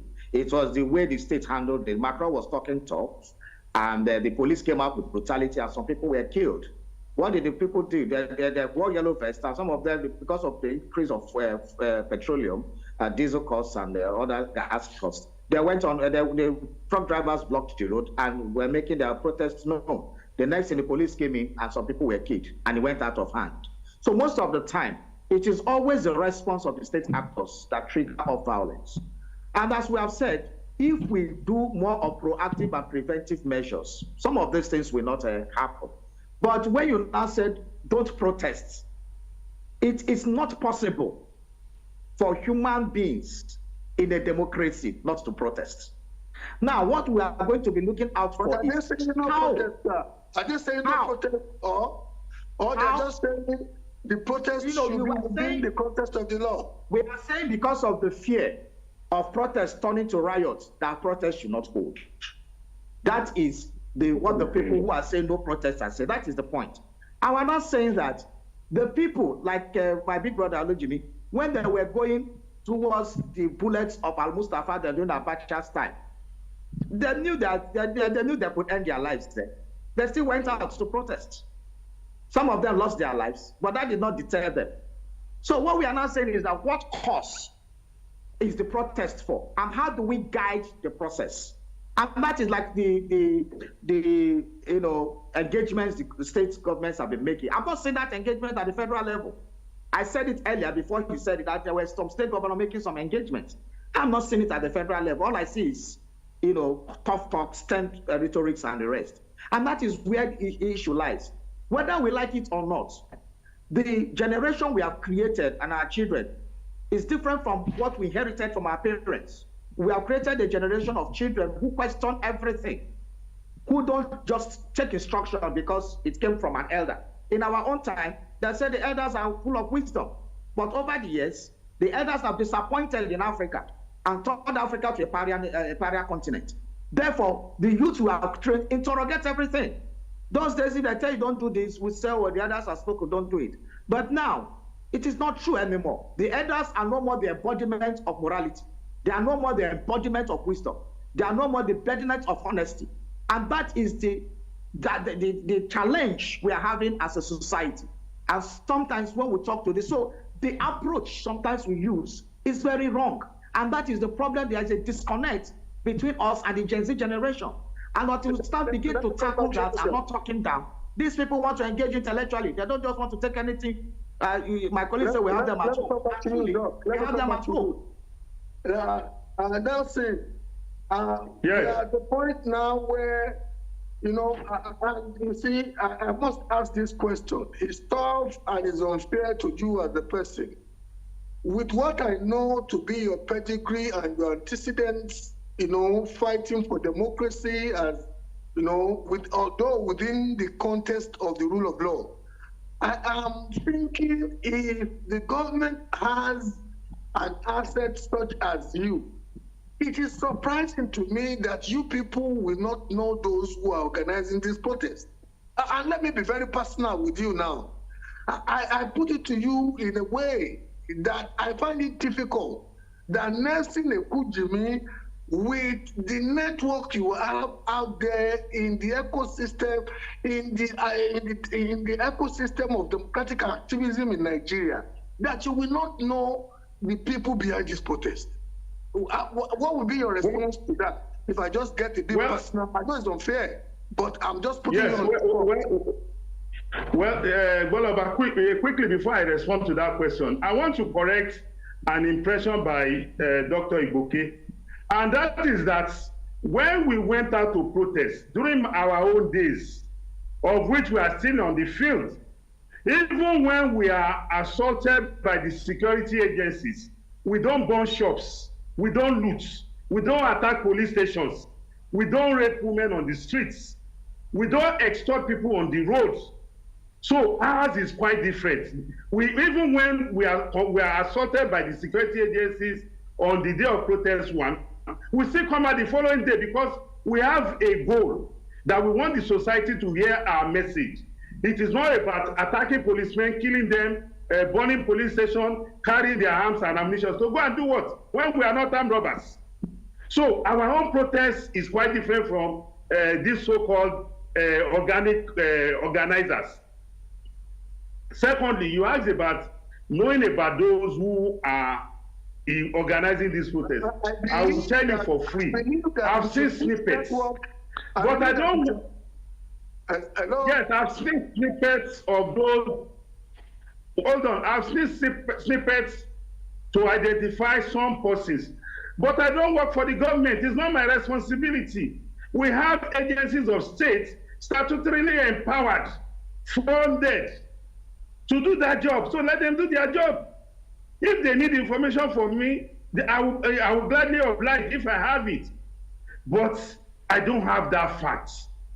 All I hear is, oh, we are going to protest. And I know quite a number of those who are making all this noise are not going to be part of the protest. They are just inciting. Look at the young man in Plateau State. He said he was just doing a skit, that he didn't mean it, that his friend told him it will put him in trouble, and right now he's in trouble. There are so many of them like that.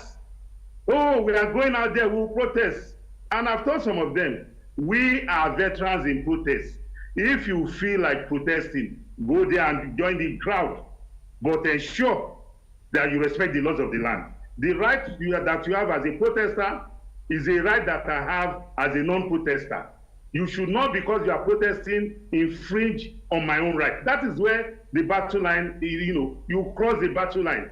And that is the message we are passing to them. Free go ahead is your right. Even if you like, have a party, enjoy, engage the services of a DJ or a musician. It's a free world. It's your right, but don't infringe on other people's rights. That is damn like I was unfair to your colleague, I think it's about time I asked you a seemingly unfair question. Dr. Bokwe, putting your hand on your chest, do you genuinely believe that at this point, given the socioeconomic milieu of the country, that if an ostensibly innocent protest were to commence, it could not likely degenerate to something untoward? Can you considerably say that at this point?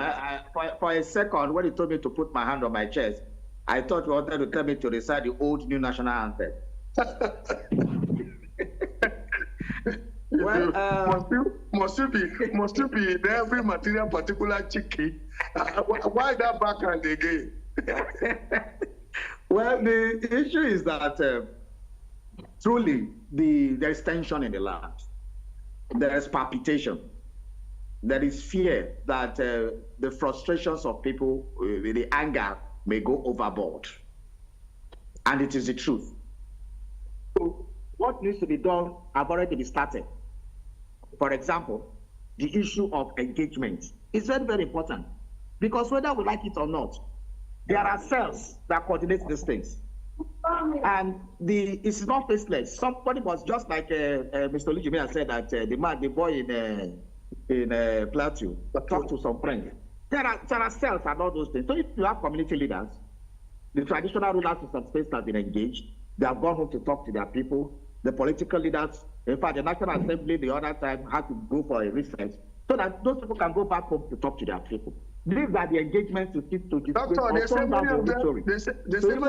And at this point, I think also the government, for those who are insisting that we come out or whatever, you can, get it's like what Mr. Olishimi said. Don't get a small place, give them DJ, let them stay there in a particular environment, in a park or whatever, and make sure the police is there, the security agencies are there, the DSS, everybody is there to guide the process. That my fear is that if we allow it to spill to the streets for a parade or a movement, that is where the infiltration will come. So even if the protesters have a genuine intention, my say is that they will be infiltrated if it is allowed to be a procession. Therefore, the way to curtail it is to see if at the local government level, at the community level, at whatever level, they can bring out spaces for them to, sit down, ventilate, carry their flag, and let them be in a particular entity so that the police and other security agencies can be able to provide adequate security. And as we say, so that it doesn't infringe on the rights of those who are not joining the protest. And I think that is the most feasible thing to be able to do between now and the 1st of August. Doc, I'll come back to you. Mr. Kuchumi, one way or the other. Good enough. Most of the schools are now on holidays, especially secondary schools. But many universities are on holidays. So it's good for parents also to look out for their children to see what they are doing and what. Because the truth is that many of these children, many of these youth are misled.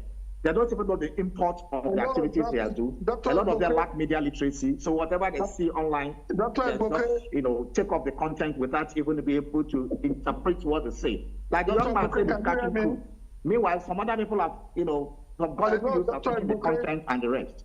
So protest is not against the state. Protest is supposed to give you an ability to ventilate your frustrations, tell the state your problem and the rest. It is not to go and burn down police stations, it's not to go and attack military people or paramilitary or security agencies. That is riot, that is insurgency, that is not even riot. That is insurgency because you are fighting against the state. So that is not, people who are trying to compare protests as that, I think I'm not doing protest any justice. Once it goes beyond showing your placard, singing solidarity song, putting your DJ and showing the government, writing a communique and giving to government and all those things. Once it goes beyond that, then it's not more a protest. It has become to either riots, insurrection, or all kinds of attack on the state. And parents, the church, everybody are playing a role to ensure that even when there's protest, let it be confined to spaces that can be managed and controlled. Are made available is it not important at this juncture that designated places are made available for these people, as we have traditionally? Mr. Femi Falana was saying the other day and was alluding to Hyde Park in London, a place designated for those who have issues to express. Is it not imperative at this juncture that as those guys in Abuja have requested for the Eagle Square or somewhere in Lagos where security can be provided so that law and order will be maintained, just as Dr. Ibuke has suggested? Is it not proper to do that than just to allow people to go on the streets and some miscreants can start committing crimes of opportunity based on the fact that it's an itinerant protest movement? What would be your response to that, Mr. Kujimi? Absolutely, I agree that. I said absolutely, I agree, because we have a lot of parks that people or groups who want to hold protests can be availed, such that they don't. You have to unmute. You have to unmute, please. Like you said. Hello, can you hear me? Yes, we can hear you now. We can hear you now. So that we don't have. It's tripping. Hello? Yes, we can hear you now. Go ahead, sir. I said it is imperative that we continue to engage ourselves and make ourselves recognize that, look, there are identified spots or locations for protests or things like this. Like in Lagos, we have the Ganifa Park in Ojota. There's also the MQ Abiola Park, also in Ojota, and so many other parks. So if the protesters in Lagos have told the line of the people in Abuja who are requesting for an identifiable venue, a lot of the tension in the land would have gone down that, okay, they are holding their protests in XY place, so they are not going to affect my movement. Oh, I can open my shop and do my business. Oh, I can go to the bank to, But when you people continue to hide their identity, continue to spread messages of incitement. Oh, I saw a release from one of the groups that is also joining the protest, saying we'll shut down Lagos. And I'm like, what right do you have to shut down a whole state? So because you are protesting, you want to deprive me of my constitutional rights to movement, then that is uncivil. That is undemocratic. We have to wrap it up now. Let me give Dr. Ibuke the opportunity to do his wrap up. Doctor, how would you want to wrap it up? Especially you now talking as somebody who functions in an industry that is somewhat connected to Gen Zs. I want to believe that one of your portfolios speaks to Gen Zs. You are a lecturer. How would you want to? What would be the word of wisdom from an elder like you to? I want to believe the Gen Zs that the organizers, not the senior advocate of Nigeria or the Take It Back people. Well, by experience, I've always shown that these people interrogate everything you tell them. And one of the things I want to tell the young people is that we need to interrogate some of those people that say we should come out to protest. Some of them, their children they are not even in the country. They just go to their Twitter, go to their Facebook and post things and ask you to come out, shut down, use all kinds of complimentary language. Their children are nowhere to be found. Their children are schooling some schools in UK, Canada, so don't be an example. Don't be like the results of what is happening in Hamas, where a lot of the Hamas officials, their children are outside the Gaza, and they are killing the people in Gaza. So we need to put our thinking cap, know how to engage government. If the people are telling you to come out to protest, tell them, okay, get a place for us where at least security people can be there, whatever, if you must go out. And again, engagements have passed the issue of even coming out physically to protest. With digitization, with social media, with all kinds of things, voices can now be heard without physical protestation and gathering. At this juncture, I have a confession to make. because Dr. Ogboke, before we came on air, he lambasted me, or politely, he didn't quite lambaste me, politely said, after all, you are outside Nigeria. And I took the pain to accentuate that my life is in Nigeria as in my wife. Apart from that, the most valuable assets I own on the face of the earth are in Nigeria. I may be doing this interview live from London, but I don't also want destruction, and I support you, Doctor, for this last word of wisdom from you as an elder who has seen it all. You know, some of us cannot have our children abroad and be calling for protest when we know it could easily degenerate to. But let me allow Mr. Nelson Ekujumi to do his wrap-up. How would you want to wrap it up, sir? Well, my admonition also, we follow the same line like Dr. Igboke, and it is to the young generation, like I also do to my children at home. Unfortunately, Dr. Igboke said it doesn't, that in our own days, we don't question our parents, but our children these days question us. Let me tell you, Dr. Igboke, I question my father, and right now my children also question me. So it's a generational thing. It's human nature that children will ask, Daddy, why do you say I should do this? In this case, I want to acknowledge... Mr. Nelson, Mr. Ekujumi, yes. We even used to think we were wiser. You see, because my own mother was peculiarly, she was an illiterate. I used to believe that I was more intelligent than her.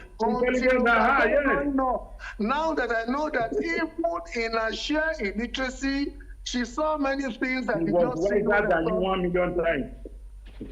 So I just want to admonish our young ones that, like he has rightly said, they should interrogate issues. They should not join the mob in doing things. Don't say because your friend is a party to this, then you also want to follow. A lot of our young ones have met their untimely death traveling on that route. So we encourage them. They have the thinking faculty that is been endowed in them by the Almighty, and the reason for their thinking faculty to reason. We have to really wrap it up, gentlemen. I really appreciate the two of you. You've been very resourceful and very engaging. We want to thank you, people at home. This is where we wrap it up for today. Have a good evening. Thank you.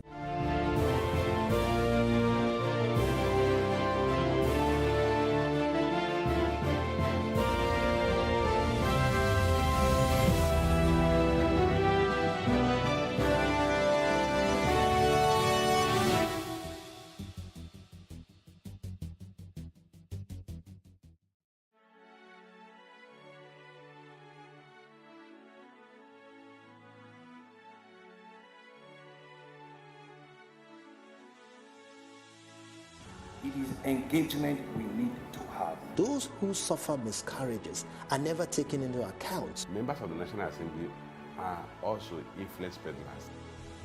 You are sitting on Nigerians' money. From the barbing, I pay my rent. On the barbing, I send my children to school. A consultative engagement. No any tangible notification before they ban us. It's one thing for people to be at your back and the heat of the moment, and another thing for them to still be with you when push comes to shove.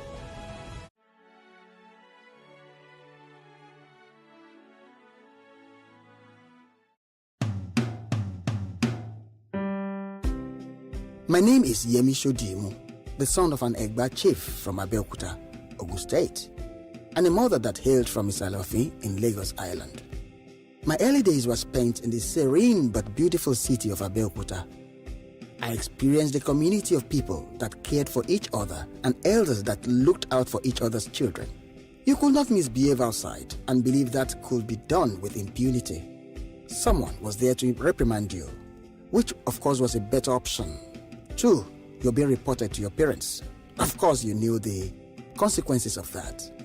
This automatically kept us in check.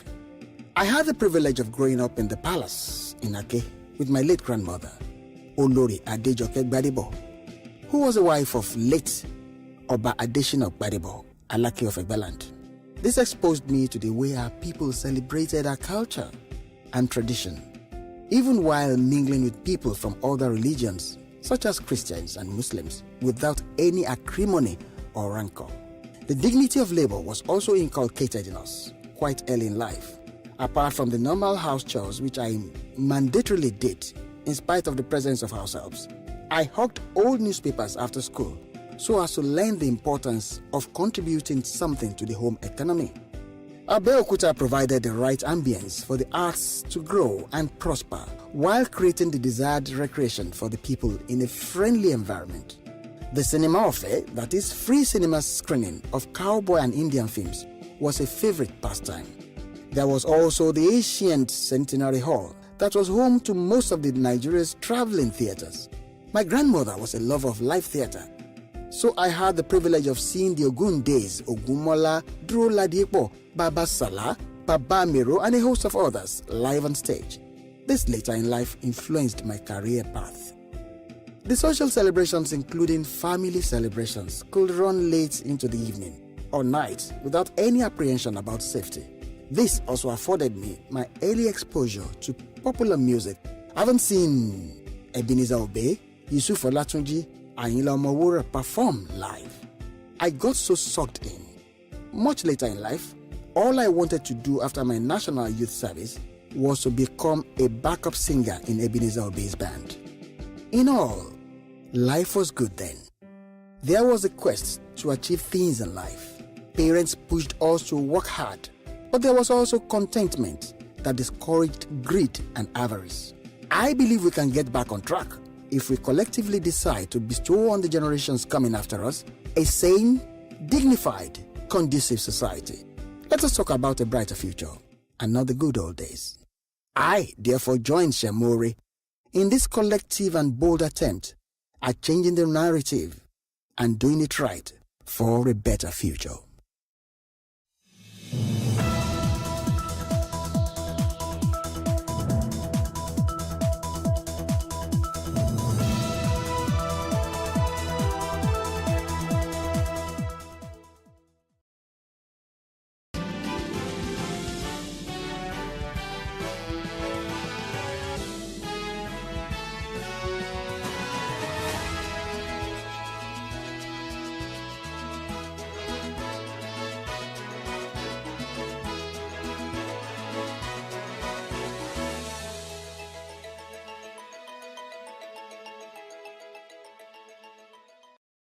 Hello and welcome. I am Destiny Mama. This is News Brief.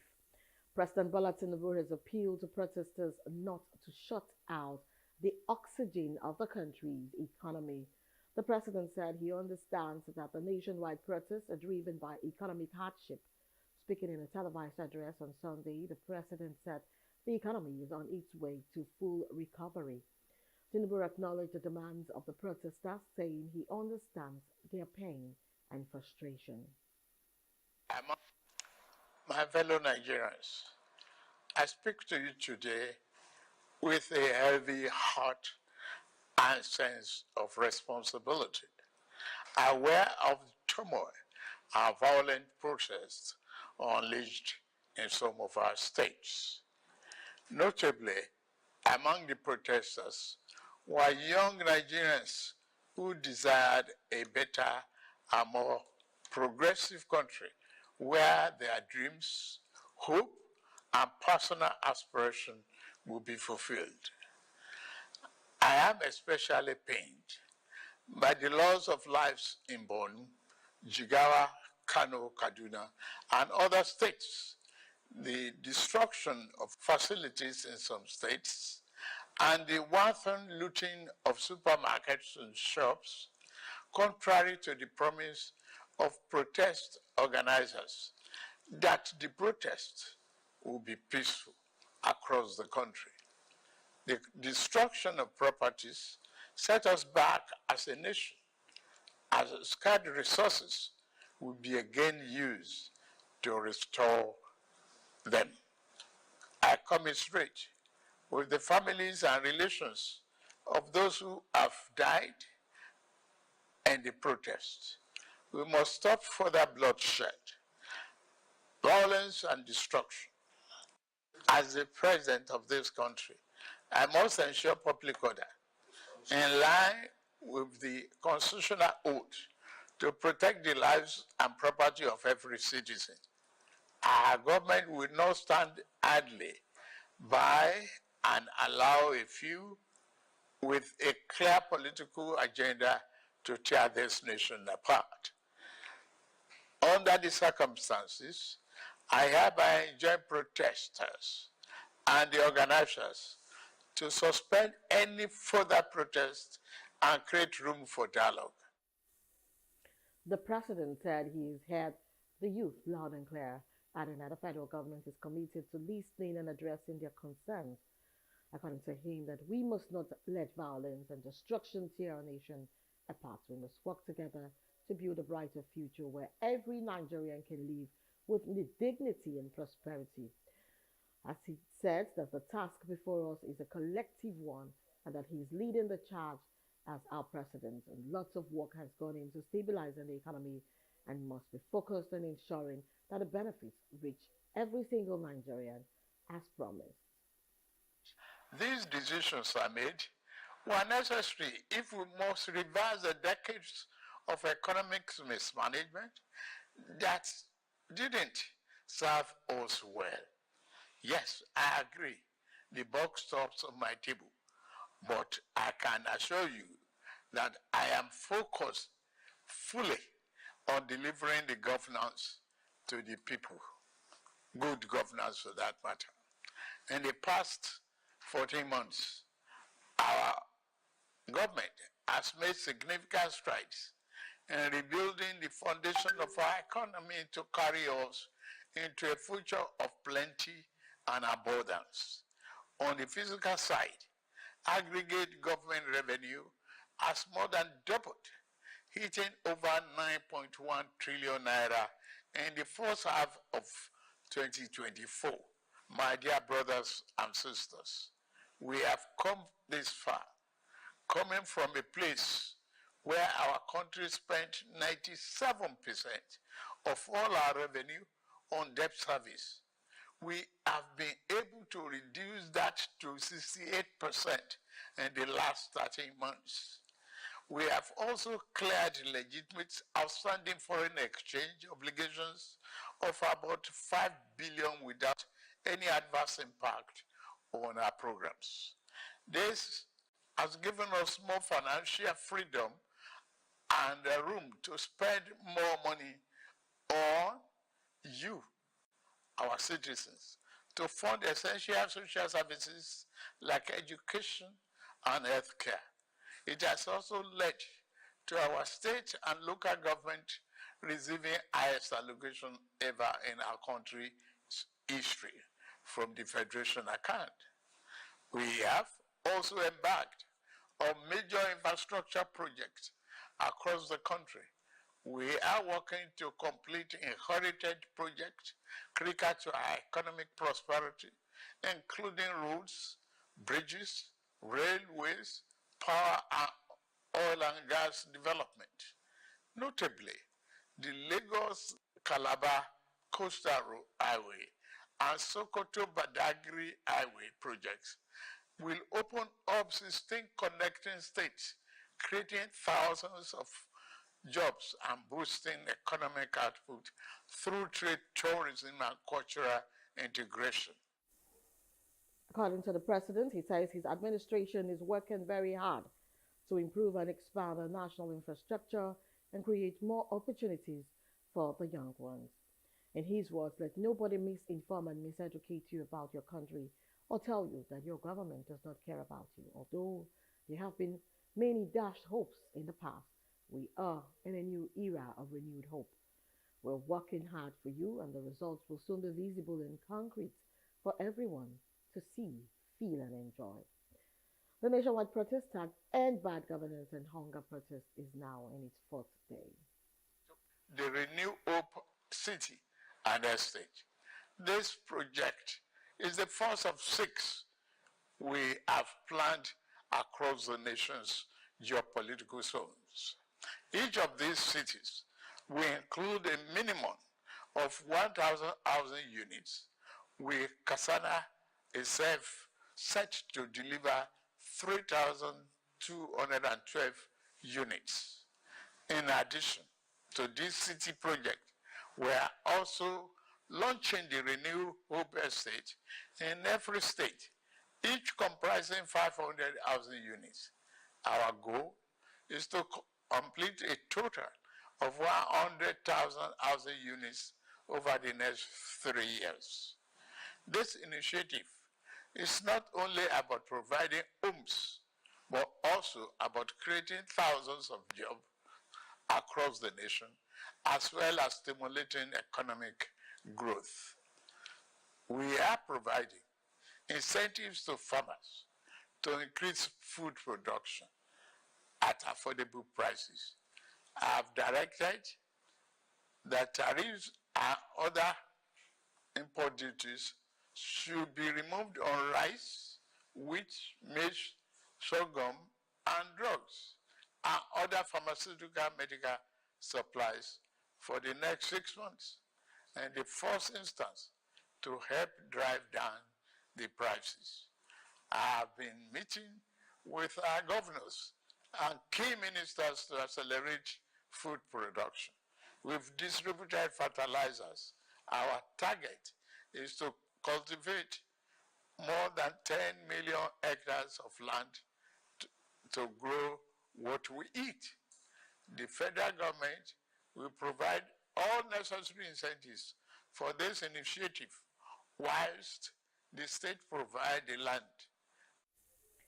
Although the protest witnessed significant turnout in several parts of the country on the first day, the number dropped on day 2 and further declined on the third day. In some northern states, the protest was marked by violence, looting, and destruction of public and private properties, while in the south, demonstrations have been largely peaceful. The protest is billed to take place from 1st to 10th of August. Which will put millions of our people to work and further increase food production. In the past few months, we have also ordered mechanized farming equipment, such as tractors and planters, worth billions of naira from the United States, Belarus, and Brazil.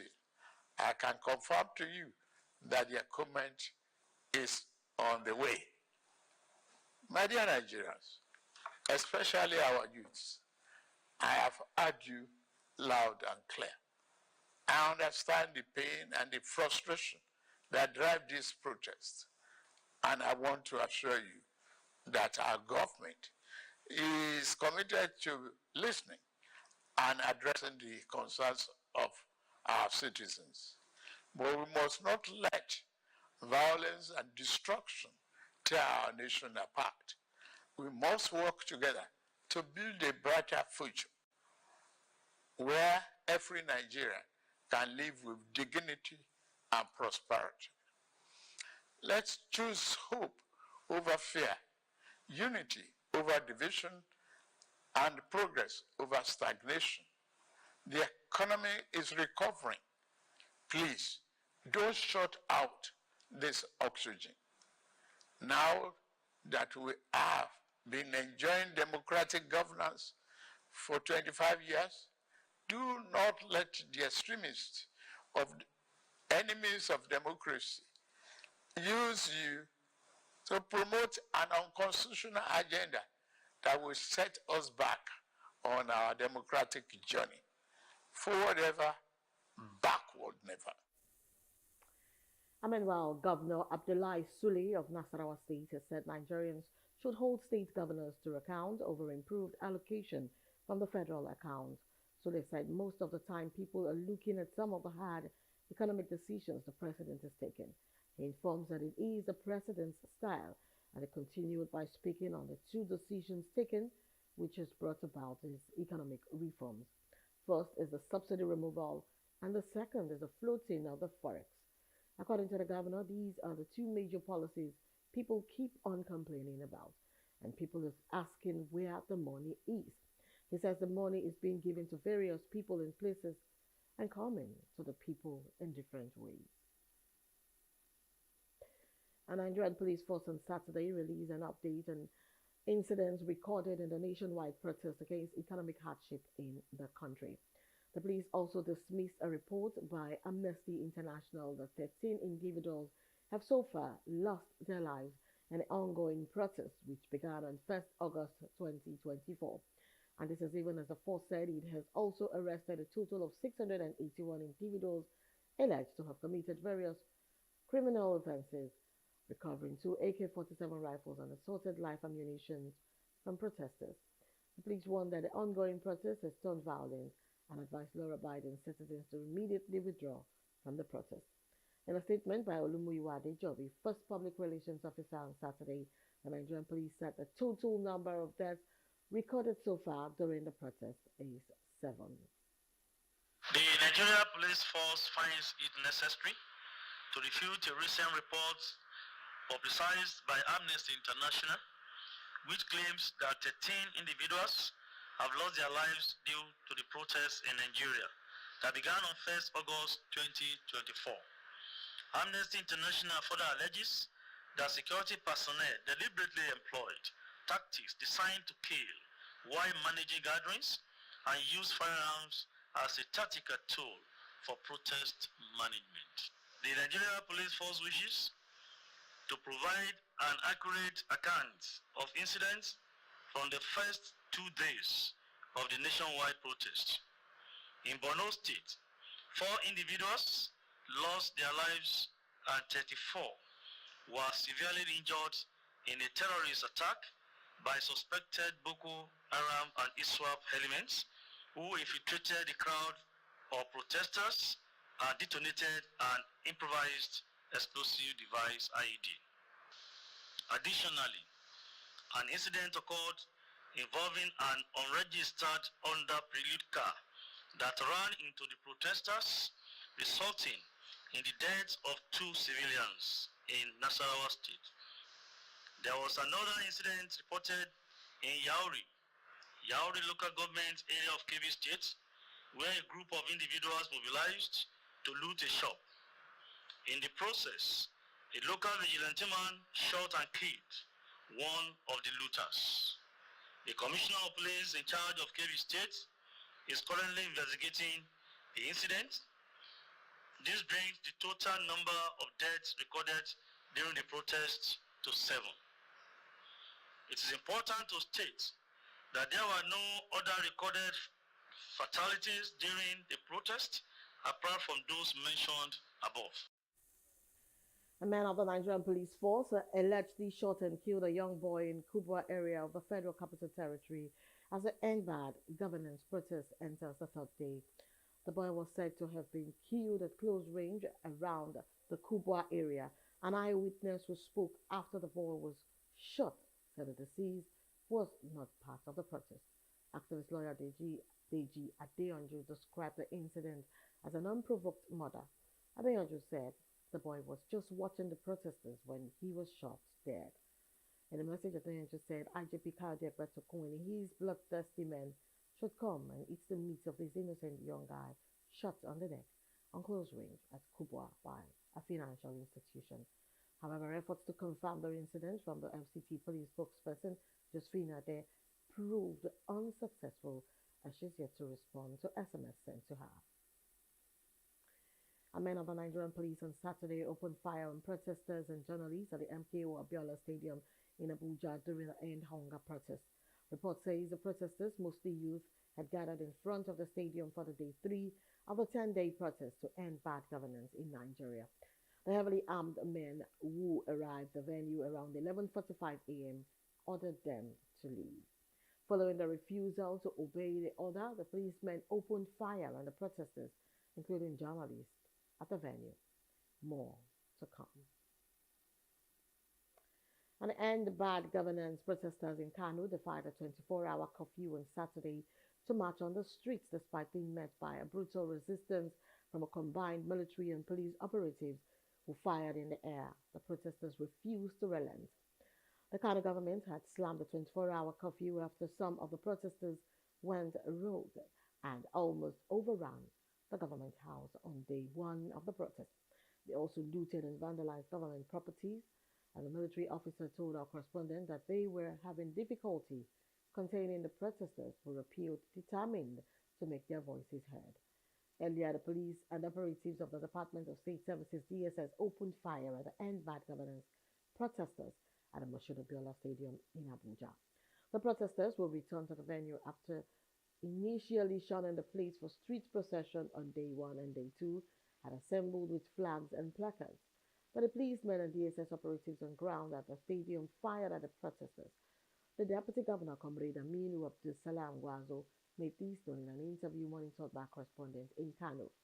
Gwazo said that some politicians had sinister motives and allegedly sponsored the unfortunate incident to destroy the state. And hoodlums on Friday allegedly abducted a former chairperson of Goa West local government area, Benue State Honorable Mrs. Eunice Madwa. A source from Madaka community put a distress call to a national port on Friday night that a former council boss was abducted from her farm at Nyiti village, about 10 kilometers away from Makodi towards Angpa Road.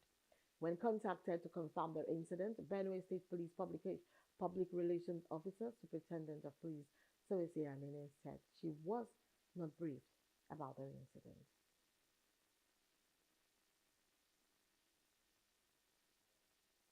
And as Nigeria's economy dwindles, citizens are grappling with the resulting hardship and looking to the government to alleviate their sufferings. That's on Street Views. Take a listen.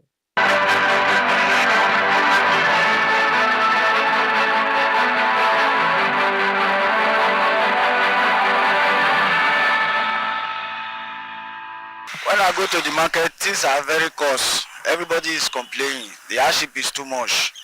So we want the government to help us so that things will come down. When you have small money now you want to eat, you can't eat something that can belleful you. That's why people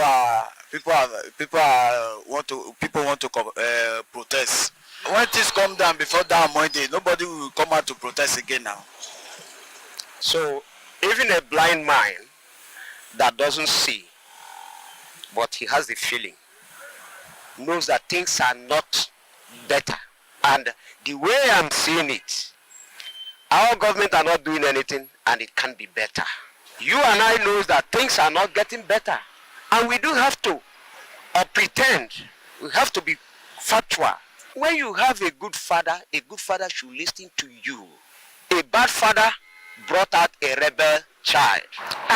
No. The price is different. At least the price they are selling now is ×3 of them. At least if government can help us on the price regulation, so we'll be fine with it. The protest can go on for government to listen to us. People are suffering. Everything is not the same like last year, last 2 years, even last 4 years. They are not the same.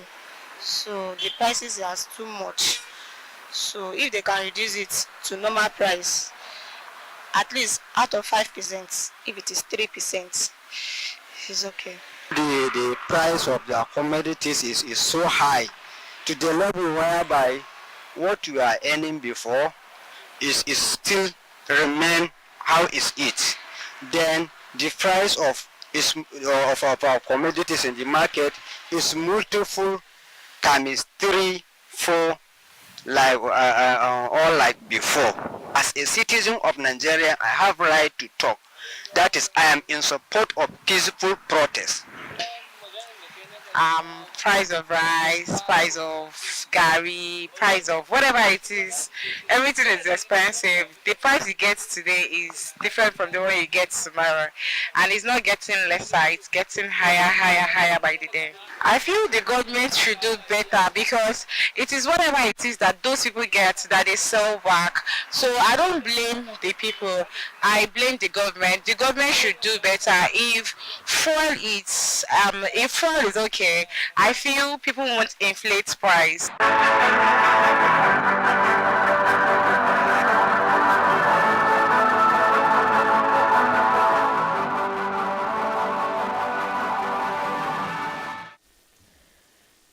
And I'm moving on to other parts of Africa. Several sites in South Africa associated with the country's long and bloody anti-apartheid struggle have recently been added to the United Nations Educational, Scientific and Cultural Organization's UNESCO World Heritage List.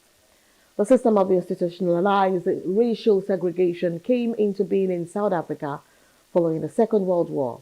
It was finally eradicated in the early 1990s, largely due to the sacrifices of activists like Nelson Mandela, who went on to serve as the country's first post-apartheid president, newly nominated to UNESCO as Human Rights Liberation Struggle and Reconciliation. Nelson Mandela Legacy cites the surreal property consists of 14 component parts scattered around the country, all related to South Africa's political history in the 20th century. These include the union buildings, which are now the official seat of the South African government, and the house of the offices of the president. Over the years, they have hosted many important events, such as the inauguration of South Africa's first democratically elected president in 1994.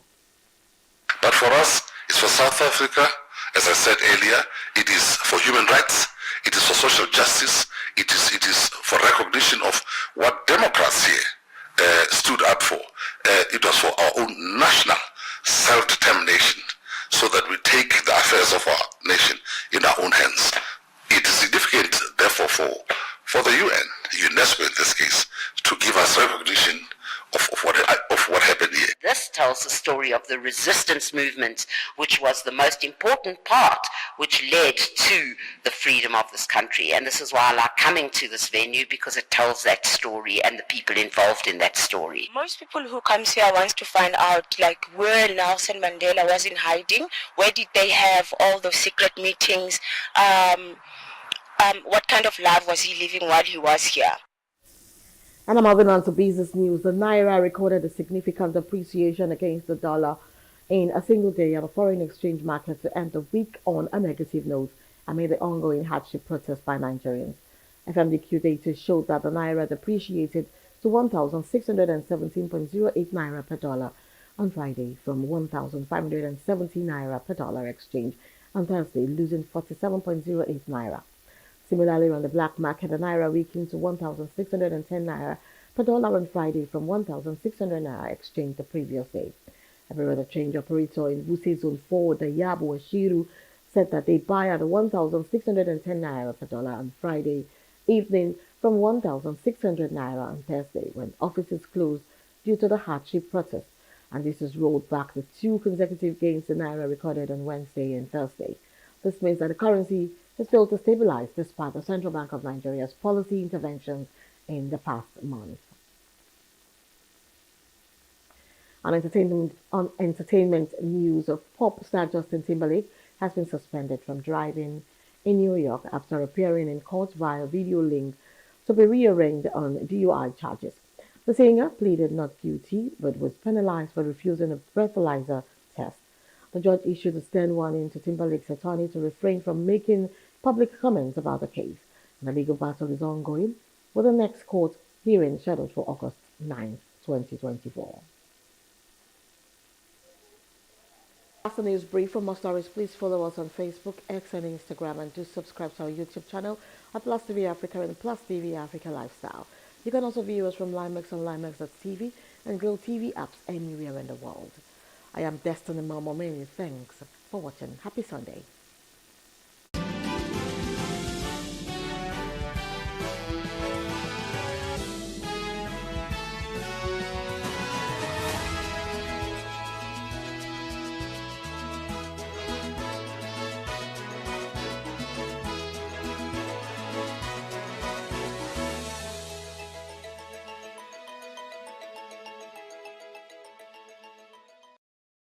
Welcome to Bayes University, Abuja, Nigeria, with a legacy of excellence and a vision for nurturing future leaders.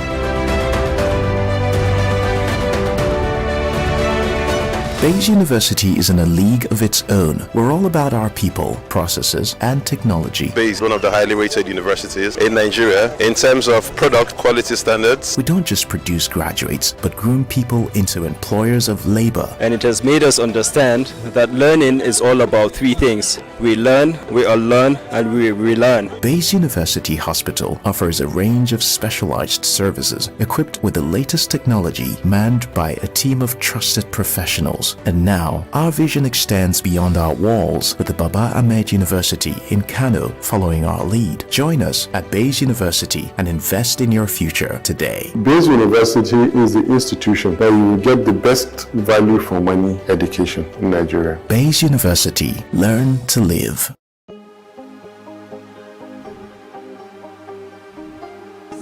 I will take you through this amazingness today.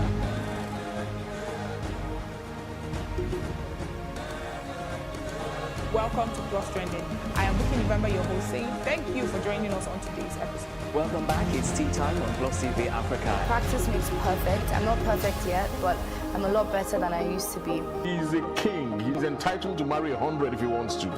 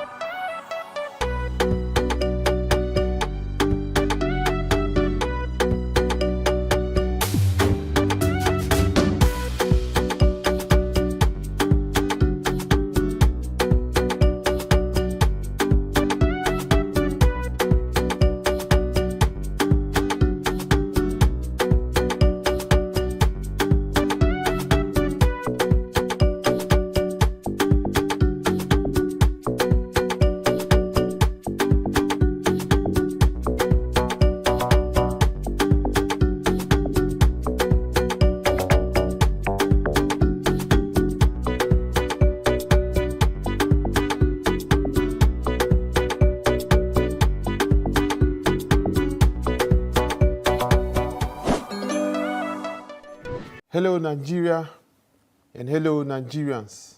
It's that time again of true Nigerians, heroes of our time. Today my guest on the program has many honors and awards. This includes First Service Star, Meritorious Service Star, Distinguished Service Star, Grand Service Star, Pass Star Cross Dagger, Field Commander Medal, Training Support Medal, United Nations for Angolan Verification Medal 2. My guest on the program is the former Chief of Army Staff, the Nigerian Ambassador to the Republic of Benin, Lieutenant General Tukur Yusuf Buratai. Thank you very much, sir. Yeah, thank you. Thank you very much, sir. Thank you. Thank you. Okay, we have a traditional question, which is, how, in your own opinion, would you define a true Nigerian? Well, thank you, Zaki Aze, for having me on this program. Very popular program. Thank you, sir. I started watching you a long time ago, I think. And I've always admired the way you make your presentations, the way you ask very relevant, topical, and of course true patriotic questions to your guest.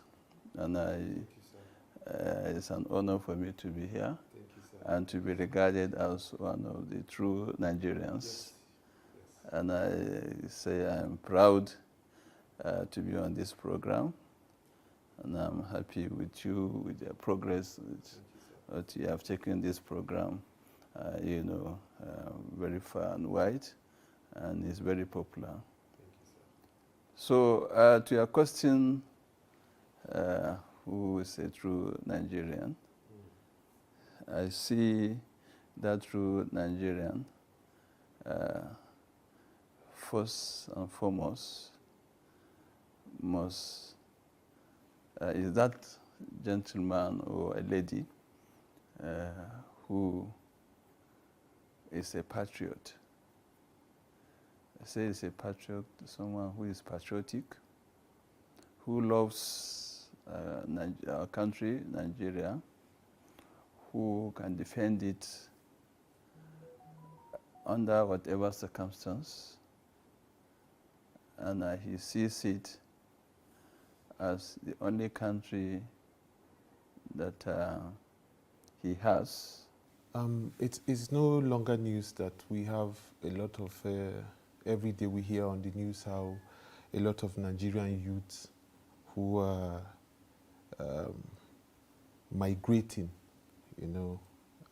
who are migrating to other countries. Sometimes we hear of ship capsized and they lost a lot of their lives. It has become a trend, and there have been a lot of interventions by government to campaign, and but this continues to linger on. We still have a lot of Nigerian youths who all they have in their mind is how to leave the country. How do you think we can put an end to that? I can, categorize these things into two major causes. One is self-inflicted illusion, that there are better or greener pastures outside there. And the other one is, an issue of societal. And when I say societal factors, including governance, and I mean the role of governance, I want to say, and the role of the society in ensuring that such things are contained. But when you talk of the individual perception can also be influenced by others, other individuals, especially those who have that criminal tendency, seeing them, that is embarking on human trafficking, who bring the idea or the information that they can be gainfully employed outside the country, and they have better life than what they have in their country here in Nigeria. The second part is what is obtainable within the society. If you look at even from the family of background, upbringing, what has the family done to make sure that this child is well educated, or even given the basic education? What are the morals he has been, that he has imbibed, from the home and in the immediate community and the society in general? And what are the role of the various tiers of government, from the local, state, and the federal?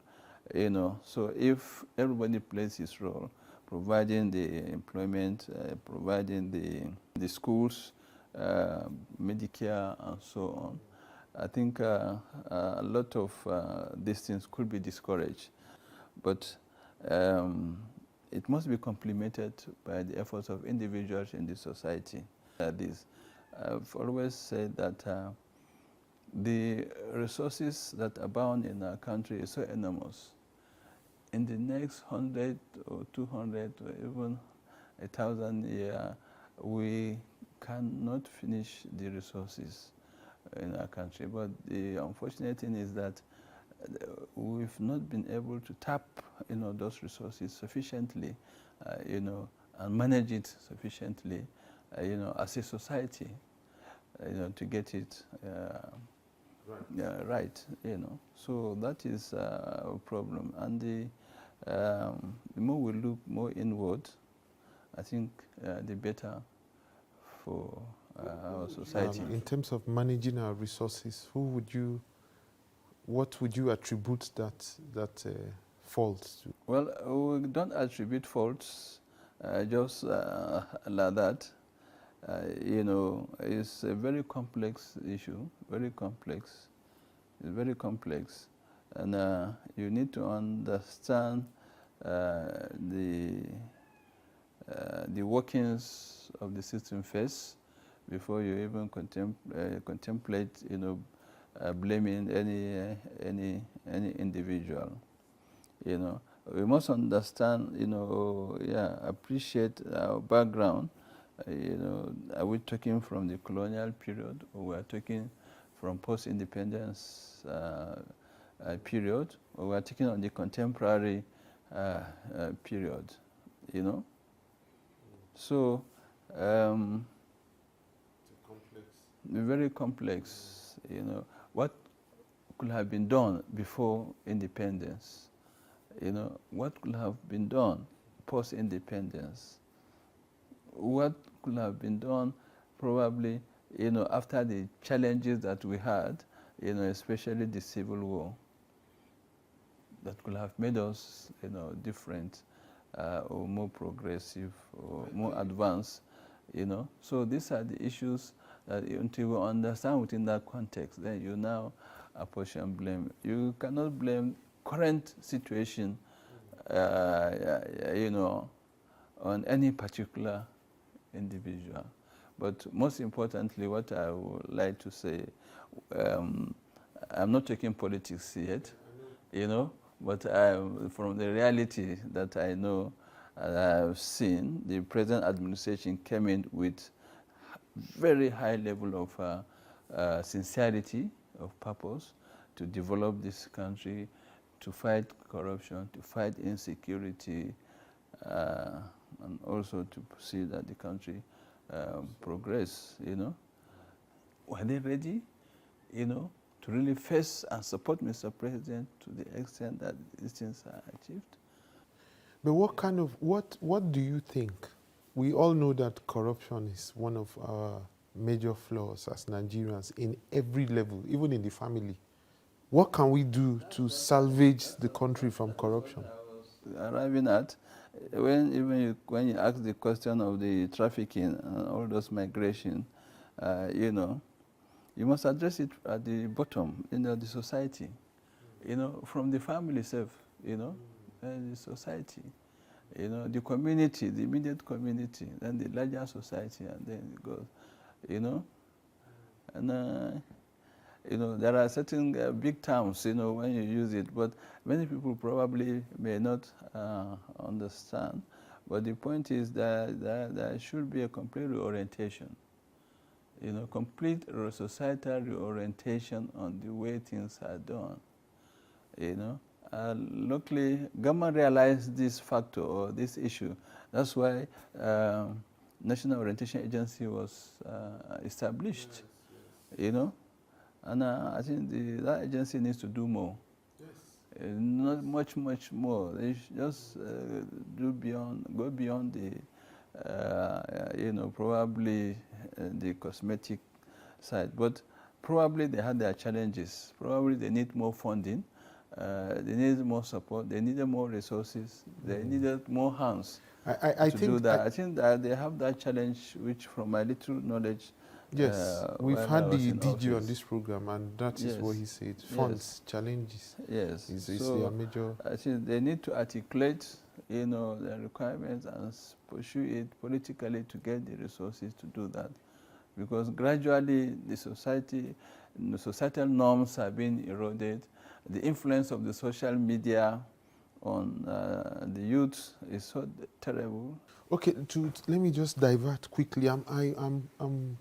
Would come back to other issues, but I'm really interested in why you chose farming, snake farming. You have ostriches, you have monkeys.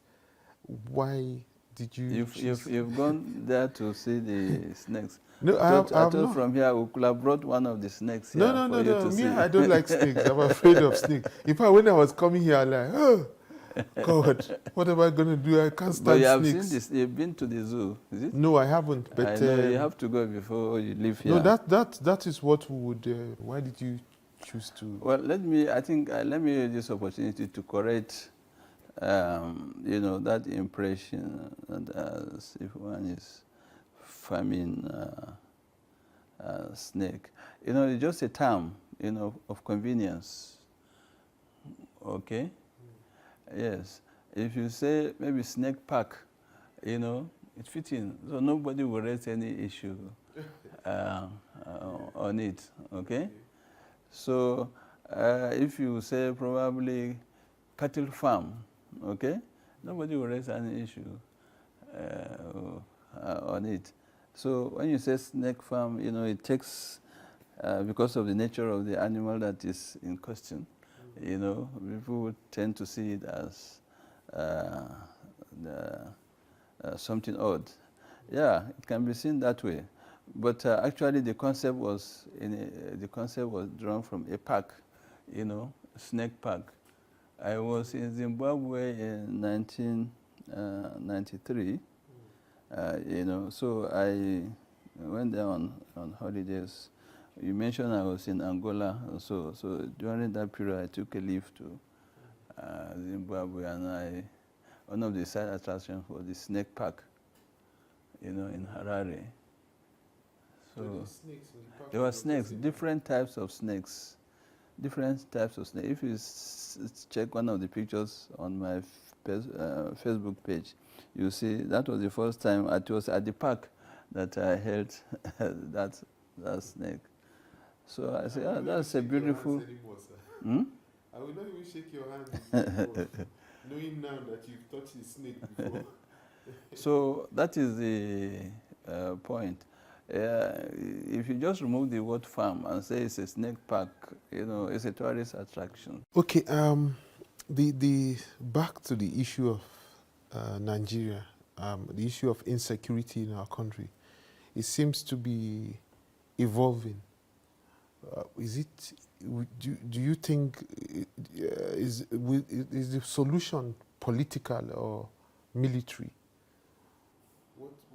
Well, I want to get the word evolving right,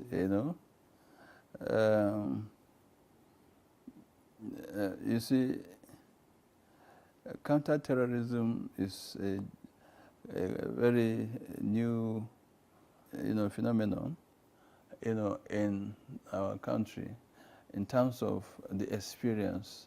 You look at counterterrorism or terrorism now in the context of insurgency, in the context of asymmetric warfare, which for long we had not been exposed to. So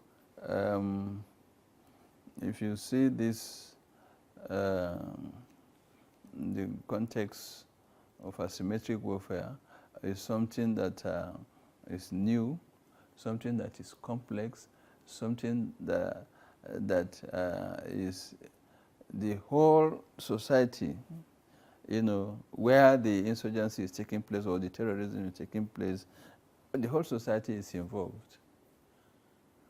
Because such thing does not start abruptly or overnight.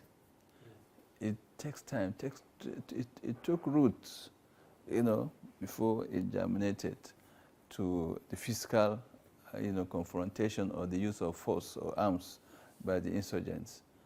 you know. So it may take, you say it's been evolving here, but I don't think it's evolving, you know, any higher. It's rather, it is coming down, okay? Not as before. Time had passed. These insurgents, terrorists, in the name of ISWAP or Boko Haram, you know, they are also getting exhausted, you know, getting overstretched. They are not having the support they had before. Their resources are depleted, and the Nigerian military is working hard also right now to contain them. And the government has made more effort to procure more equipment and given to the armed forces, you know, to counter that. But as it is, as ISWAP, Boko Haram terrorists, I think the efforts of the military and all the security agencies are, you know, doing very well to contain any further upsurge, or probably the word you use, evolving. I don't think it will evolve any worse than what we had 2015 or early 2016 and so on. There may be some intermittent, you know, attacks here and there, you know, but it cannot, I believe, with the present disposition of our military, the escalation, you know, before, I mean, you know, that will make everybody jittery. I don't think it's possible again. Okay, but what we you know, we've heard severally how the government has come out to say that they are sponsors of these people, probably amongst the politicians, which is why it's lingered a bit. And we are wondering why the government has not actually like named anybody or brought out anybody to say, okay, these are the sponsors, because well, they I want must to have believe sponsors. at the right time, probably the government will do the needful. As I told you, it's a complex, it's very complicated, this insurgency. I said the whole of the society is involved. You know, you see one person either supporting it logistically, financially, or even participating fully or giving information, you know, on movement of troops, individuals, and so on. And some are recruiters, continuously recruiting for the insurgents, and so on. So, and those people are not far away. They are within the society, you know, until they are identified and fetched out. You know, these guys, these criminals will continue to get more recruits and get more logistics to continue to confront the society, to confront the government and its institutions. So I see it as something that with concerted effort, with everybody getting involved, you know, the end is near.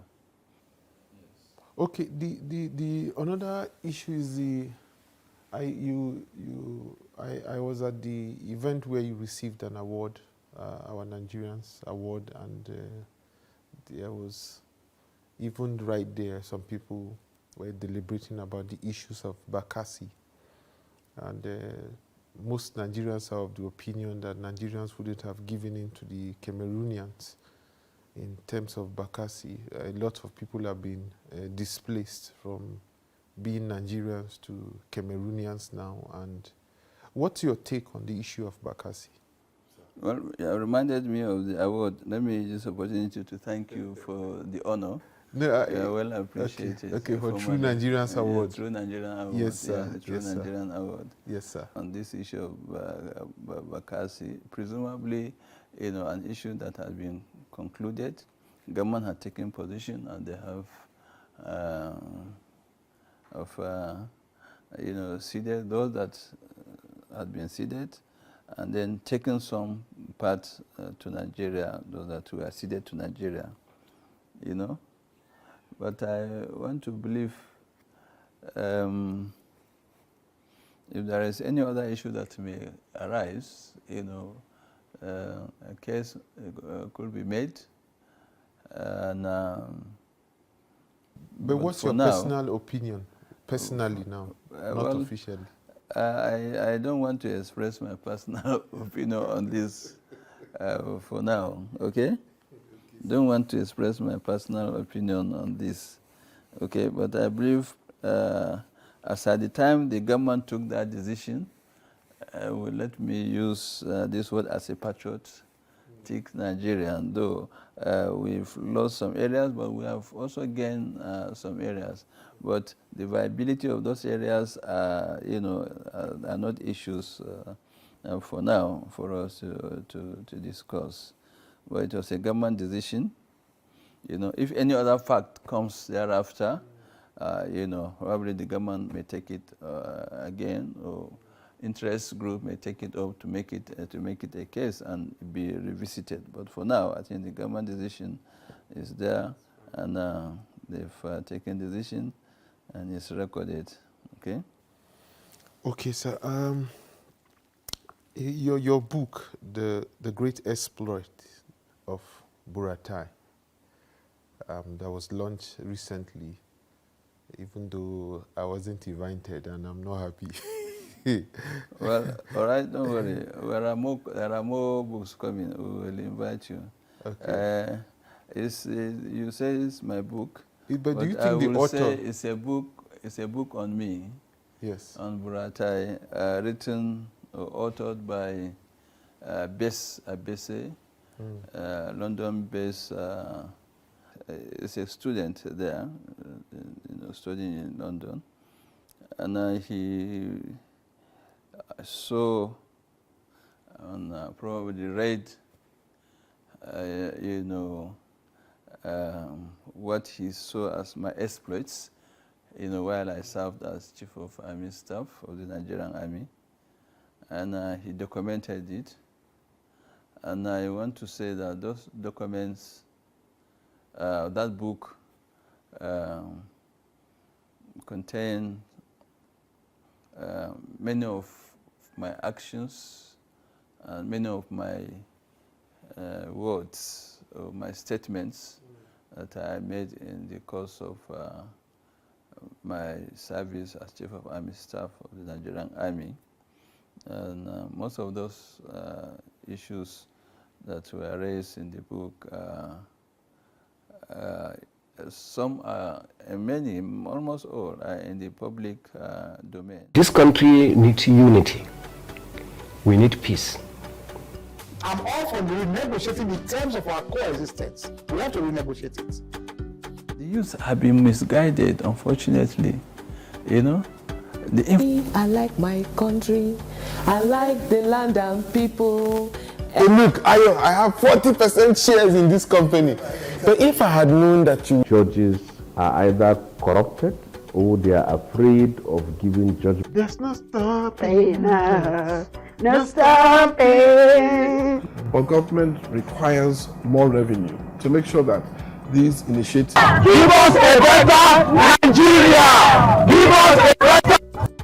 Youth are the vehicles of change. The youth are the answer.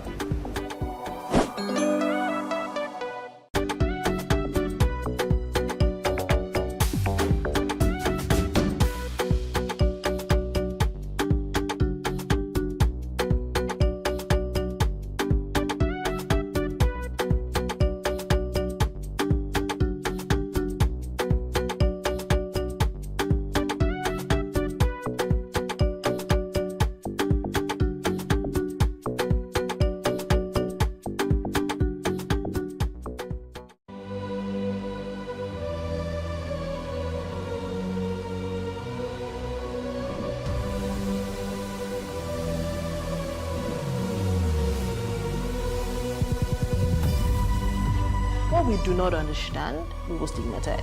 What you can see is the remaining of the tanker that exploded. The suspect equally confessed.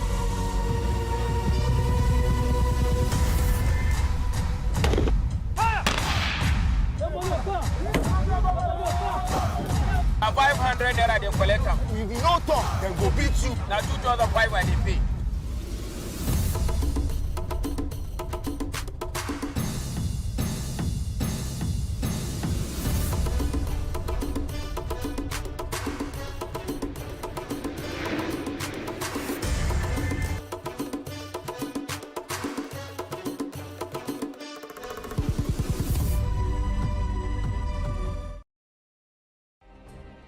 Nigeria's Niger Delta region, from where the black gold fuels Africa's largest economy, where the lines between wealth and poverty has never been thinner. Conflicts, poverty, insecurity, and environmental challenges daily confront the region. How can the Niger Delta story be changed for the better? Join Mamude Akuga at 9 p.m. every Friday evening on Plus TV Africa as he probes deep in search of solutions. Inside the Niger Delta with Mamude Akuga, the authentic voice of Nigeria's oil-rich region.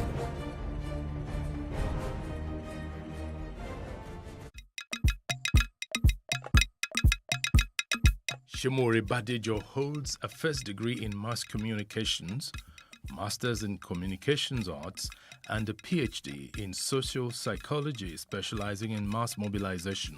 The simplest definition of public relations, which also relates to a nation, is doing good and letting people know.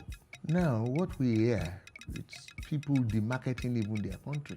I grew up in a home where the fear of God was actually implanted on us. What led you to the good old days? I realized that they lack sense of history. Even if history is not allowed in schools anymore, let us see how we can bring snippets of this history.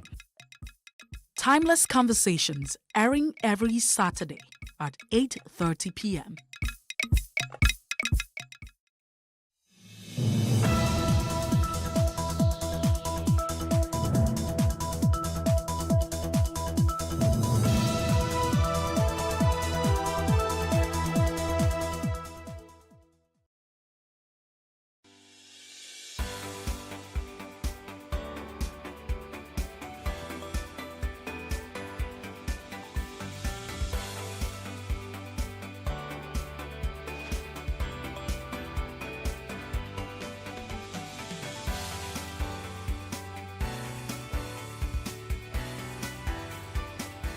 Amuda Yusuf, the Director CEO of the Center for the Promotion of Private Enterprise, has warned that the proposed nationwide protest could inflict an estimated daily loss of 400 billion if not properly managed.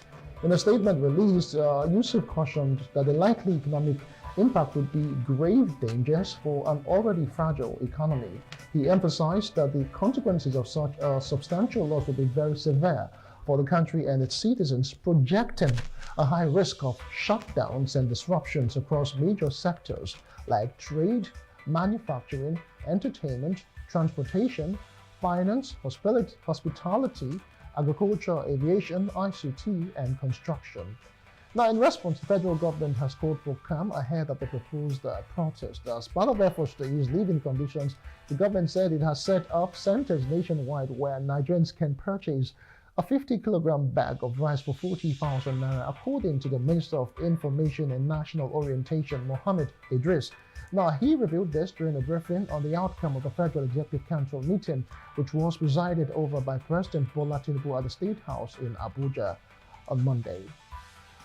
On the show today, we will look at the economic implications of the planned nationwide protest. Thanks for joining us. I am Justin Akadomi, your host.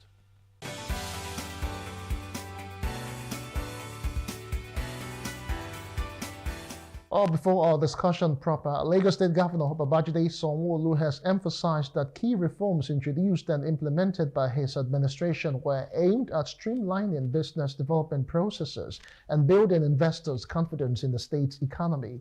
The governor stated this while reeling out new investment focus on areas of opportunities before potential investors at the third edition of the Africa Social Impact Summit ACES 3.0. Details now. The event brought together a diverse array of stakeholders, including investors, policymakers, trade organizations, financial executives, industry leaders, and business experts. Governor Babajide Sanwo-Olu told the forum that the state is projecting a positive economic outlook driven by its growing population and the development of sustainable infrastructure to spur growth. In the last 5 years, like we've said, we've seen our GDP grow by almost 50%, and so it is to make sure that we can continually, encourage even in very difficult times, our investors to be able to have the conversations of de-risking, what could be their issues, what could be their concerns, and being able to give them that comfort, and that enabling, environment and assurance that whatever it is that they invest as a government will continue to play our own role and will ensure that the investments are not only secure, but they can also be guaranteed of some minimum return that would encourage and ensure that they stay around us. The managing director of Sterling Bank, Abubakar Suleiman, said the summit meeting aimed to boost investor confidence in local markets and foster a business climate of greater trust. The most critical thing for investing is that you have to be able to forecast what the future would look like. The moment you are no longer able to determine what the immediate future will look like, let alone the distant future, you are not going to invest. And that comes from one, policies, right? You've got to have policy environment where there's predictability, there's clarity. And I think Lagos has done a pretty decent job of providing this policy environment. The other thing that then comes with that is, even if there's policy, will it be consistently applied? Will it be applied to every investor in the same way? Again, very important that you can estimate that the policy affects everyone in the same way. But ultimately, it comes down to there has to be a level of respect between government and the investor community. Because in the absence of respect, the communication that would lead to the building of trust will not exist. So I like that Lagos State continues to convey, continues to come in for events like the Africa Social Impact Summit, and of course being in all the critical stakeholders, their commissioners, the head of agencies, and we have brought in the investors leading to this conversation. So yes, without respect there is no trust, without trust there is no investment. What I'm taking home is the fact that you can trust Lagos for continuity. So if you're investing in Lagos, there's a continuity plan. So in a lot of times you invest, and much later when the particular government is over and done, policy somersault, there's no continuity. But if you're investing in Lagos, you're convinced that the continuity plan is already in place to ensure that even after this government is over and done, the policies that are in place can support your businesses and allow your businesses thrive. That's my take home from today. Continuity, trust. Lagos is building trust in the hearts of investors, and of course communication. Lagos is trying as much as it can to communicate the opportunities it has to the world, to Africa, to West Africa, and then bringing people together to review these opportunities directly from critical stakeholders, in the governor's cabinet. Investment opportunities in transportation, tourism, health insurance, and waterways, affirming the state government's commitment to advancing ambitious development plans for these key sectors. Welcome back from that report. Now, the Minister of Information and National Orientation outlined the government's recent efforts to provide relief for citizens. He stated that the federal government had distributed 740 truckloads of grains to state, and that the 50 kg bags of rice are now available for purchase at 40,000 naira per bag at designated centers nationwide. The minister explained that these rice supplies have been made available across all states, with centers set up to allow those in need to buy the rice at a set price. But Nigerians are wondering if that would actually do anything. But he expressed the government's expectation that the food prices will decrease, citing the arrival of rainy season as a contributing factor. He also highlighted that the student loan scheme and the planned rollout of CNG kits as additional measures to ease the cost of living. However, he acknowledged unavoidable logistical challenges that have delayed the full implementation of the CNG bus program. Well, public affairs analyst Mustafa Iwinla joins me now for more discussion on this nationwide protest and, of course, the implications economically. Good morning to you, Mustafa. Thanks for joining us on Business Insights. Yes, thank you for having me. Okay, first of all, The strike, not ongoing strike, nationwide protest has been called for from the 1st of October, from tomorrow to the 10th. You know, lots of issues have come up, security issues, that it might be hijacked by thugs, and even the organized private sector has also come out to say how it would affect the economy. But let's start with the stance the federal government is putting right now, saying that about 750 truckloads of rice, 50 kg has been, bags of rice have been, put at designated areas to be sold at 40,000 naira. Is it just scratching the surface, or what's your opinion really? All right, so to start with, I think it's very important that we put out the message that there's absolutely no need for the nationwide protest. Also, yes, the 1999 Constitution, Section 40 is clear that people have a right to peaceful assembly. But with the current state of the economy and with the fallout of what happened during NSAS, of course, the whole country is quite apprehensive as we speak. There's a lot of tension in the air, and that's why people are saying no to any form of protest, because we've seen how our last protest during the NSAS was poorly managed by our security operatives, and I think we saw that they were quite overwhelmed. But again, we are currently in a state where even some of the protesters or would-be protesters are saying that a state of emergency needs to be declared on our economy, particularly with the inflation rates. As we speak, 2 days ago, our inflation rate is put to about 38%. Just 2 weeks ago, when we had this conversation, it was about 34%. And now the government is saying they want to give out 50 kg of rice and sell it at the rate of 40,000 naira. One of the things we are doing with our economic policies and all that, I think the government is not looking inward to prefer long-term solutions. So selling 50 kg of rice for 40,000 naira, is that an ultimate solution to the economic issues we are facing? And by the way, how many Nigerians, you and I, will not have access to such palliatives? So we've seen what happened during the time of COVID-19. Palliatives were given out and they were scuffled somewhere along the line. We've seen what happened during the time of even COVID, even loans were given out to SMEs. How many SMEs got the loans? So all these are issues that we have tried over time, and we have failed in terms of making sure that those that are directly in need of those palliatives get it. So selling 50 kg of rice for 40,000 naira for me is not a solution to our economic issues. I mean, our inflation rate is currently rising every day, every other time we wake up. And if we're not careful, it's going to lead our economy to comatose, a state where it will no longer continue to move forward or backward.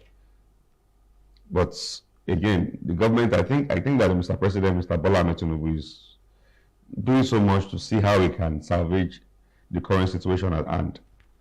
Just yesterday, we've seen what played out when it instructed NNPC to start selling crude oil to Dangote and other local refineries in naira, not in dollars. And we know that the ripple effect, the good side of this is that it will drastically reduce the price for pump price for fuel, and it will also stabilize the price for fuel. I mean, just yesterday I bought fuel somewhere at the gas station for 1,000 naira per liter, not black market.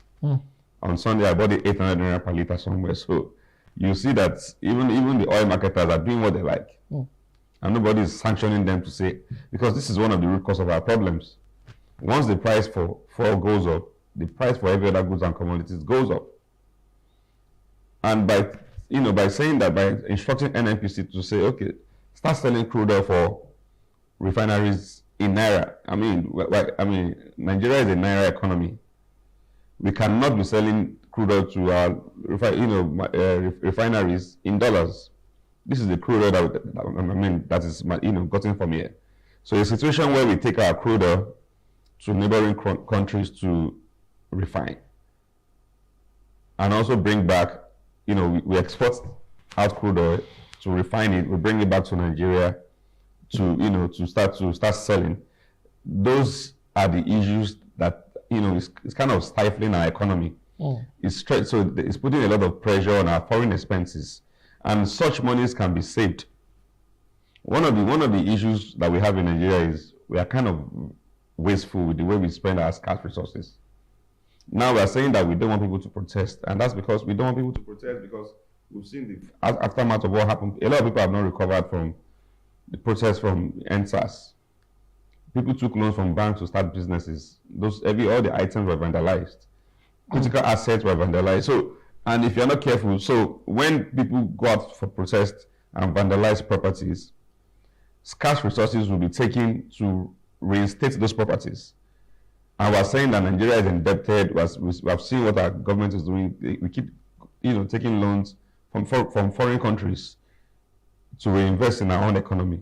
So all these are issues. So it is very critical that the government, our monetary policy committees, finance ministers, there needs to be some sort of roundtable discussion on the way forward to rejig the economy. The economy right now is in a total mess. Okay. Speaking about rejigging the economy, you talked about short-term solutions and not being enough to tackle these issues head-on. Now, a school of thought would want to say that if the federal government could have been able to sell these bags of rice that they are talking about at 40,000 right now, so that means they could have done something like months ago. So how come they cannot really turn out or channel that subsidy to farmers so that way they can actually produce and maybe produce at a lower cost, so that way whatever they are bringing to the market would also be subsidized by the government. At the end of the day, Nigerians can actually still buy instead of having to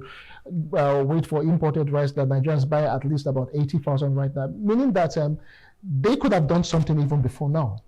So it is very sad that we have a government that will wait till things go out of hand before taking proactive measures to looking for long-term solutions. And I've said it that short-term solutions will not get us anywhere. Just a few days ago, the president had finally signed the new minimum wage into law of 70,000 naira. But again, I said it somewhere yesterday, that's also a short-term solution. 70,000 naira will not get anybody anywhere. I further demystified the minimum wage. A average Nigerian worker will work for about 160 hours. If you do a division and all that, that tells us that a average Nigerian worker is going to be earning 400 naira per day. That will not get anybody anywhere. So yes, it's a step in the right direction, but a long-term solution is we need to industrialize the country. As we speak today, a lot of commodities that we consume in this country are being imported. We need to industrialize Nigeria. Our industries are shutting down. We keep saying it, but now we're talking about farmers. Farmers need to be highly motivated. A lot of farmers go to banks to get loans. I know people who are very big in agriculture, but right now they're also struggling because the cost of borrowing is crazy. Just last week, CBN has also reviewed the interest rate to 26.75%. Percent. So a farmer who goes to the bank now to get a loan,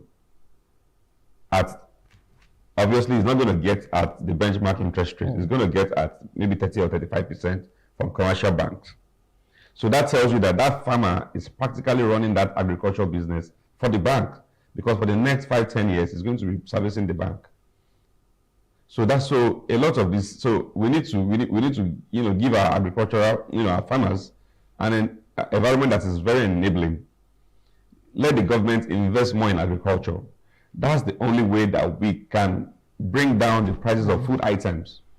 A country where we still depend solely, even the fertilizers being used by these farmers, most of them have been imported. They are not locally made. So a country that is dependent so much on importation, like somebody said, is going to be indirectly importing poverty. So we need to industrialize this country. we have to start producing stuff by ourselves. Importation will not get us anywhere. If you look at the local things that we produce in this country, maybe rice, beans, but sometimes even if you look at this local rice that we manufacture, it's not even edible. So a lot of us still, so if you go to the house of any average big man in this country, you won't find them eating the local rice. Okay. So how do we make it easy for our farmers such that they have all the tools and resources they need to produce something very standard? A lot of items that we produce in Nigeria are not up to standard, and that's why our SON comes in. You will buy some made in Nigeria items. It will last you for the next couple of. It will serve you. It will give you value for your money, and that's why we need to encourage these people. There's a lot that needs to happen in our agricultural system. There's a lot that needs to happen with our economy. There's a lot that needs to happen with all our industrialists. That's why I particularly like the fact that Mr. President is trying to intervene. Mr. President has seen how Dangote has been lamenting for the past few weeks. And he has to intervene to say, no, what is really happening? Okay, let's even talk about the Dangote before I even mention other issues now.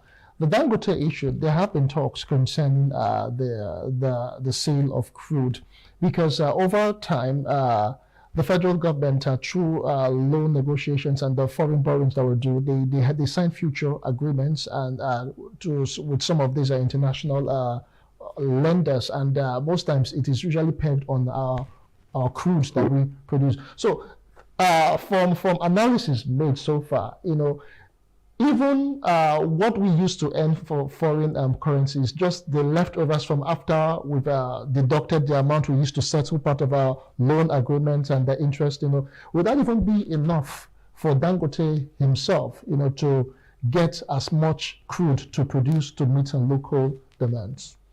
So, because Exxon of was even saying that maybe Dangote might even need to start even going to oil exploration to pump to get his own crude. So there's a lot of bottlenecks within our oil sector. True. NNPC, being a federal government, I think they are doing so much to scuffle Dangote's brilliant idea of putting up that refinery. Allegedly, okay, all right. Allegedly, yes. Yeah. This man is saying so. We saw Dangote. We saw him lamenting about people calling him a monopoly. So now this is somebody who has single-handedly built a refinery worth trillions of naira or dollars, and we have our own 5 or 4 refineries that are not working. Now they're just trying to put, get the Port Harcourt refinery to work. So a lot of our problems can be traced back to our petroleum sector. Because everything we do in this country would depend solely on oil.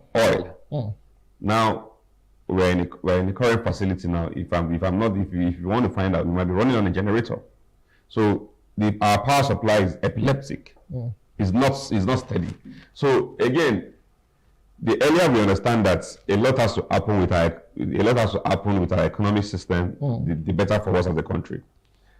We cannot address socio-economic problems without talking about how to bring down food prices, how to create jobs for youth. A lot of these people clamoring for protest are the youth, and you cannot blame them for doing that. All right, well said. So as we begin to round off now, yes, because Muda Yusufa, the CPPE, is saying that we stand to lose about 400 billion naira daily. Some people are saying that even the tech and the telecom sector is actually involved in the protest or trying to stomp the protest, as it were, now, because people have been talking about being disconnected, or they have come out to say that they were not. So there's a lot of tension, but in your opinion now, as we get going and August 1st is around the corner, what would you be saying to Nigerians and the youth, and specifically those who are protesting and those who are not protesting? Because at the end of the day, it is the voice of the people that matters, because they are the ones that go to the market daily to buy this food, to pay for transportation, and most of them cannot really meet their ends. So again, I said it earlier, there's a lot of apprehension in the air. The whole country right now is tensed. But we are very sure and certain with the IGP of police has said that they would, put out securities that will ensure that law and order is restored, and nobody goes out to destruct or vandalize critical government assets. Again, we cannot tell people not to protest. It is a constitutional right, as long as it is done within the ambit of the law. It's a constitutional right. So it's just very important that the government listens to the cry of the people. People are hungry. A lot of people cannot even feed 3 square meals. I know people who have not even finished paying last term school fees, and another term is going to come out in the next few weeks. So these are issues. So the government needs to address these critical issues for us to really have a stable economy. When the youths are gainfully employed, then the country is going to move forward. All right. You couldn't have said it better. Thank you so much, Mustafa Iwenla, for your time. All right, indeed, we have been looking at the economic implications of the planned nationwide protest, which is built to start from the 1st of August to the 10th of August. The CPP has come out to say that Nigeria stands to lose about 400 billion naira daily. So you can imagine the effect if it escalates for 10 days. As much as we have said that Nigerians have the right to protest, but then whatever you are doing, do it peacefully and do it within the ambits of the law. That's the size of the show for today. My name is Justin Akadonia. Many thanks for being a part of it. See you again next time. Bye for now.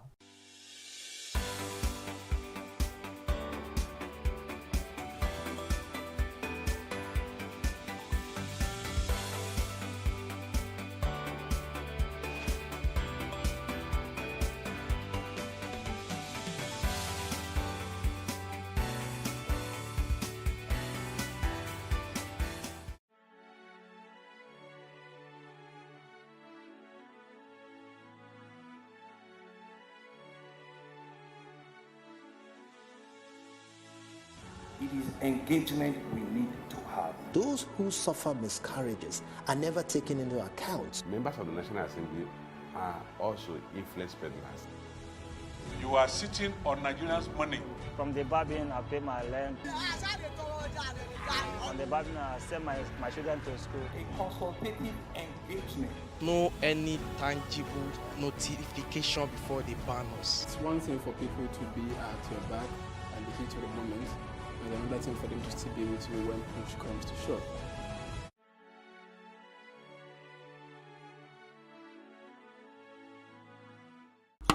Ìmọ́tótó ló lè ṣẹ́gun àrùn gbogbo. Ìmọ́tótó ló lè ṣẹ́gun àrùn gbogbo. Cholera is defined as an infectious disease that is caused by ingestion of food and water contaminated with the bacterium Vibrio cholerae. It usually occurs as diarrhea, dehydration, and may lead to death if left untreated. Cholera was first discovered in 1854 by an Italian physician, Philip Passini, during an outbreak in Florence, Italy. Also, record shows that cholera was detected by Robert Koch, a physician and microbiologist in India in 1883. In Nigeria, since its first appearance in 1972, intermittent outbreaks have been occurring. The later part of 2010 was marked with a widespread in the northern part of Nigeria, spreading to the other parts, and involving approximately 3,000 cases and 781 deaths. Unlike many other infectious diseases, cholera persists as a huge public health problem worldwide, even where there are accessible and effective methods for its prevention and treatment. The main reasons for its persistence are socioeconomic, since cholera thrives in unhygienic conditions and environments with a reputation of already fragile sanitation, especially in overcrowded areas. The major symptoms of cholera are diarrhea, nausea and vomiting, dehydration, muscle cramps, and shock. To prevent being infected with cholera, you should provide safe water, basic sanitation, and maintain adequate hygiene practices. If infected, the first aid treatment to assist the sufferer, if medical professionals are not readily available, is to get oral rehydration solution to replace lost fluids and electrolytes. Without rehydration, approximately half of the people infected with cholera will die. Severe cases need rapid treatment with intravenous fluids and antibiotics, which are to be recommended and administered by medical experts. There is currently an increase of cholera outbreak in Nigeria, and the Lagos State government declared a cholera outbreak on the 9th of June 2024. 3 suspected cases of cholera have been reported respectively in neighbouring Oyo and Ogun states. The Nigeria Center for Disease Control and Prevention, NCDC, reported that as of 11th of June 2024, 1,141 suspected cholera cases had been recorded across 30 states in Nigeria, including Bayelsa, Lagos, Abia, Cross River, Delta, and Imo, with some situated further north, Katsina, Nasarawa, and Zamfara states. United Nations International Children's Emergency Fund, UNICEF, says Nigeria must prevent spread in schools. With the intervention of all relevant bodies, individuals also have a relevant role to play. Prevention is better and cheaper than cure. Here are a few prevention tips. Drink and use safe water. Flush or bury poop.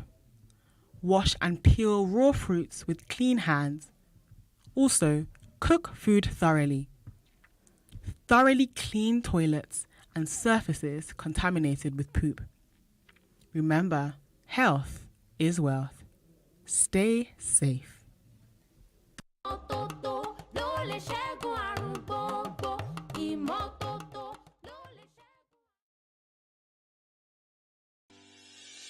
Increase the reach of your events or business services. To advertise on Plus TV Africa, please call 0906 000 5719 or 0909 040 8408, or send an email to marketing@plustvafrica.com. Plus TV Africa. Big stories live here.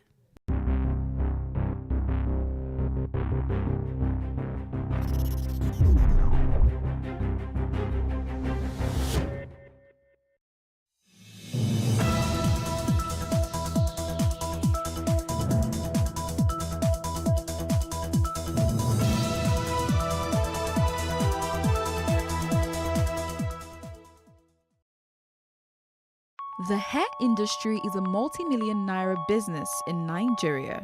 The industry has experienced impressive growth in recent years.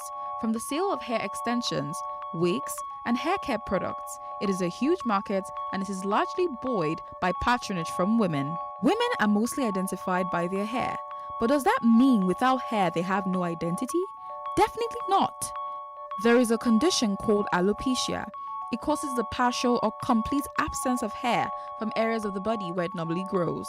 And for women who have it, they experience baldness. We met an alopecian, Jasmine Oguns, who shared her story with us. Alopecia is an autoimmune disease, but we alopecians like to define it as an autoimmune condition, so we don't scare people. So alopecia is an autoimmune condition that happens when the immune system attacks the hair follicles, thereby causing partial or total hair loss. You know, the immune system is actually supposed to protect us from germs, diseases, and sickness. But in this case, the immune system attacks the hair follicles because it sees the hair follicles as a stranger to the body system, so it attacks it. And once the hair follicles get attacked, then there's a problem in the roots of hair growth. Yeah, so that's where hair loss starts from. I started having hair loss in 2004. That was my first year in school, in higher institution. Before then, I used to have very long hair, like very beautiful hair.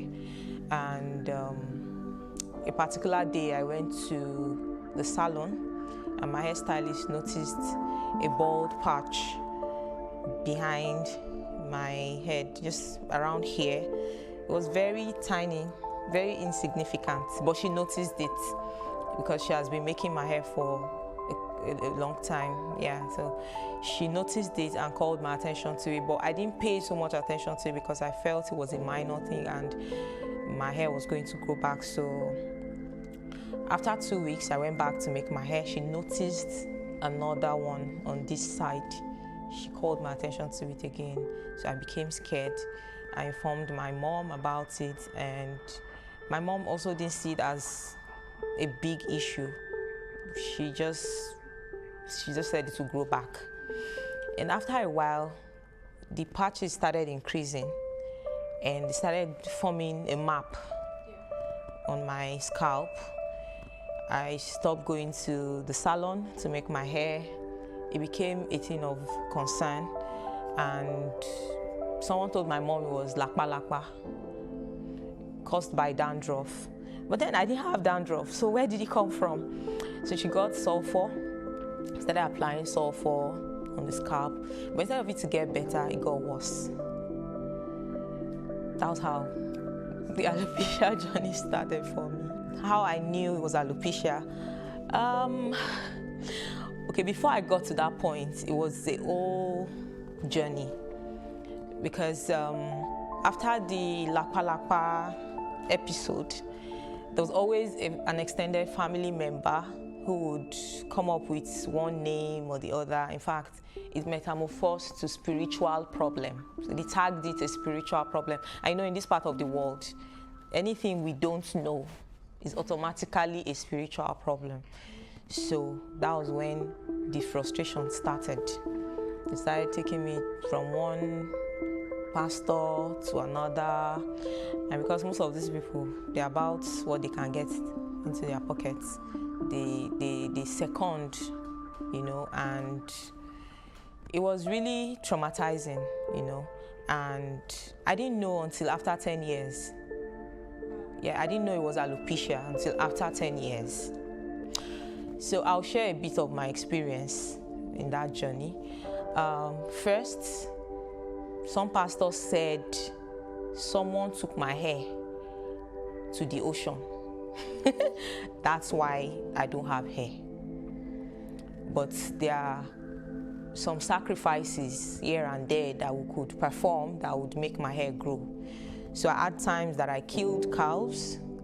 I had times that I killed chickens. There were times we just give out the cows raw, like the meat, the pieces, you know, raw like that. There were times we cook and feed people with it, just in the quest for my hair to grow back. And there were other ugly experiences I had too, ugly encounters I had of some spiritual men asking to have some form of intimacy with me before my hair could grow. Like, it was really traumatizing. It was annoying. It was frustrating because at some point I got depressed, and I got to meet with a dermatologist who introduced some hairsprays to me that I used. It didn't work. And the moment I stopped using the spray, my hair fell off. In fact, at this point, I now lost my hair completely because the spray did not work. You understand? So it triggered some other hormones, and then I lost my hair completely. So I became completely bald. You know, initially, it was just in patches. And then after applying those sprays, I lost my hair completely. And I used that spray for a period of 1 year and 6 months. And at that time, a spray cost 15,000 naira. So I must use a can, like I must buy a new can every fortnight. It was a fortnight thing. I was buying a new can every fortnight. And I administered it for 1.5 years. But instead of it to get better, it got worse. And I still did not stop. I wanted the solution. I wanted my hair back. So I approached another dermatologist who placed me on a wrong medication. And because I was so desperate, I didn't even bother to ask, what is this thing you're placing me on? What is this medication for? I didn't know he was using me as a specimen. for every time I got 0.1 mg, I took 5 as a dose. For every time I got 0.5 mg, I took 10 as a dose. So that was an abuse. And I discovered that my memory was diminishing. So at that point, I had to stop. But it had already caused some damage, and I became depressed. And I became suicidal as well. So at some point I became suicidal. I almost died because I made a suicidal attempt. But thank God my mother was at home on that particular day and she saved me. So it has been from one bad encounter, one bad experience to another until 2015 when I decided I was going to do a personal research to know what exactly my problem was. And that was how I stumbled on the word alopecia on the internet, and I realized it was a condition, or it is a condition, like what I've been going through actually has a name, and the name is alopecia. So that was how I got to know that the condition is alopecia. I started embracing myself in 2015. Yeah, that was when I did the personal research that I became aware. And okay, I stumbled on a particular lady's story online and I started following her up. Her daughter has alopecia, and I saw the way she instilled confidence in her daughter at every stage that her daughter was encountering. Like, it started with bald patch. From one bald patch, it increased to patches, and then she lost almost everything, and there were just few strands of hair left. I saw the way she would pack the hair into ponytail and go everywhere with it, you know. So I admired that. But I noticed that while I was doing my research, I didn't really see much of black people with the same condition. There were more of white people. And within me, I resolved that I could be a strength to other people, especially black people who are going through this same experience, who are experiencing the same thing. Because looking back to how my journey started, it wasn't funny. And at that point, I knew there were people who were going through worse situation than what I went through. So I decided I was going to be a voice to other people. I was going to stand my ground and create awareness. Though in the process of doing that, I opened up to a few persons, media personnel, who did not really understand my story, and they made a mess of it because I wanted to do a come out video, you get? So they made a mess of it and turned it to a comedy skit. That was when I knew there's really no bad publicity, because that was when I met my deputy, Moshudat Badmus. I was really sad about it because the whole thing went bad for me. You know, it went viral. A lot of people saw it. A lot of people misunderstood the message because they actually did not pass the message right. A lot of people misunderstood it. So it went sour, and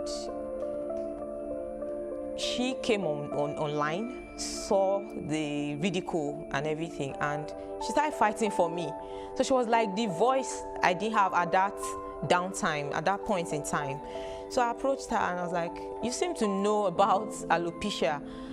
Then she was in Ogun State. I was on my way to Ogun State from Kaduna. I took a trip to Ogun State just to meet her because, you know, it was relieving for you to see someone or know that there's someone